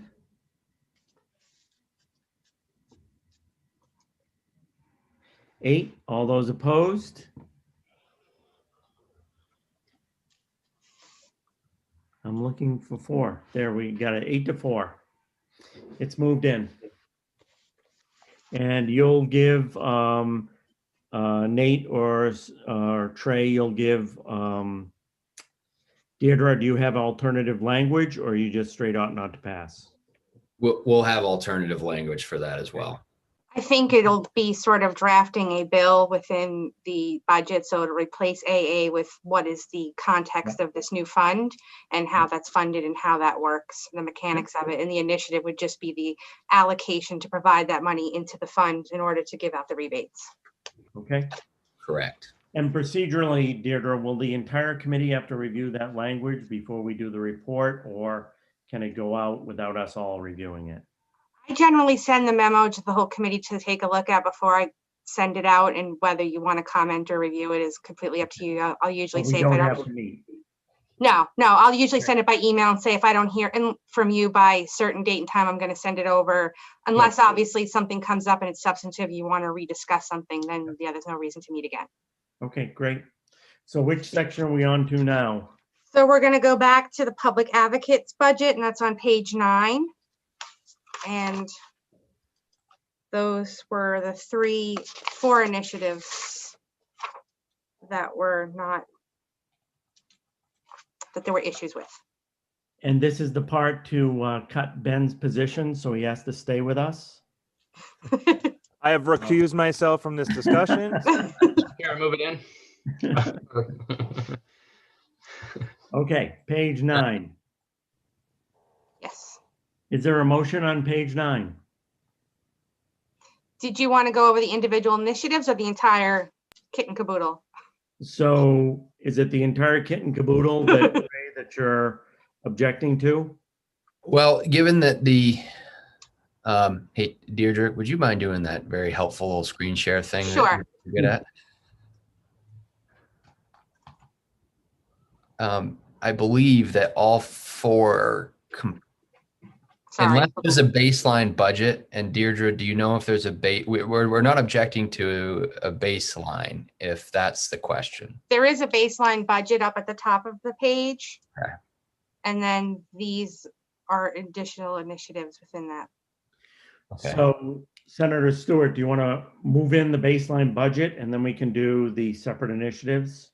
That sounds great. I would move in the baseline for the public advocate. Senator Stewart moves in the baseline budget for the new members to the committee. That's the first section on page 9. There's a second from Representative Berry. All those in favor of moving in that first section, which is the baseline, raise your hand. It's unanimous, 11-0. Okay, let's go on to the first subsection. Do you want to deal with them all together, Senator, or do you want to deal with them one at a time? I think we could probably save some time.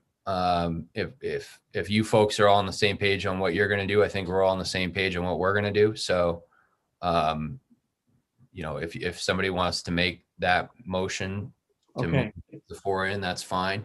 Okay, and we'll just pretend, Deirdre, as if we had separate votes on each one. Yeah, that's fine. Okay. I'll recognize Representative Berry for the purposes of making a motion.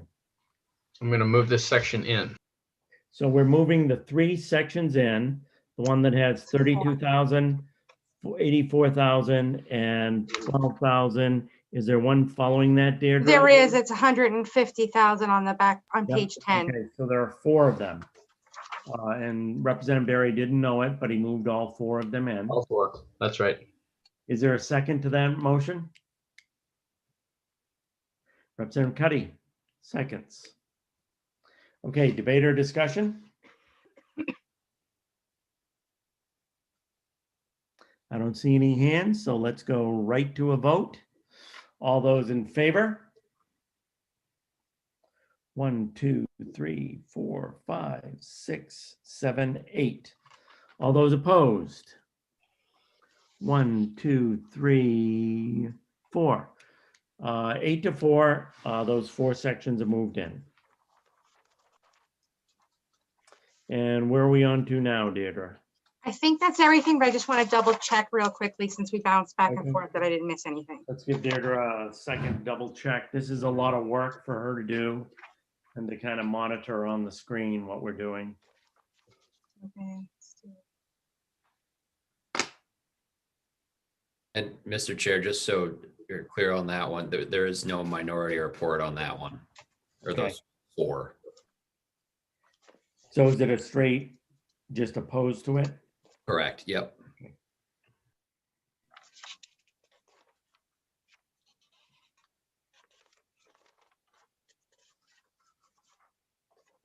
Yeah, it looks like we got If everything. anybody wants to entertain us with a tune or anything, you're more than welcome.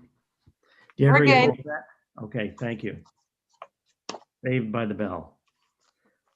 So we're all set on the budget. We don't need any more votes, correct? Correct. Okay, we're gonna go on to a work session on LD 256, which Representative Berry has thankfully agreed to conduct, so I can take care of a couple of things in the interim. So Representative Berry, I'll turn the virtual gavel over to you. Right in front of your screen. There you go. Okay. Can I just jump in? Are we skipping 143 and just doing 256 first? I apologize. I meant 143. Oh, no, I did not mean that. I meant 256. Yes. Okay. Okay. Very good. I'll see you in a while, Senator. Just to clarify for folks listening in, we are still doing 143. We're just taking 256 first. Correct. Okay. Thank you, Ben. That's correct.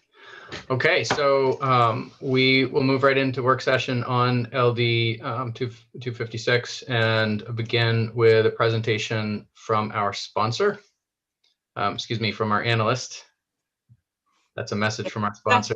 That's a bad mess up there. That was from my radio days. Go ahead, our analyst. I'll be quick. So this bill increases from $13 to $25, the flat fee to be paid by a sewer or wastewater customer when served with a lien. No one testified against, no one testified neither for nor against. The only note I have at the hearing, it was suggested that in addition to this increase, to add language that would allow this amount to be adjusted on an annual basis for inflation so that you wouldn't necessarily have to come in for statutory changes every so many years. And at this point, we have no preliminary fiscal impact statement. Any questions for our analyst? Okay, seeing none.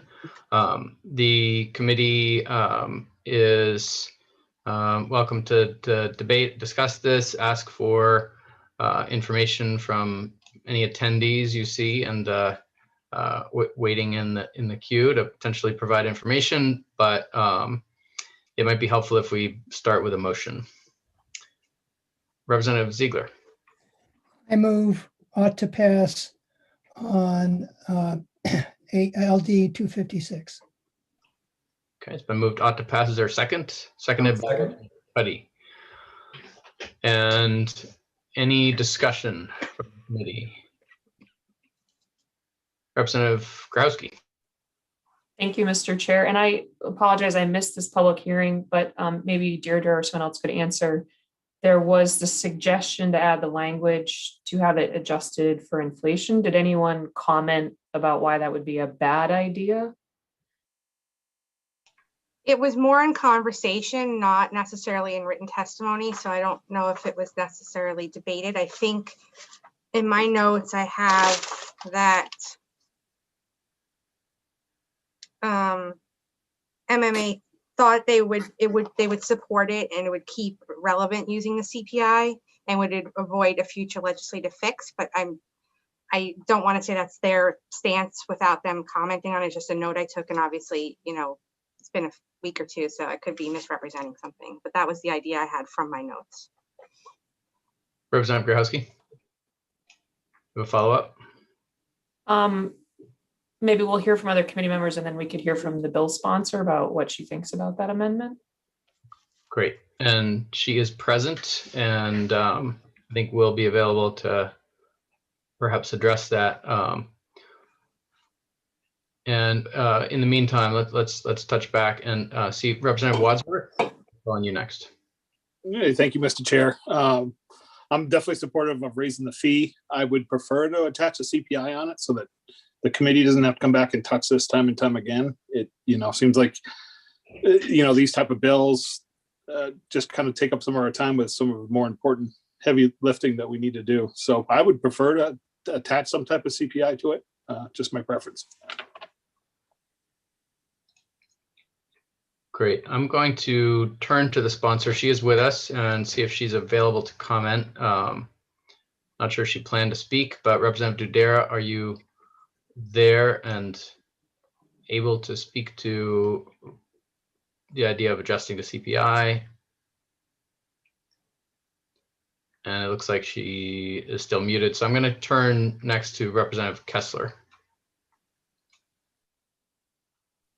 Thank you, Mr. Chair. This is also for Representative Dudera when she is unmuted and on camera. But also, Deirdre, you might be able to answer this question. But my recollection of the testimony provided was that even with this increase in rate, it still doesn't cover the administrative costs required to do things, that it was more like in the lines of like $125. I can't remember the exact number. Could you confirm that that was what was said? Yeah, this wouldn't necessarily cover all the costs. It would just sort of offset the costs.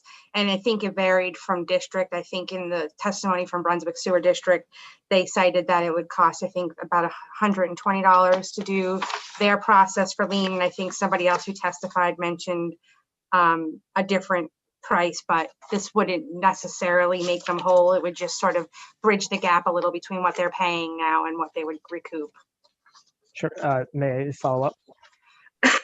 I am very much, in favor of tying this to CPI, so we don't really have to deal with it again as a legislative body.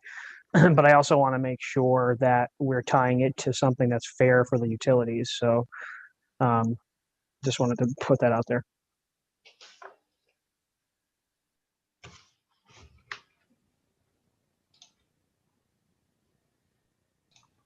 Okay, and it looks like we're having some technical difficulty getting Representative Dudera on the line, so I'll go to Representative Cuddy next.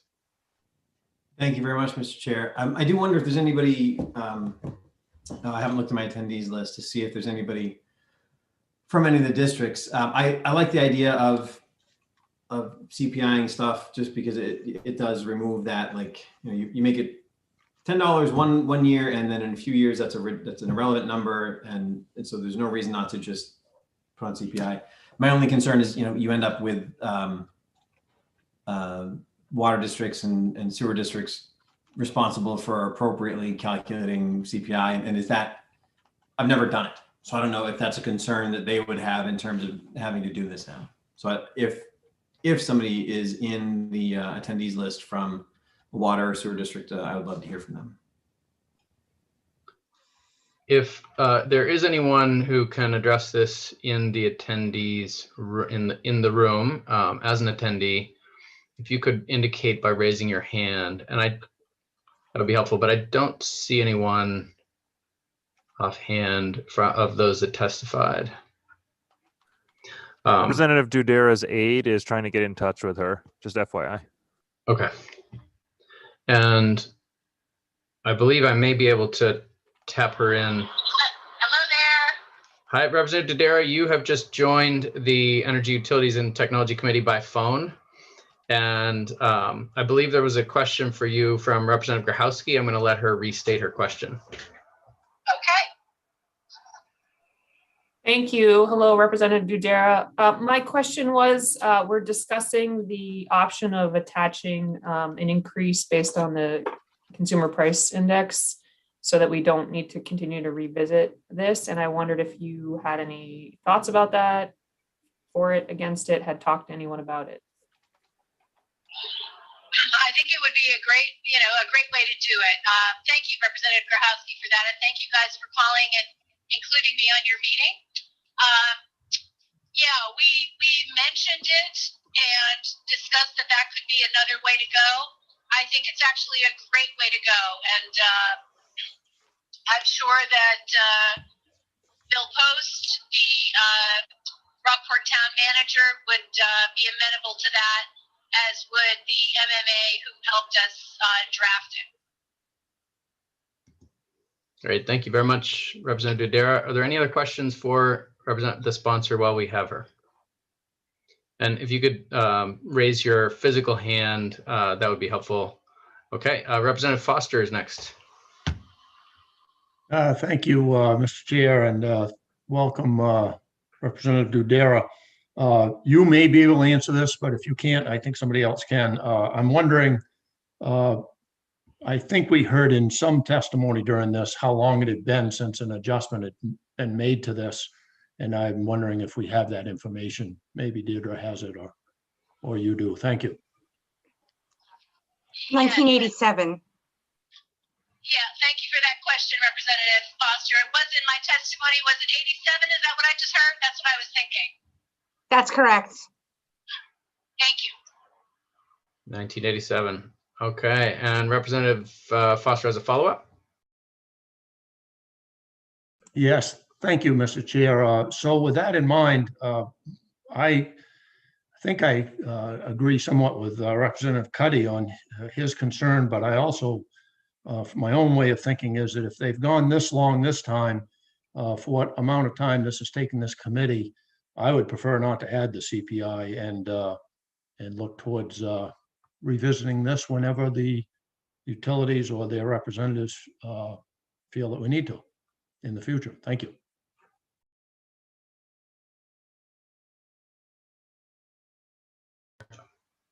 Not hearing a question there. I'll move on to Representative Ziegler. Yes, just procedurally, I put the motion in. I would like to make a friendly amendment that we do, and to vote on that we do include the CPI going forward. Is that procedurally correct? Yeah, okay. Representative Ziegler is withdrawing his motion and is making a new motion to include the CPI. I think Representative Cuddy seconded the motion. Representative Cuddy, do you concur with the withdrawal and the new motion? I do concur, given Representative Dudera's statement regarding the municipalities being okay with it. Okay. Any other questions or discussion for Representative Dudera for the sponsor? All right, seeing none. Representative Dudera, I'm going to leave you on my phone line, and you'll be able to listen in that way. Unless, are you able to listen in to your other connection? This is fine. If you want to just stay with this, I'm Okay. happy to listen in. Thank you. Great. As long as my battery lasts, I'll keep you on. Thank you. Representative Kessler. Thank you, Mr. Chair. This is on the discussion about the proposed amendment. So I would also propose that we increase the amount to $120. I believe that, you know, if we want to have, you know, fully functioning utilities, that we shouldn't shortchange them 1 cent. And so I would propose adding that. Okay, so that would be, and that would require a different motion than the one that's before us, or we could vote down the motion before us and instead make a new motion. Discussion, what's the pleasure of the group? Representative Cuddy? I just wanted to point out that in Representative Dudera's testimony, if I remember correctly, there was concern about keeping the fee at a place where it wasn't going to do injury to people who were in economic difficulties, and it sounded as though, and this is all from memory, so take it for what it's worth, but that MMA was in a similar position, that if they thought if they could get up to the level of the original that was in the original bill, that they would be happy with that, and it was a compromise between getting the funding they need to operate well, but also making sure they weren't doing injury to people in lower economic status. So I would like to keep it where it is. Keep it. Representative Cuddy prefers to keep it where it is. And Representative Dudera, I'm sorry, I'm having a little trouble with the technology, so I'm going to have you on mute just to make sure there's no interference. Representative Howski? Thank you. I guess I maybe need clarification on what Representative Kessler was proposing to change. I'm just looking at the bill and a dollar amount you said. I'm not understanding where it fits into the bill. Maybe you could repeat yourself. I'm still on mic here.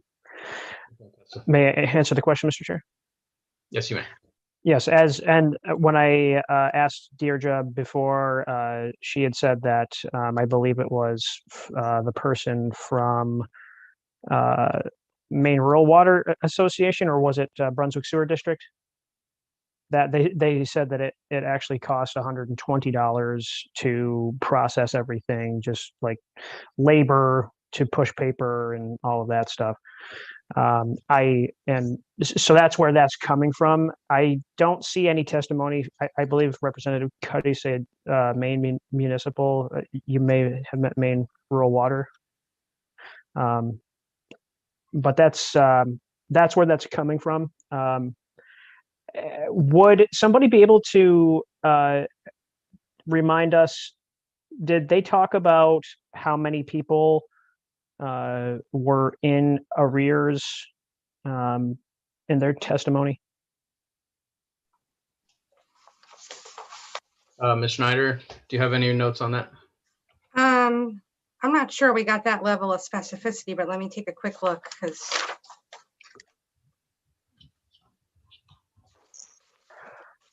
Mr. Chair, if I may. Representative Kessler? I remember the discussion about impacts on low-income households and not wanting to make it more onerous for them. And I'm in complete agreement with that. I'm just wondering, like what that fee is compared to the overall scale of how much they are in arrears. It's just a curiosity.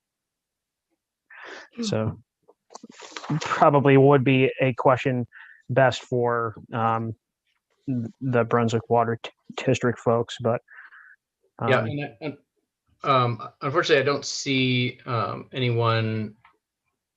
Well, actually, I take that back. I do see Ms. Dufour from the Maine Municipal Association, and I'm going to see if she can maybe join us and shed a little more light on this.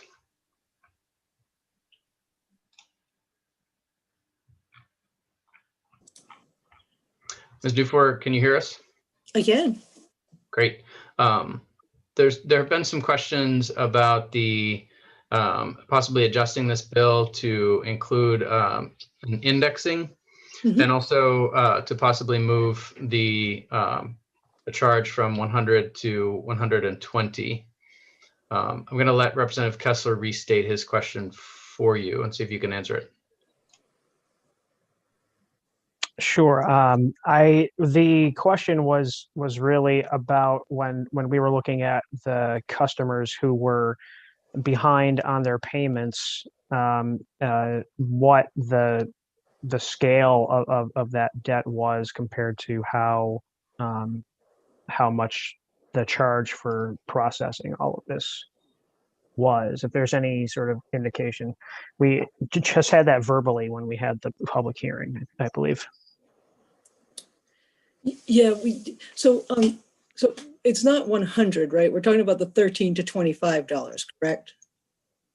Yes. Because I was like, wow, that's being very generous today. Spoke.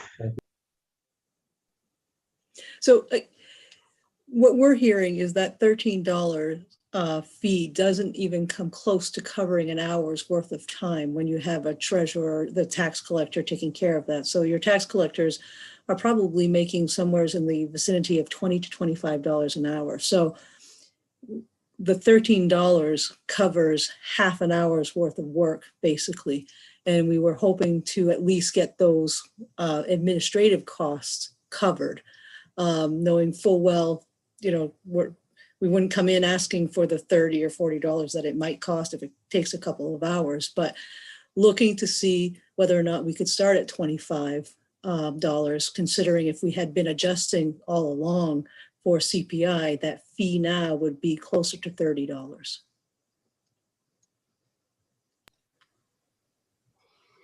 And Representative Kessler, were you discussing possibly bringing the fee up to $120? Is that where I got that number?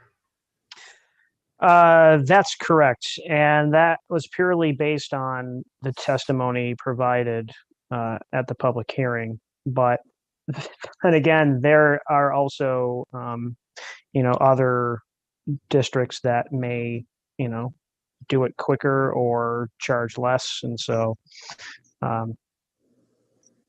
just getting the information purely. Great. All right. We will move on to, I'm just going to go in the order in which I see the questions of Representative Wood, Representative Cuddy, Representative Foster, and I should say questions or discussion. This is a work session. Representative Wood. I put my hand up before Ms. Dufour had spoken because I had in my notes that inflation would have taken it to just beyond $25. I think the fact that it hasn't been moved in so long that $25 is a nice round number to put it at. And I just also wanted to state that I think attaching CPI to it makes total sense. I mean, our municipalities handle a lot of money. I think they can figure out what the CPI is, and then we won't have to spend this amount of time discussing it every few years. So thanks. I just wanted to make my comments. Thanks, Representative Wood. And Representative Foster. Thank you, Mr. Chair. I would just, to Mr. Kessler's earlier point, Representative Kessler, I'm sorry, point out, I believe from Representative Dudera's testimony before the committee in the hearing, She pointed out that in, I believe it's Rockport, or the town that she represents that was most interested in this, the average value of the property that was facing this fee was $330,000 or in that range. And probably raising it from 25 to 30 or even $100 doesn't matter to those folks on the reason that they let the process go that far. But in some of my communities where the average price might be closer to 1/10 of that, and those folks, it probably would matter. So I would ask that we move the vote. Thank you. Thank you, Representative Foster. And I've lost track. Was it Representative Ziegler that was next?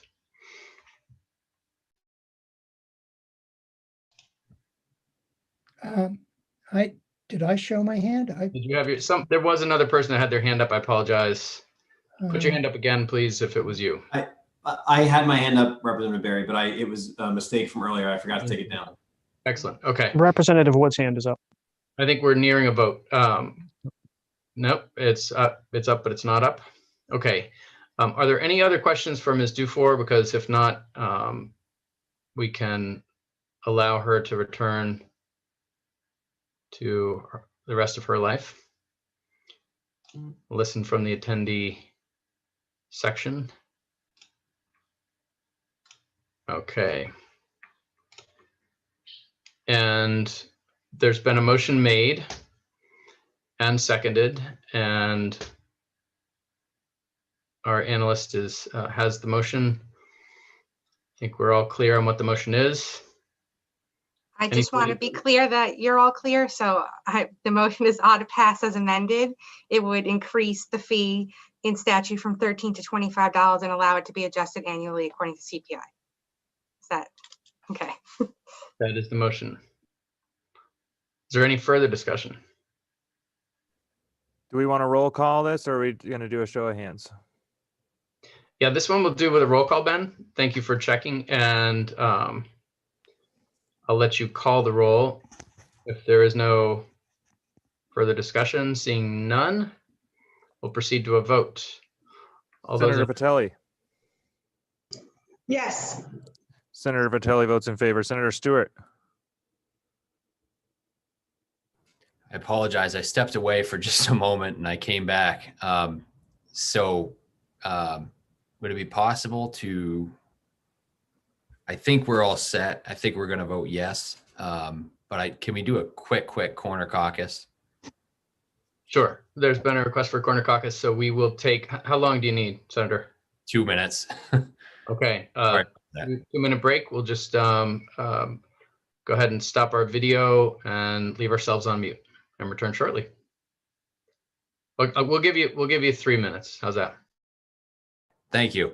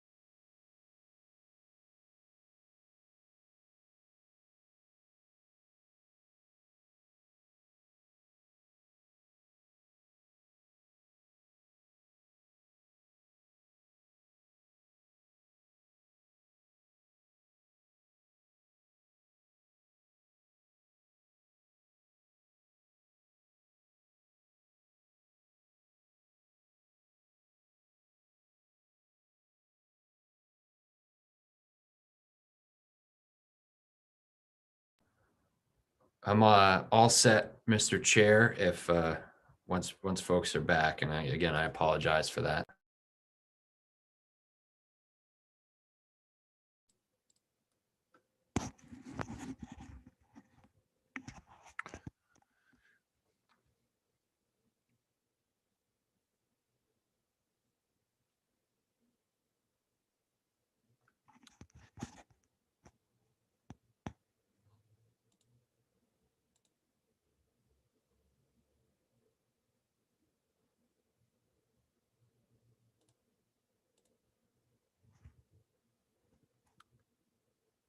just want to make sure we didn't lose Senator Vitelli, or I can proceed at Representative Barry's discretion.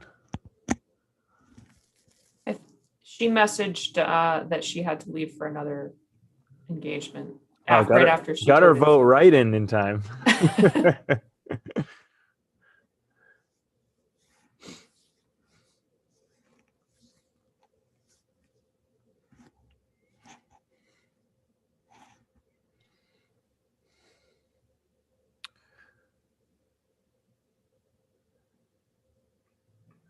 Representative Barry, would you like me to wait for Representative Ziegler to rejoin?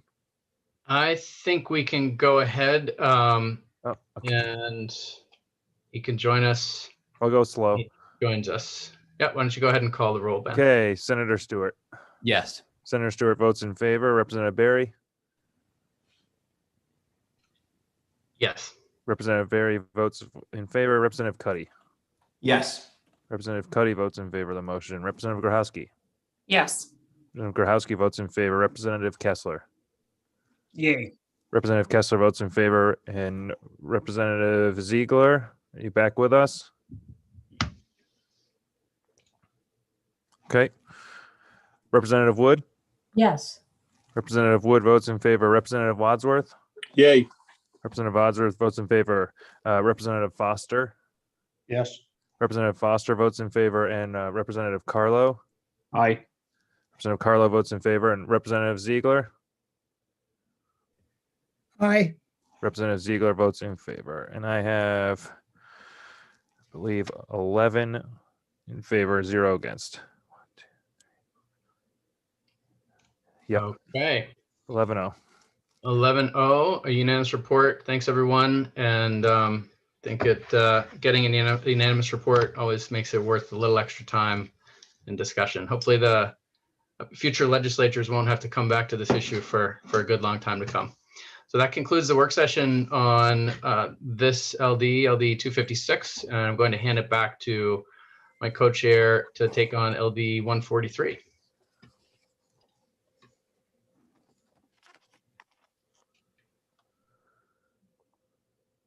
And looks like he may not be there to do that. So I will proceed and we will go ahead and open the work session on LD 143. We'll begin as always with a presentation by our analyst. Is that good or? That's great. If you want to zoom in a little more, that'd be good. Excellent. Okay. Better. So this bill makes the arrearage management program permanent. Currently, the program would be repealed on September 30th, 2022. The law requires investor-owned transmission and distribution utilities to implement an arrearage management program to assist low-income customers in arrears in their electricity bills. The utility is required to work with eligible low-income residential customers to establish an affordable payment plan and provide credit to that customer toward their accumulated arrears if that customer remains in compliance with the program. It requires the commission to ensure that a participating transmission and distribution utility recovering rates excuse me, all reasonable costs of an arrearage management program, but does not allow any arrearage forgiven that is treated as bad debt for the purposes of cost recovery to be included as a reasonable cost. It also requires the Efficiency Main Trust to work with utilities implementing an arrearage management program and other stakeholders to provide access to a complementary low-income energy efficiency program for participants in arrearage management programs in order to help reduce participants' energy consumption. The law also allows a consumer-owned transmission and distribution utility to participate voluntarily. So I just want to give a little overview for those that haven't been on the committee of what the program did, but all this bill is doing is repealing the repeal date of September 30th, 2022. Below is a list of people that submitted written testimony or spoke at the hearing. There were no opponents. You can see the list of proponents there and a couple of neither for nor against. During I think it was either in her testimony or at the public hearing, someone suggested in order to expand participation, require that a transmission and distribution utility evaluate a customer's eligibility participation in AMP before it is allowed to terminate service to a customer. And then Mr. Corbin from the PUC suggested removing the January 28th, 2022 report. that would assess the effectiveness of the program. So currently in statute, where the program was set to repeal on September 30th, 2022, there was a report that was due from the PUC to sort of assess the program's effectiveness. I think the last time this came up before the committee, there was the same sort of report when they considered extending the program further. Just to go along with that note, in the law itself, it requires that the PUC in their annual report on arrearage management programs, and these bullets here are what's required to be included. So if the committee was moving forward and didn't think that the full assessment was needed, there is still a reporting requirement in that statute that requires the commission to submit information to the committee on arrearage management programs.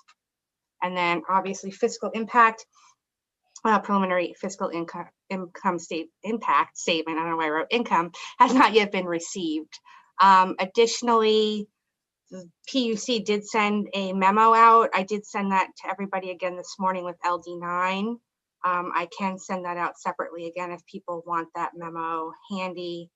And I believe the public advocate's office might have sent something today. And honestly, I'm going to just take a look really quickly because it was in the midst of all our work sessions. And so I haven't been able to necessarily keep track, but I think I had seen something come in. That's great. And while you're checking, yes. Just a public service announcement. Stakeholders that are able to send things the night before, always preferable. Yes. So I just forwarded both of those. So the memo came in from the Office of the Public Advocate this morning, and the PUC memo came in a few days ago, but I just re-forwarded to everybody so that they had it handy. Great. Thank you very much. Any questions for Deirdre?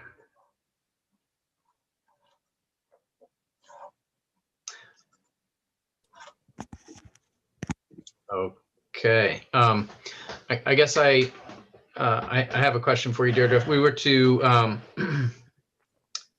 amend this bill to use a threshold of number of customer versus business model, I trust you'd have no trouble drafting that. Okay, yeah, so you're saying to not exclude the COUs like you spoke about earlier, so it would be a threshold of the customers regardless of what kind of utility. Mm-hmm. Yep, yes. And then there are two other things that I guess I want to flag for the committee, and these are my own concerns. I'm interested in the thoughts of others, but I think it is unfortunate that the smaller utilities are unable to offer something like this. It is true that their rates are lower, so maybe I suppose that helps, but I think you know, customers of any utility do get into arrears. So I'd be interested in asking the PUC to look at that and consider, you know, what could be done that would be reasonable to administer for a small utility. Maybe it's something that the PUC could help with, but it seems to me that that there ought to be a way to solve that problem. So I'd like to add something that has the PUC look at that and get back to us. So that's one addition. And then I think there may have been some additional thoughts from other members of the committee. So perhaps before there's a motion on the bill, we could just open it up and see if the committee members have thoughts about the bill as presented, changes that they might want to make to it. Representative Berry, real quick, can I just, I don't think we can entertain a motion with, oh, Senator Lawrence just got back. Okay, never mind. Thank you. And that's another reason to not move right to a motion, but we're good. You're right, Ben. And Ben's keeping us on track. We do need a senator in order to take a vote. So that's the importance of that detail.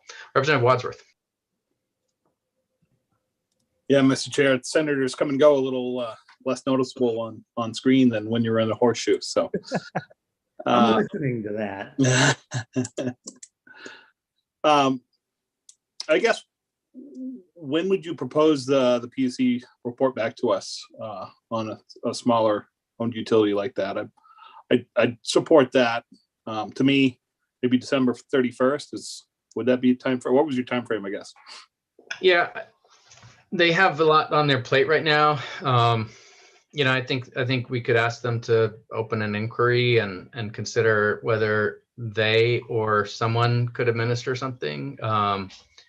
Maybe the public advocate could help. Maybe there's some third party. But it seems to me there should be at least one path forward, and maybe several that they could report back on. I'm open to that time frame that you mentioned, Representative Wadsworth. So yeah, hadn't really given a thought to the date, to be honest. All right, Representative Foster. Thank you, Chair Barry. I look at this when I saw I think this is a good program. I've supported it in the past. I think that, however, I had a lot of concern when I started seeing the detail that we got back from past history from both the PUC, Versant, on the failure rate of the participants making it the full year being above 60%. I'm hesitant to go along with making this a permanent program. I like your idea of having them report back to us on looking at what the COUs might do. And I would suggest that rather than make this permanent, we extend it to gather more information and not change it a lot. But 2 years would put it into the 130th, the 131st legislature. And I think the other concern I had was it seems from what I could garner from the information we received that even those that make the 12 months, something around a little less than 40% maybe, are not able to stay with the payment programs, and sounds like quite a few fall behind again. So anyway, that's kind of where I am, and I certainly would support looking at doing something with the COUs, but I'd suggest a 2-year or whatever extension on this particular program rather than making it permanent. Thank you. And thank you, Representative Foster. And Deirdre, just remind us the current expiration date. So if we're extending it 2 years, that would put the new sunset when? If you're 2 years from the date in statute, it would be September 30th, 2024. That would be the new extension date, because right now it's set to expire September 30th, 2022. Thank you. So that does give plenty of time for a future legislature to take a look and consider extending it or amending it. Thank you. Representative Kessler.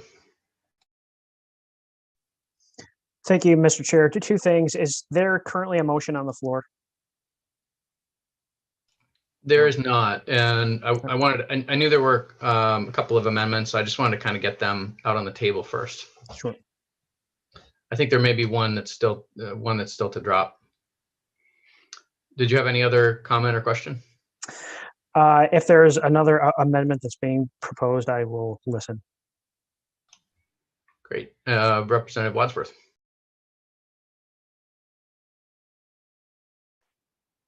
Yeah, thank you. I just want to echo the comments of my colleague, Rep. Foster. And I'd like to see, I don't like the idea of us not, putting our eyeballs on it again. I'm kind of in the 3 to 4 years extension. So if this, it's early 21, so if this went into later 24, that's kind of the time frame where I'm at on this. Representative Foster is late 2024, which you had in mind as well. I believe from what Deirdre said, that's what it would be, September 24, by adding 2 years, because it doesn't actually end this year, it's next year. So. Great, just to make sure we're all on the same page there. Representative Kessler.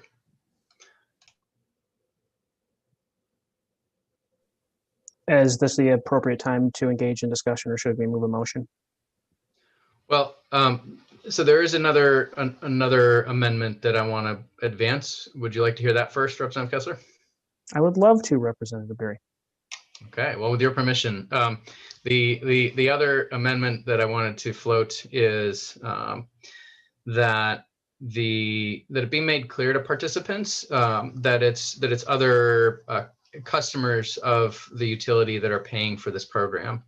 Right now, the way that it's advertised is it's it sort of sounds like it's free money, and it's not. And I think it is important, and this may actually get to some of the concern that Representative Wadsworth was expressing, and Representative Foster. There is not always a follow through. There's not always a completion the way that we would like to see from this program. And I'm hopeful that if we ask the PUC to require that it be clear who's paying for this program in all communications, that might help people to feel bought in and to understand that they owe it to their neighbors to see it through. I will also add that I think since customers are paying for the utility for this program, that the utility shouldn't really be able to take credit for it. They do administer it, but we pay them to administer it. So that's the flip side of that same coin. Representative Kessler. Thank you, Representative Berry. On the same line of just making it clear to participants in the program, I really do think that can dovetail with the Maine Equal Justice Partners recommended amendments to notify every customer of this opportunity when they are in or when they have received a disconnect notice.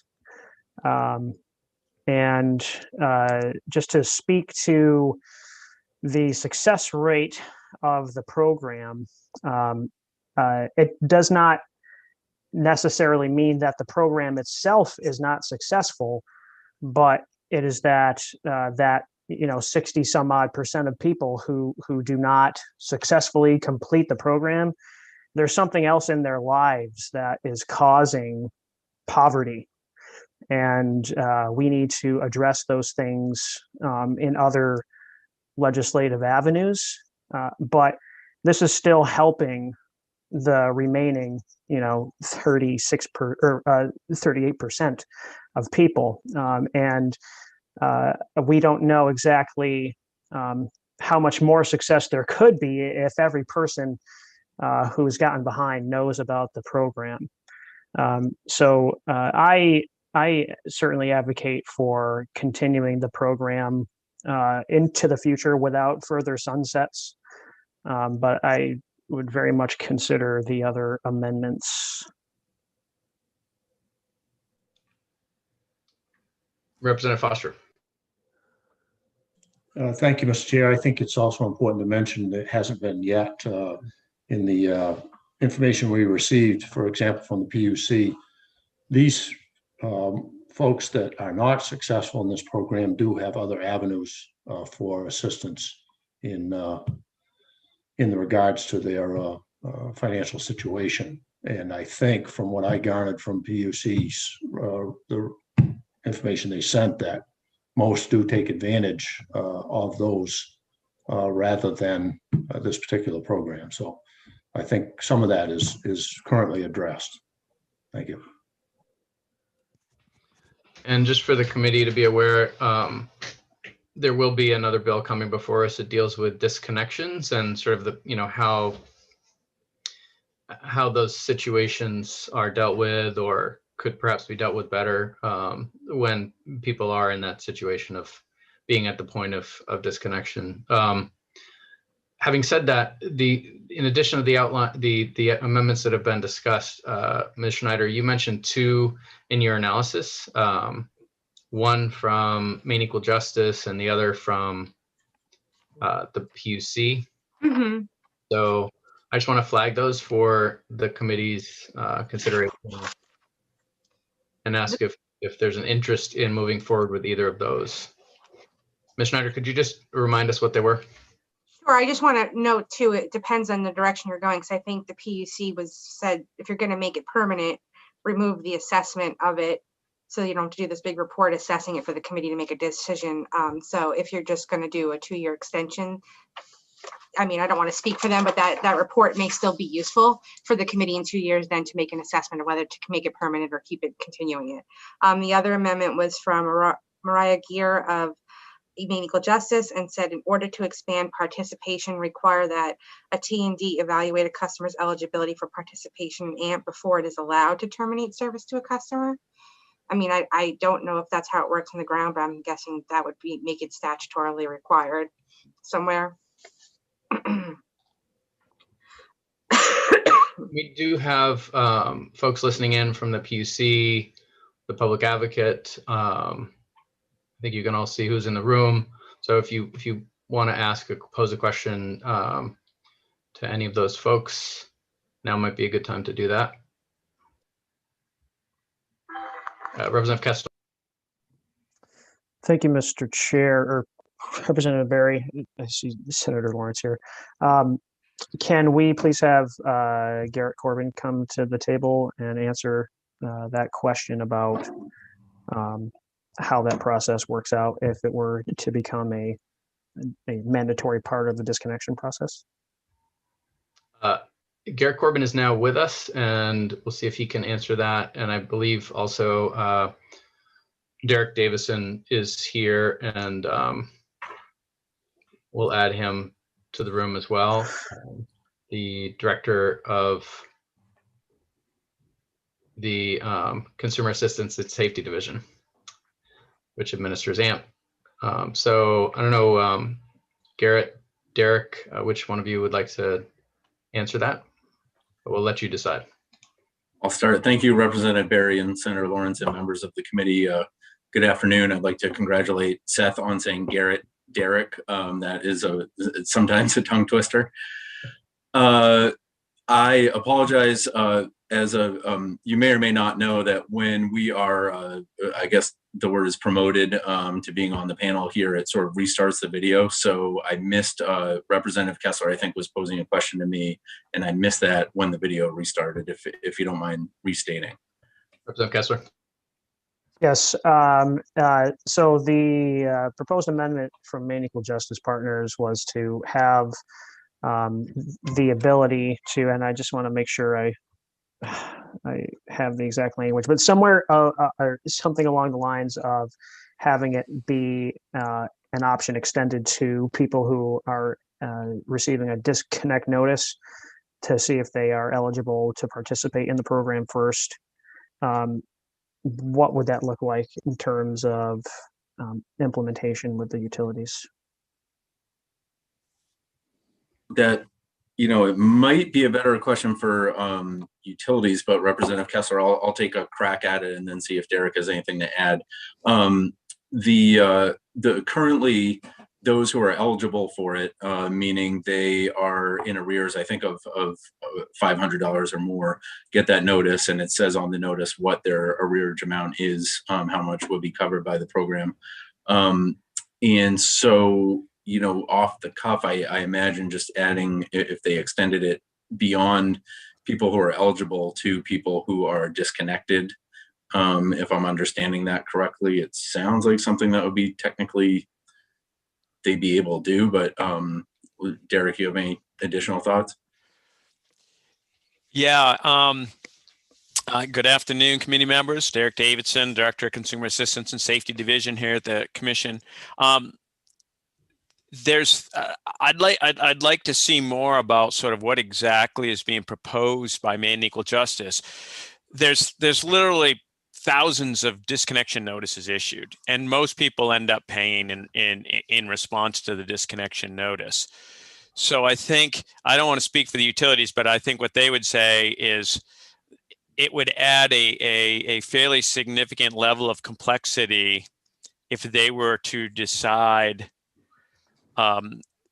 review the customer's account and also review whether the customer is eligible for LIHEAP in order to know if that customer would indeed be eligible for AMP.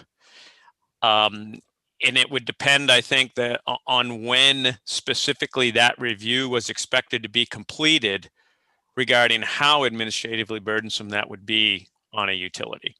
If it were just before they actually did a disconnection, that would obviously be less burdensome than before the disconnection notice was actually issued.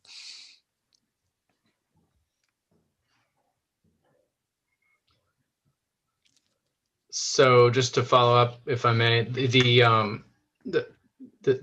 notion that it's administratively burdened before burdensome afterwards is that they have less leverage. Can you sort of develop that a little more? No, not so much the leverage. What they would have to do is for a customer to be eligible for AMP.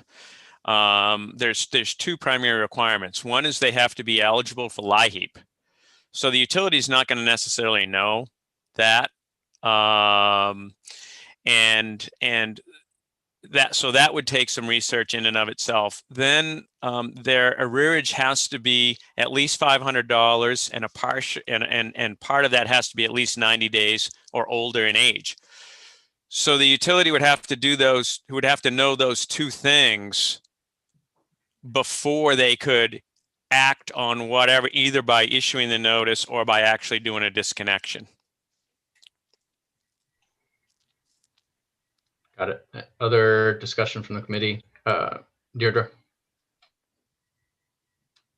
I just wanted to clarify, I mean, obviously I can't speak for her, but from the language, it said that it would require that the T&D evaluate a customer's eligibility for participation before it is allowed to terminate service to a customer. So again, I don't want to speak, but that's what I took from her testimony. I think that's verbatim, just to clarify the conversation, because I think you guys missed part of that, the question when you were getting moved from attendee to panelist. Derek, does that change your answer at all? That would be certainly less burdensome on the utility than if it were expected to be done before the disconnection notice was issued. Excellent, thank you. Other questions for the PUC while we have them?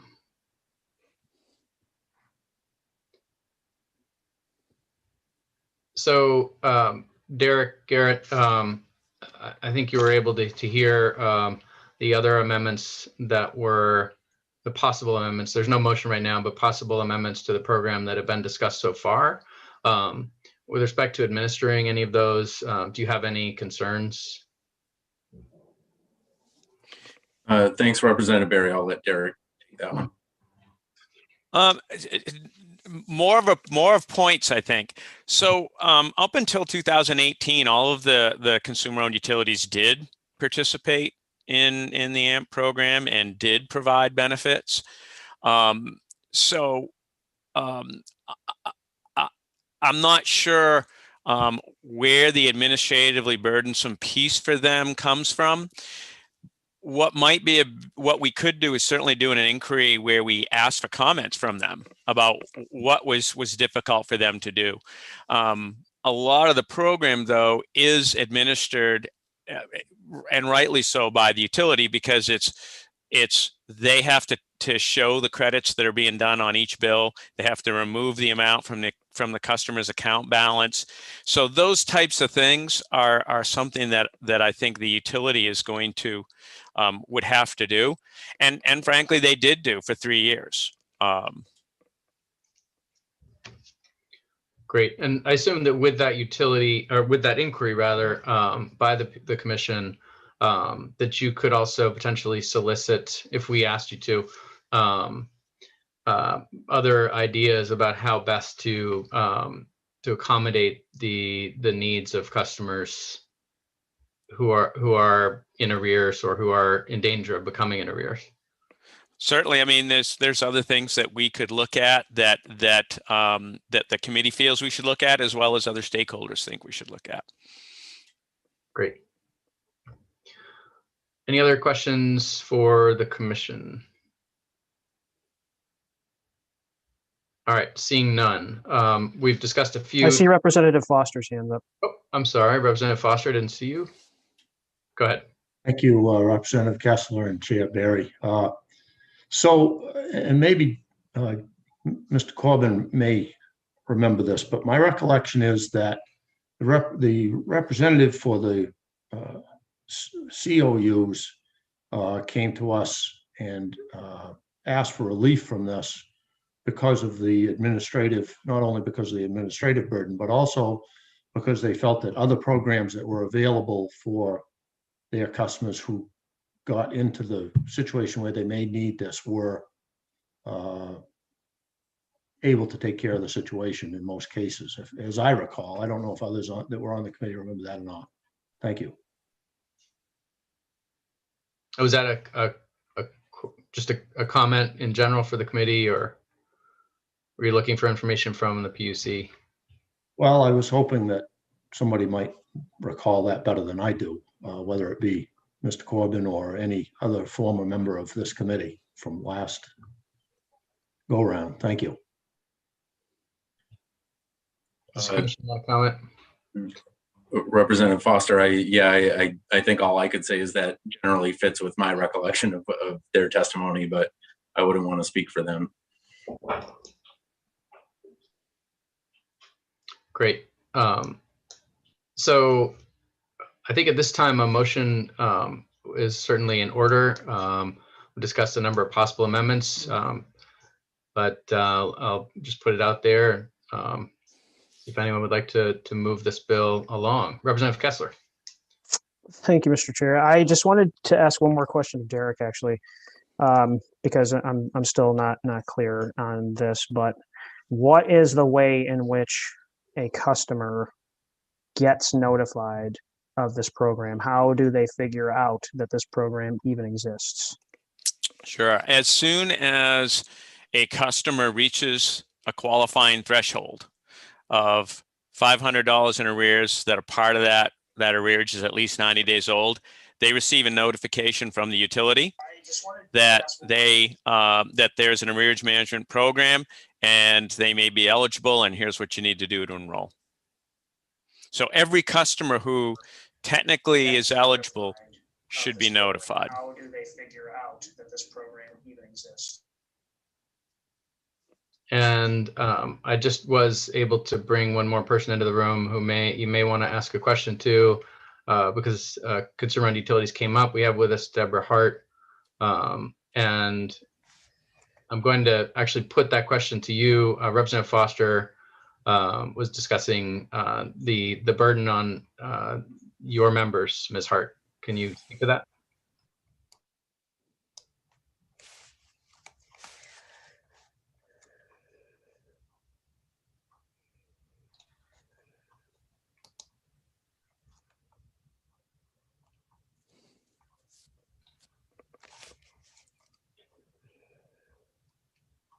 And we may be having an audio issue. Representative Grahowski, remind us of your magic solution to audio problems. So it could be that it's trying to find a different microphone source. So what I do is I go to where the icon is for the microphone where it says mute, and then there's a little up arrow caret. Part of that arrearage is at least 90 days She's watching on YouTube also. But that means we can hear her. Mm-hmm. Yes, your audio is working. We just heard you. But she maybe can't hear us because she's got a lag. So she may not be able to hear she may not realize she's in the room with us. Let me see if I can text her. That sounds good. Okay, we'll get Ms. Hart in here to discuss that in a moment. But Ms. Schneider, you had a hand up earlier. Yeah, obviously, I think Deb will be better at answering the question, but I do know that back in the 128th legislature, when this was extended to the 2022 date that you're discussing today, that's when I think there was a sentence added to that public law that if a consumer-owned transmission and distribution utility elects to implement the program, it has to do so in accordance with the subsection, but it left it voluntary up to them at that point. And that I was just sort of, I don't think it was in the 129th. Maybe you discussed it in some other context, but that change was in the 128th. Great. And Deborah Hart, are you able to hear us now? Have we beamed you in successfully? Are you talking to me, Representative Berry? Yes. Sorry, I apologize. That's okay. I think one of the technical issues that we've learned about in this brave new world is that the YouTube stream is always a few seconds behind the Zoom conversation. So we may have caught you off guard, but you are now in the committee room, and there was a question from I guess it was a question from Representative Foster regarding the nature of the administrative burden on consumer-owned utilities to implement AMP. Well, I think that what we found in the, when we testified on this bill a couple of years ago was that there was very little participation. The COUs don't have big billing departments or anything. And one of the things that struck me that they said was they really wanted people that were having difficulties to call the utility so that they could work with them and help them figure out, instead of just offering a program. They obviously take advantage of LIHEAP and any other low-income assistance program that's available to their customers, but they want to have that communication with them. And this program seemed a little bit administratively difficult for them. When you looked at the benefit that they got, there were very few people, once it was offered, that took advantage of it. They were already in dire straits. And quite frankly, I think that there's a number of them that are renters, they're not homeowners. And so what happens is they move on. But they want to help them out of that situation. So if there's a way to make it more user-friendly for them, but the participation level was so low and they just didn't feel like they were getting a lot of a bang for the buck for it. So I'm happy to go back and look at the report. I'm sorry I wasn't prepared to do that today, and give you some of the feedback that we had from a few years ago when they actually were taken out of the program because people just weren't taking advantage of it. So I think the larger question in the committee's mind may simply be, what is the best way to help prevent people from getting into arrears, to help prevent people from being disconnected in general? And what we've discussed, Ms. Hart, is the possibility of the PUC opening an inquiry along those lines. I did hear that. That might include your members, putting forward ideas about that. I did hear that part of the conversation. I wasn't in your room at that point, but I did hear it. And I will take that back. I know you're probably going to vote on this today, but if there's something that we can come back with, I mean, I can try to turn that around rather quickly to get back to you with something. And I can also give you more of what they do right now currently. But again, it's that face-to-face, just giving somebody a program without, it's without them having the ability to pay their bill, to excuse the bill and still have something that they still can't take advantage of the arrearage program because they don't have the money to pay for it. So, I think they had, I don't want to misspeak because I have the numbers, but they were really, really low. And the people that were on fell off very quickly. They just couldn't keep up with it. So, but again, I know you're getting ready to work on this. I heard the date 2024 to come back to look at that program, and I can do my best to get you more information. I know when we testified the last time that it was very low. Great, thank you. Any other questions or discussion for Ms. Hart? Representative Kessler. Thank you, Mr. Chair. Hi, Deborah. Hi. I was wondering, when it comes to the idea of, or the administrative burden to have whomever at the consumer-owned utility notify the local CAP agency about the person in arrears in order for them to be able to reach out and try to get them on LIHEAP and hook them up with the services that they need. Would that, in your knowledge, be a significant burden or not? You know, speaking off the top of my head, I can't imagine that that's the burden. It's just that trying to continue administering and following that program for very few people that were taking advantage, and the ones that did, you know, they couldn't. You have to keep up with that program, and they couldn't. That was their dilemma with the program.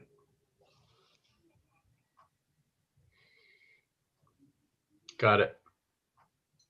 And the program design does require that you not only keep up with your current bills, but that you also pay a portion of your arrearage. So it means that your financial situation needs to be different from what it had been previously. That's part of the challenge here. All right. Any other questions for Ms. Hart? Seeing none, thank you very much for joining us. Thanks. Sorry I was late. No problem. All right, so we do not yet have a motion, and I would welcome a motion, but any discussion is in order. Representative Foster?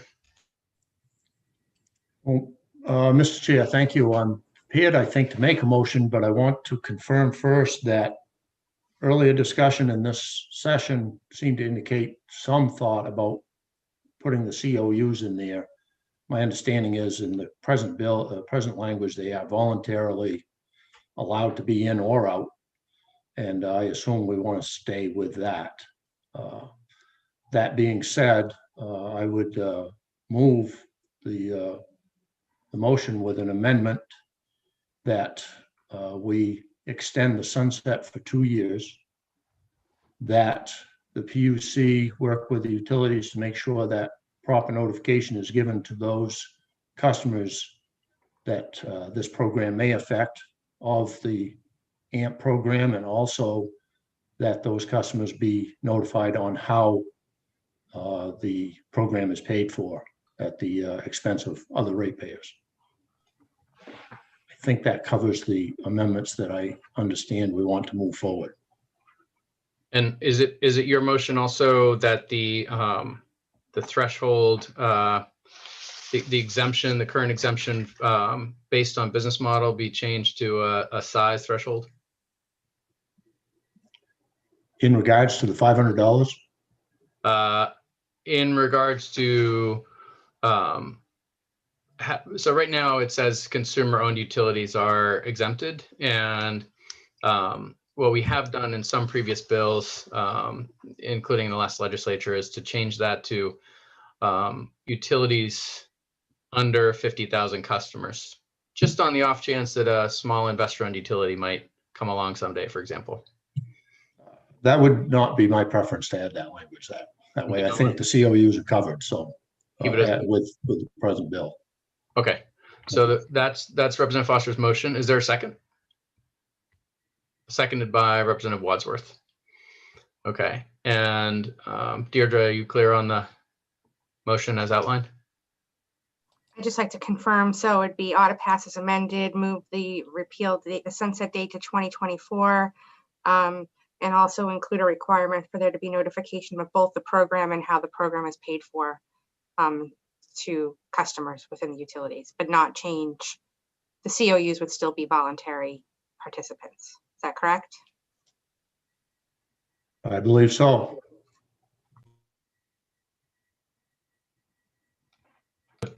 Sorry, and the PUC inquiry would be regarding soliciting ideas from all stakeholders about how best to help lower income customers not to get disconnected or to get in arrears or get out of arrears. Is that accurate?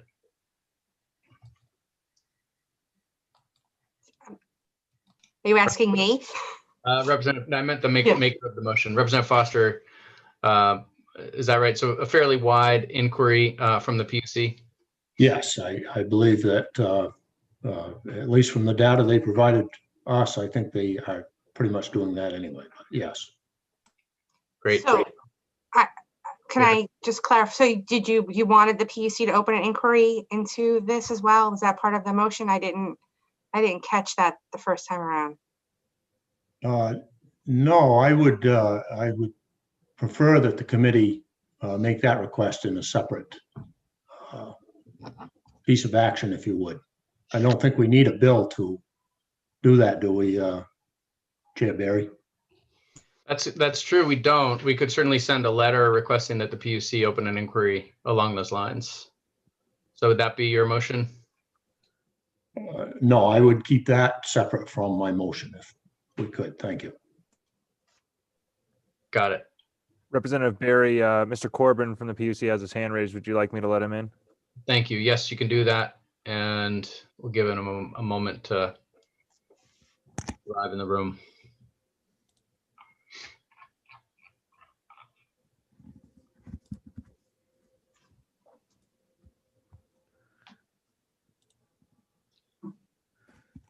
Mr. Corbin, is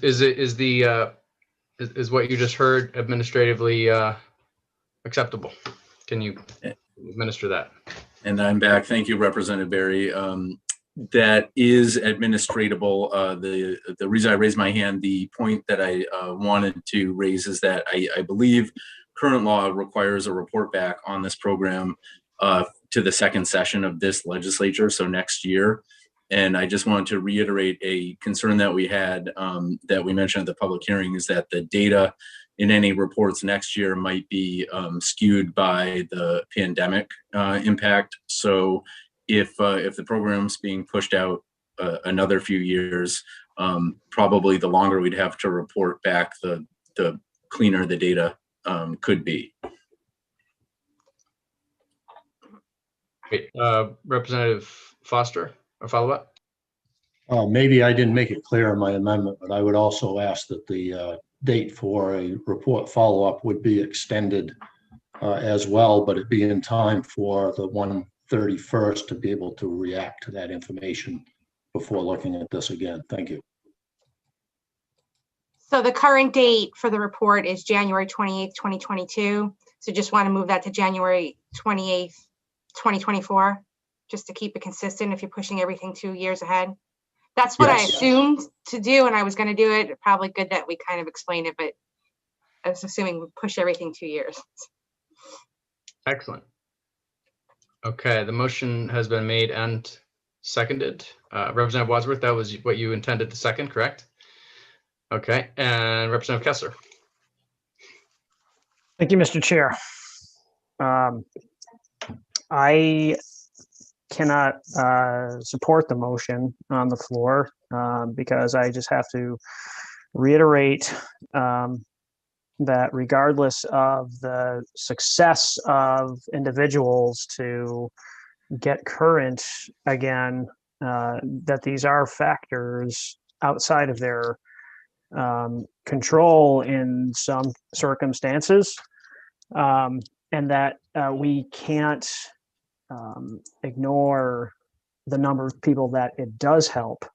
And I kind of just view this as an opportunity to really just do as much good as we can with the program, regardless of the success rate.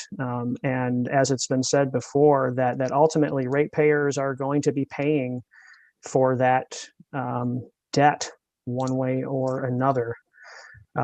So I really would advocate to just really cut the cord and just make this a permanent program. But also, I would like to consider the amendment that was proposed about requiring that a transmission and distribution utility evaluate the customer's eligibility. I think that we may be able to at least have a mechanism that just gets them on the radar of their local cap agency to maybe have them help determine that program eligibility, and that may not really have any significant administrative burden on the utility to notify them. So I would ask that the committee would consider an amendment like that. So we do have a motion that doesn't include that, and I'll ask the maker of the motion his thoughts about whether he's open to bringing everyone together around including that idea in his original motion. Representative Foster. Thank you, Mr. Chair. I'm reluctant to change my motion in that regard. I believe from what I've seen in testimony and data we've been provided that most of what Representative Kessler is looking for is already being done. Maybe Mr. Corbin can speak to how many customers actually are disconnected that would fit the requirements for the AMP program because they weren't notified of the AMP program.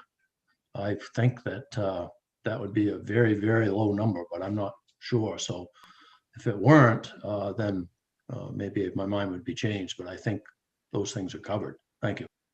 Mr. Corbin. Thanks, Representative Foster. I wish I had that data handy. I'm not sure that we do available. If I do get some numbers sent my way sooner than that, if any magically appear for me, I will let you know. But as of right now, I'm not sure we have that. Okay. Yeah, it's probably the best we could say is that it is most likely a low number, but we can't say the specific. It's just a prediction. Representative Kessler. Thank you, Mr. Chair. I wanted to just clarify my thought experiment here. So when the customer is over $500 in arrears, just want to make sure that I'm getting this correct, that the utility notifies them of their opportunity to participate in the program. Is that correct, Garrett? Correct. Yes, on their bill once they are eligible. Okay, so the amendment that I am proposing is just that, in that part of the process, that the utility also sends a notice to the local CAP agency about this individual in arrears in order for them to be able to reach out. The main point is that if lack of knowledge or lack of access for any reason to any possible support exists, that we want to try to wrap around services as much as we possibly can.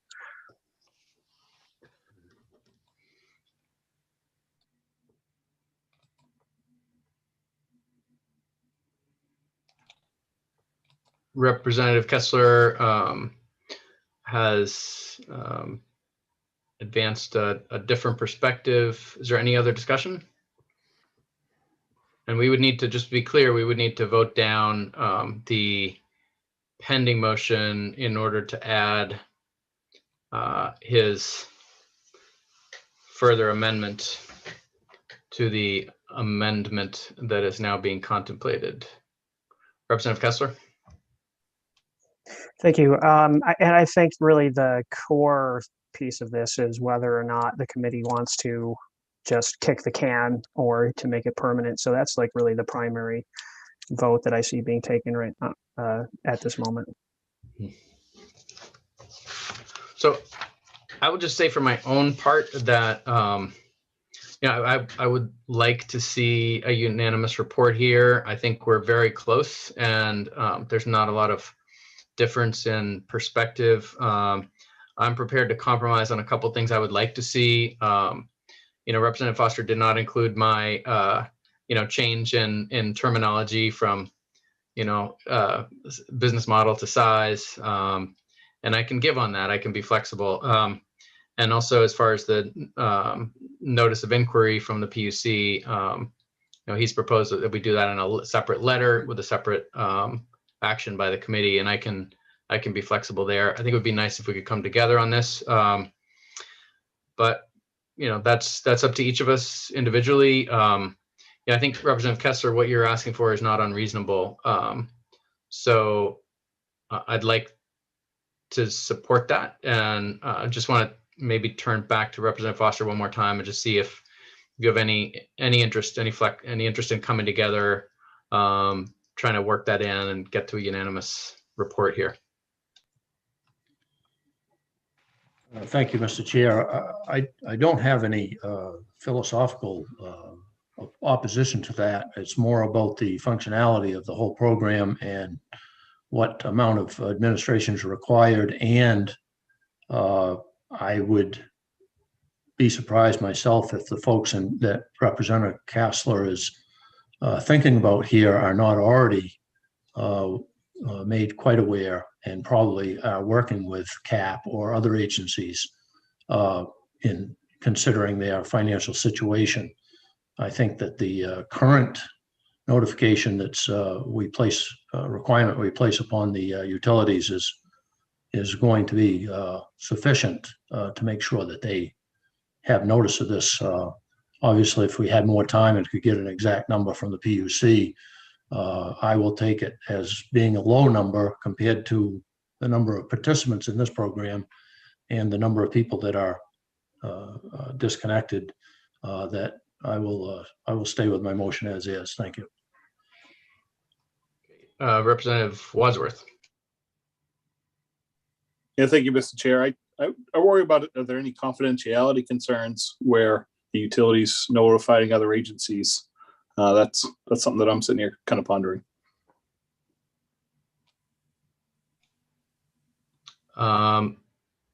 I don't see the PUC in the room at this point. Representative Wadsworth, did you want to pose that to a particular stakeholder?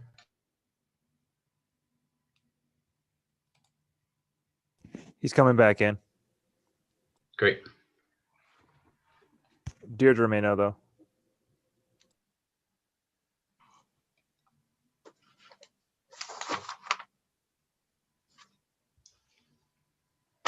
Afternoon again. This is Garrett here. I seem to be getting let out, then let back in, then let out, and back in. So because of that, I missed the question, but I think that the answer to the question that I did not hear is that utility reps do typically mention AMP to people behind on their bill. Does that help with the question that was raised, or no? Okay.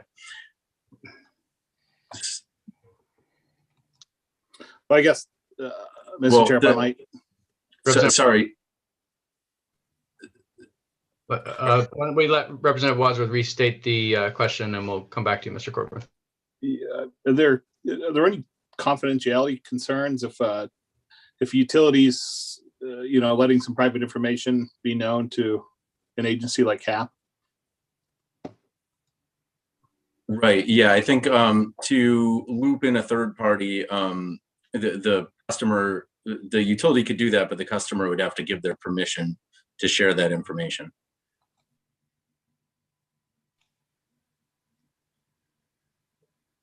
Any other discussion? So I'll just say that I think it would be great if we could include this. We've heard from Mr. Davidson that it's administratively doable to include the additional amendment that Representative Kessler is speaking to. I personally would prefer to have that in there. So I'm going to open it up one last time for discussion, and then we'll probably proceed to a vote. Representative Grahowski. Thank you, Mr. Chair. I just want to say I think we need to be careful about assuming what resources and information people have access to. I know I helped a lot of people in the beginning of this pandemic and right straight through till now who weren't aware of the CAP agencies, weren't aware of all the opportunities that existed. I learned a lot, certainly, in order to be able to help people. So I just want to say, I don't think we should assume that people know what resources are available if we don't have a set way to notify them and notify them possibly frequently. We all miss emails. We all miss mail that comes in that we think is junk mail that's actually important. So I think any opportunity we have to show people that need help, that if they want it, that there is help, I think is a good thing. So I just want to caution that I'm not willing to say that I know what people know. I often don't know what I know. So I just think anytime we can be helpful is if it's, as long as it's not violating any kind of privacy, I think it's a good thing. Great. And I have a hard stop at 4, so I'll be handing this back to Senator Lawrence shortly. unless we can finish before then, which would be great. Representative Foster. Could we just take a 2-minute caucus on this? Oh, wait a minute. Maybe Mr. Wadsworth's got something else. Let's see. We've got a Representative Wadsworth next.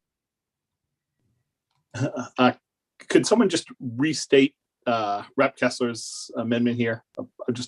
I need it in my head before we caucus. Yes. Deirdre, can you do that? I would kind of prefer he restate it because I mean, I know part of his thing was different than the original amendment because he was saying to just extend it without a sunset date. So that was part of it.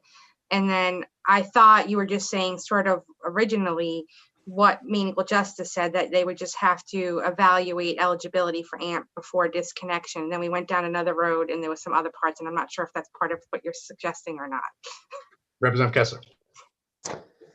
Thank you, Mr. Chair. It was about having the utilities notify the local CAP agency in order to connect the person with services if they are not already connected. However, it sounds like there may be a few kinks that are worth working out. And as much as I hate to say this, but I would motion to table this bill. Okay, there's been a motion to table. Is there a second?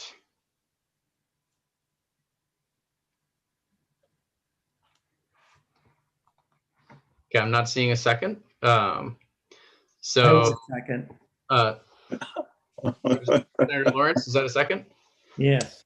Okay, it's seconded, and that's non-debatable. So all those in favor of tabling at this time?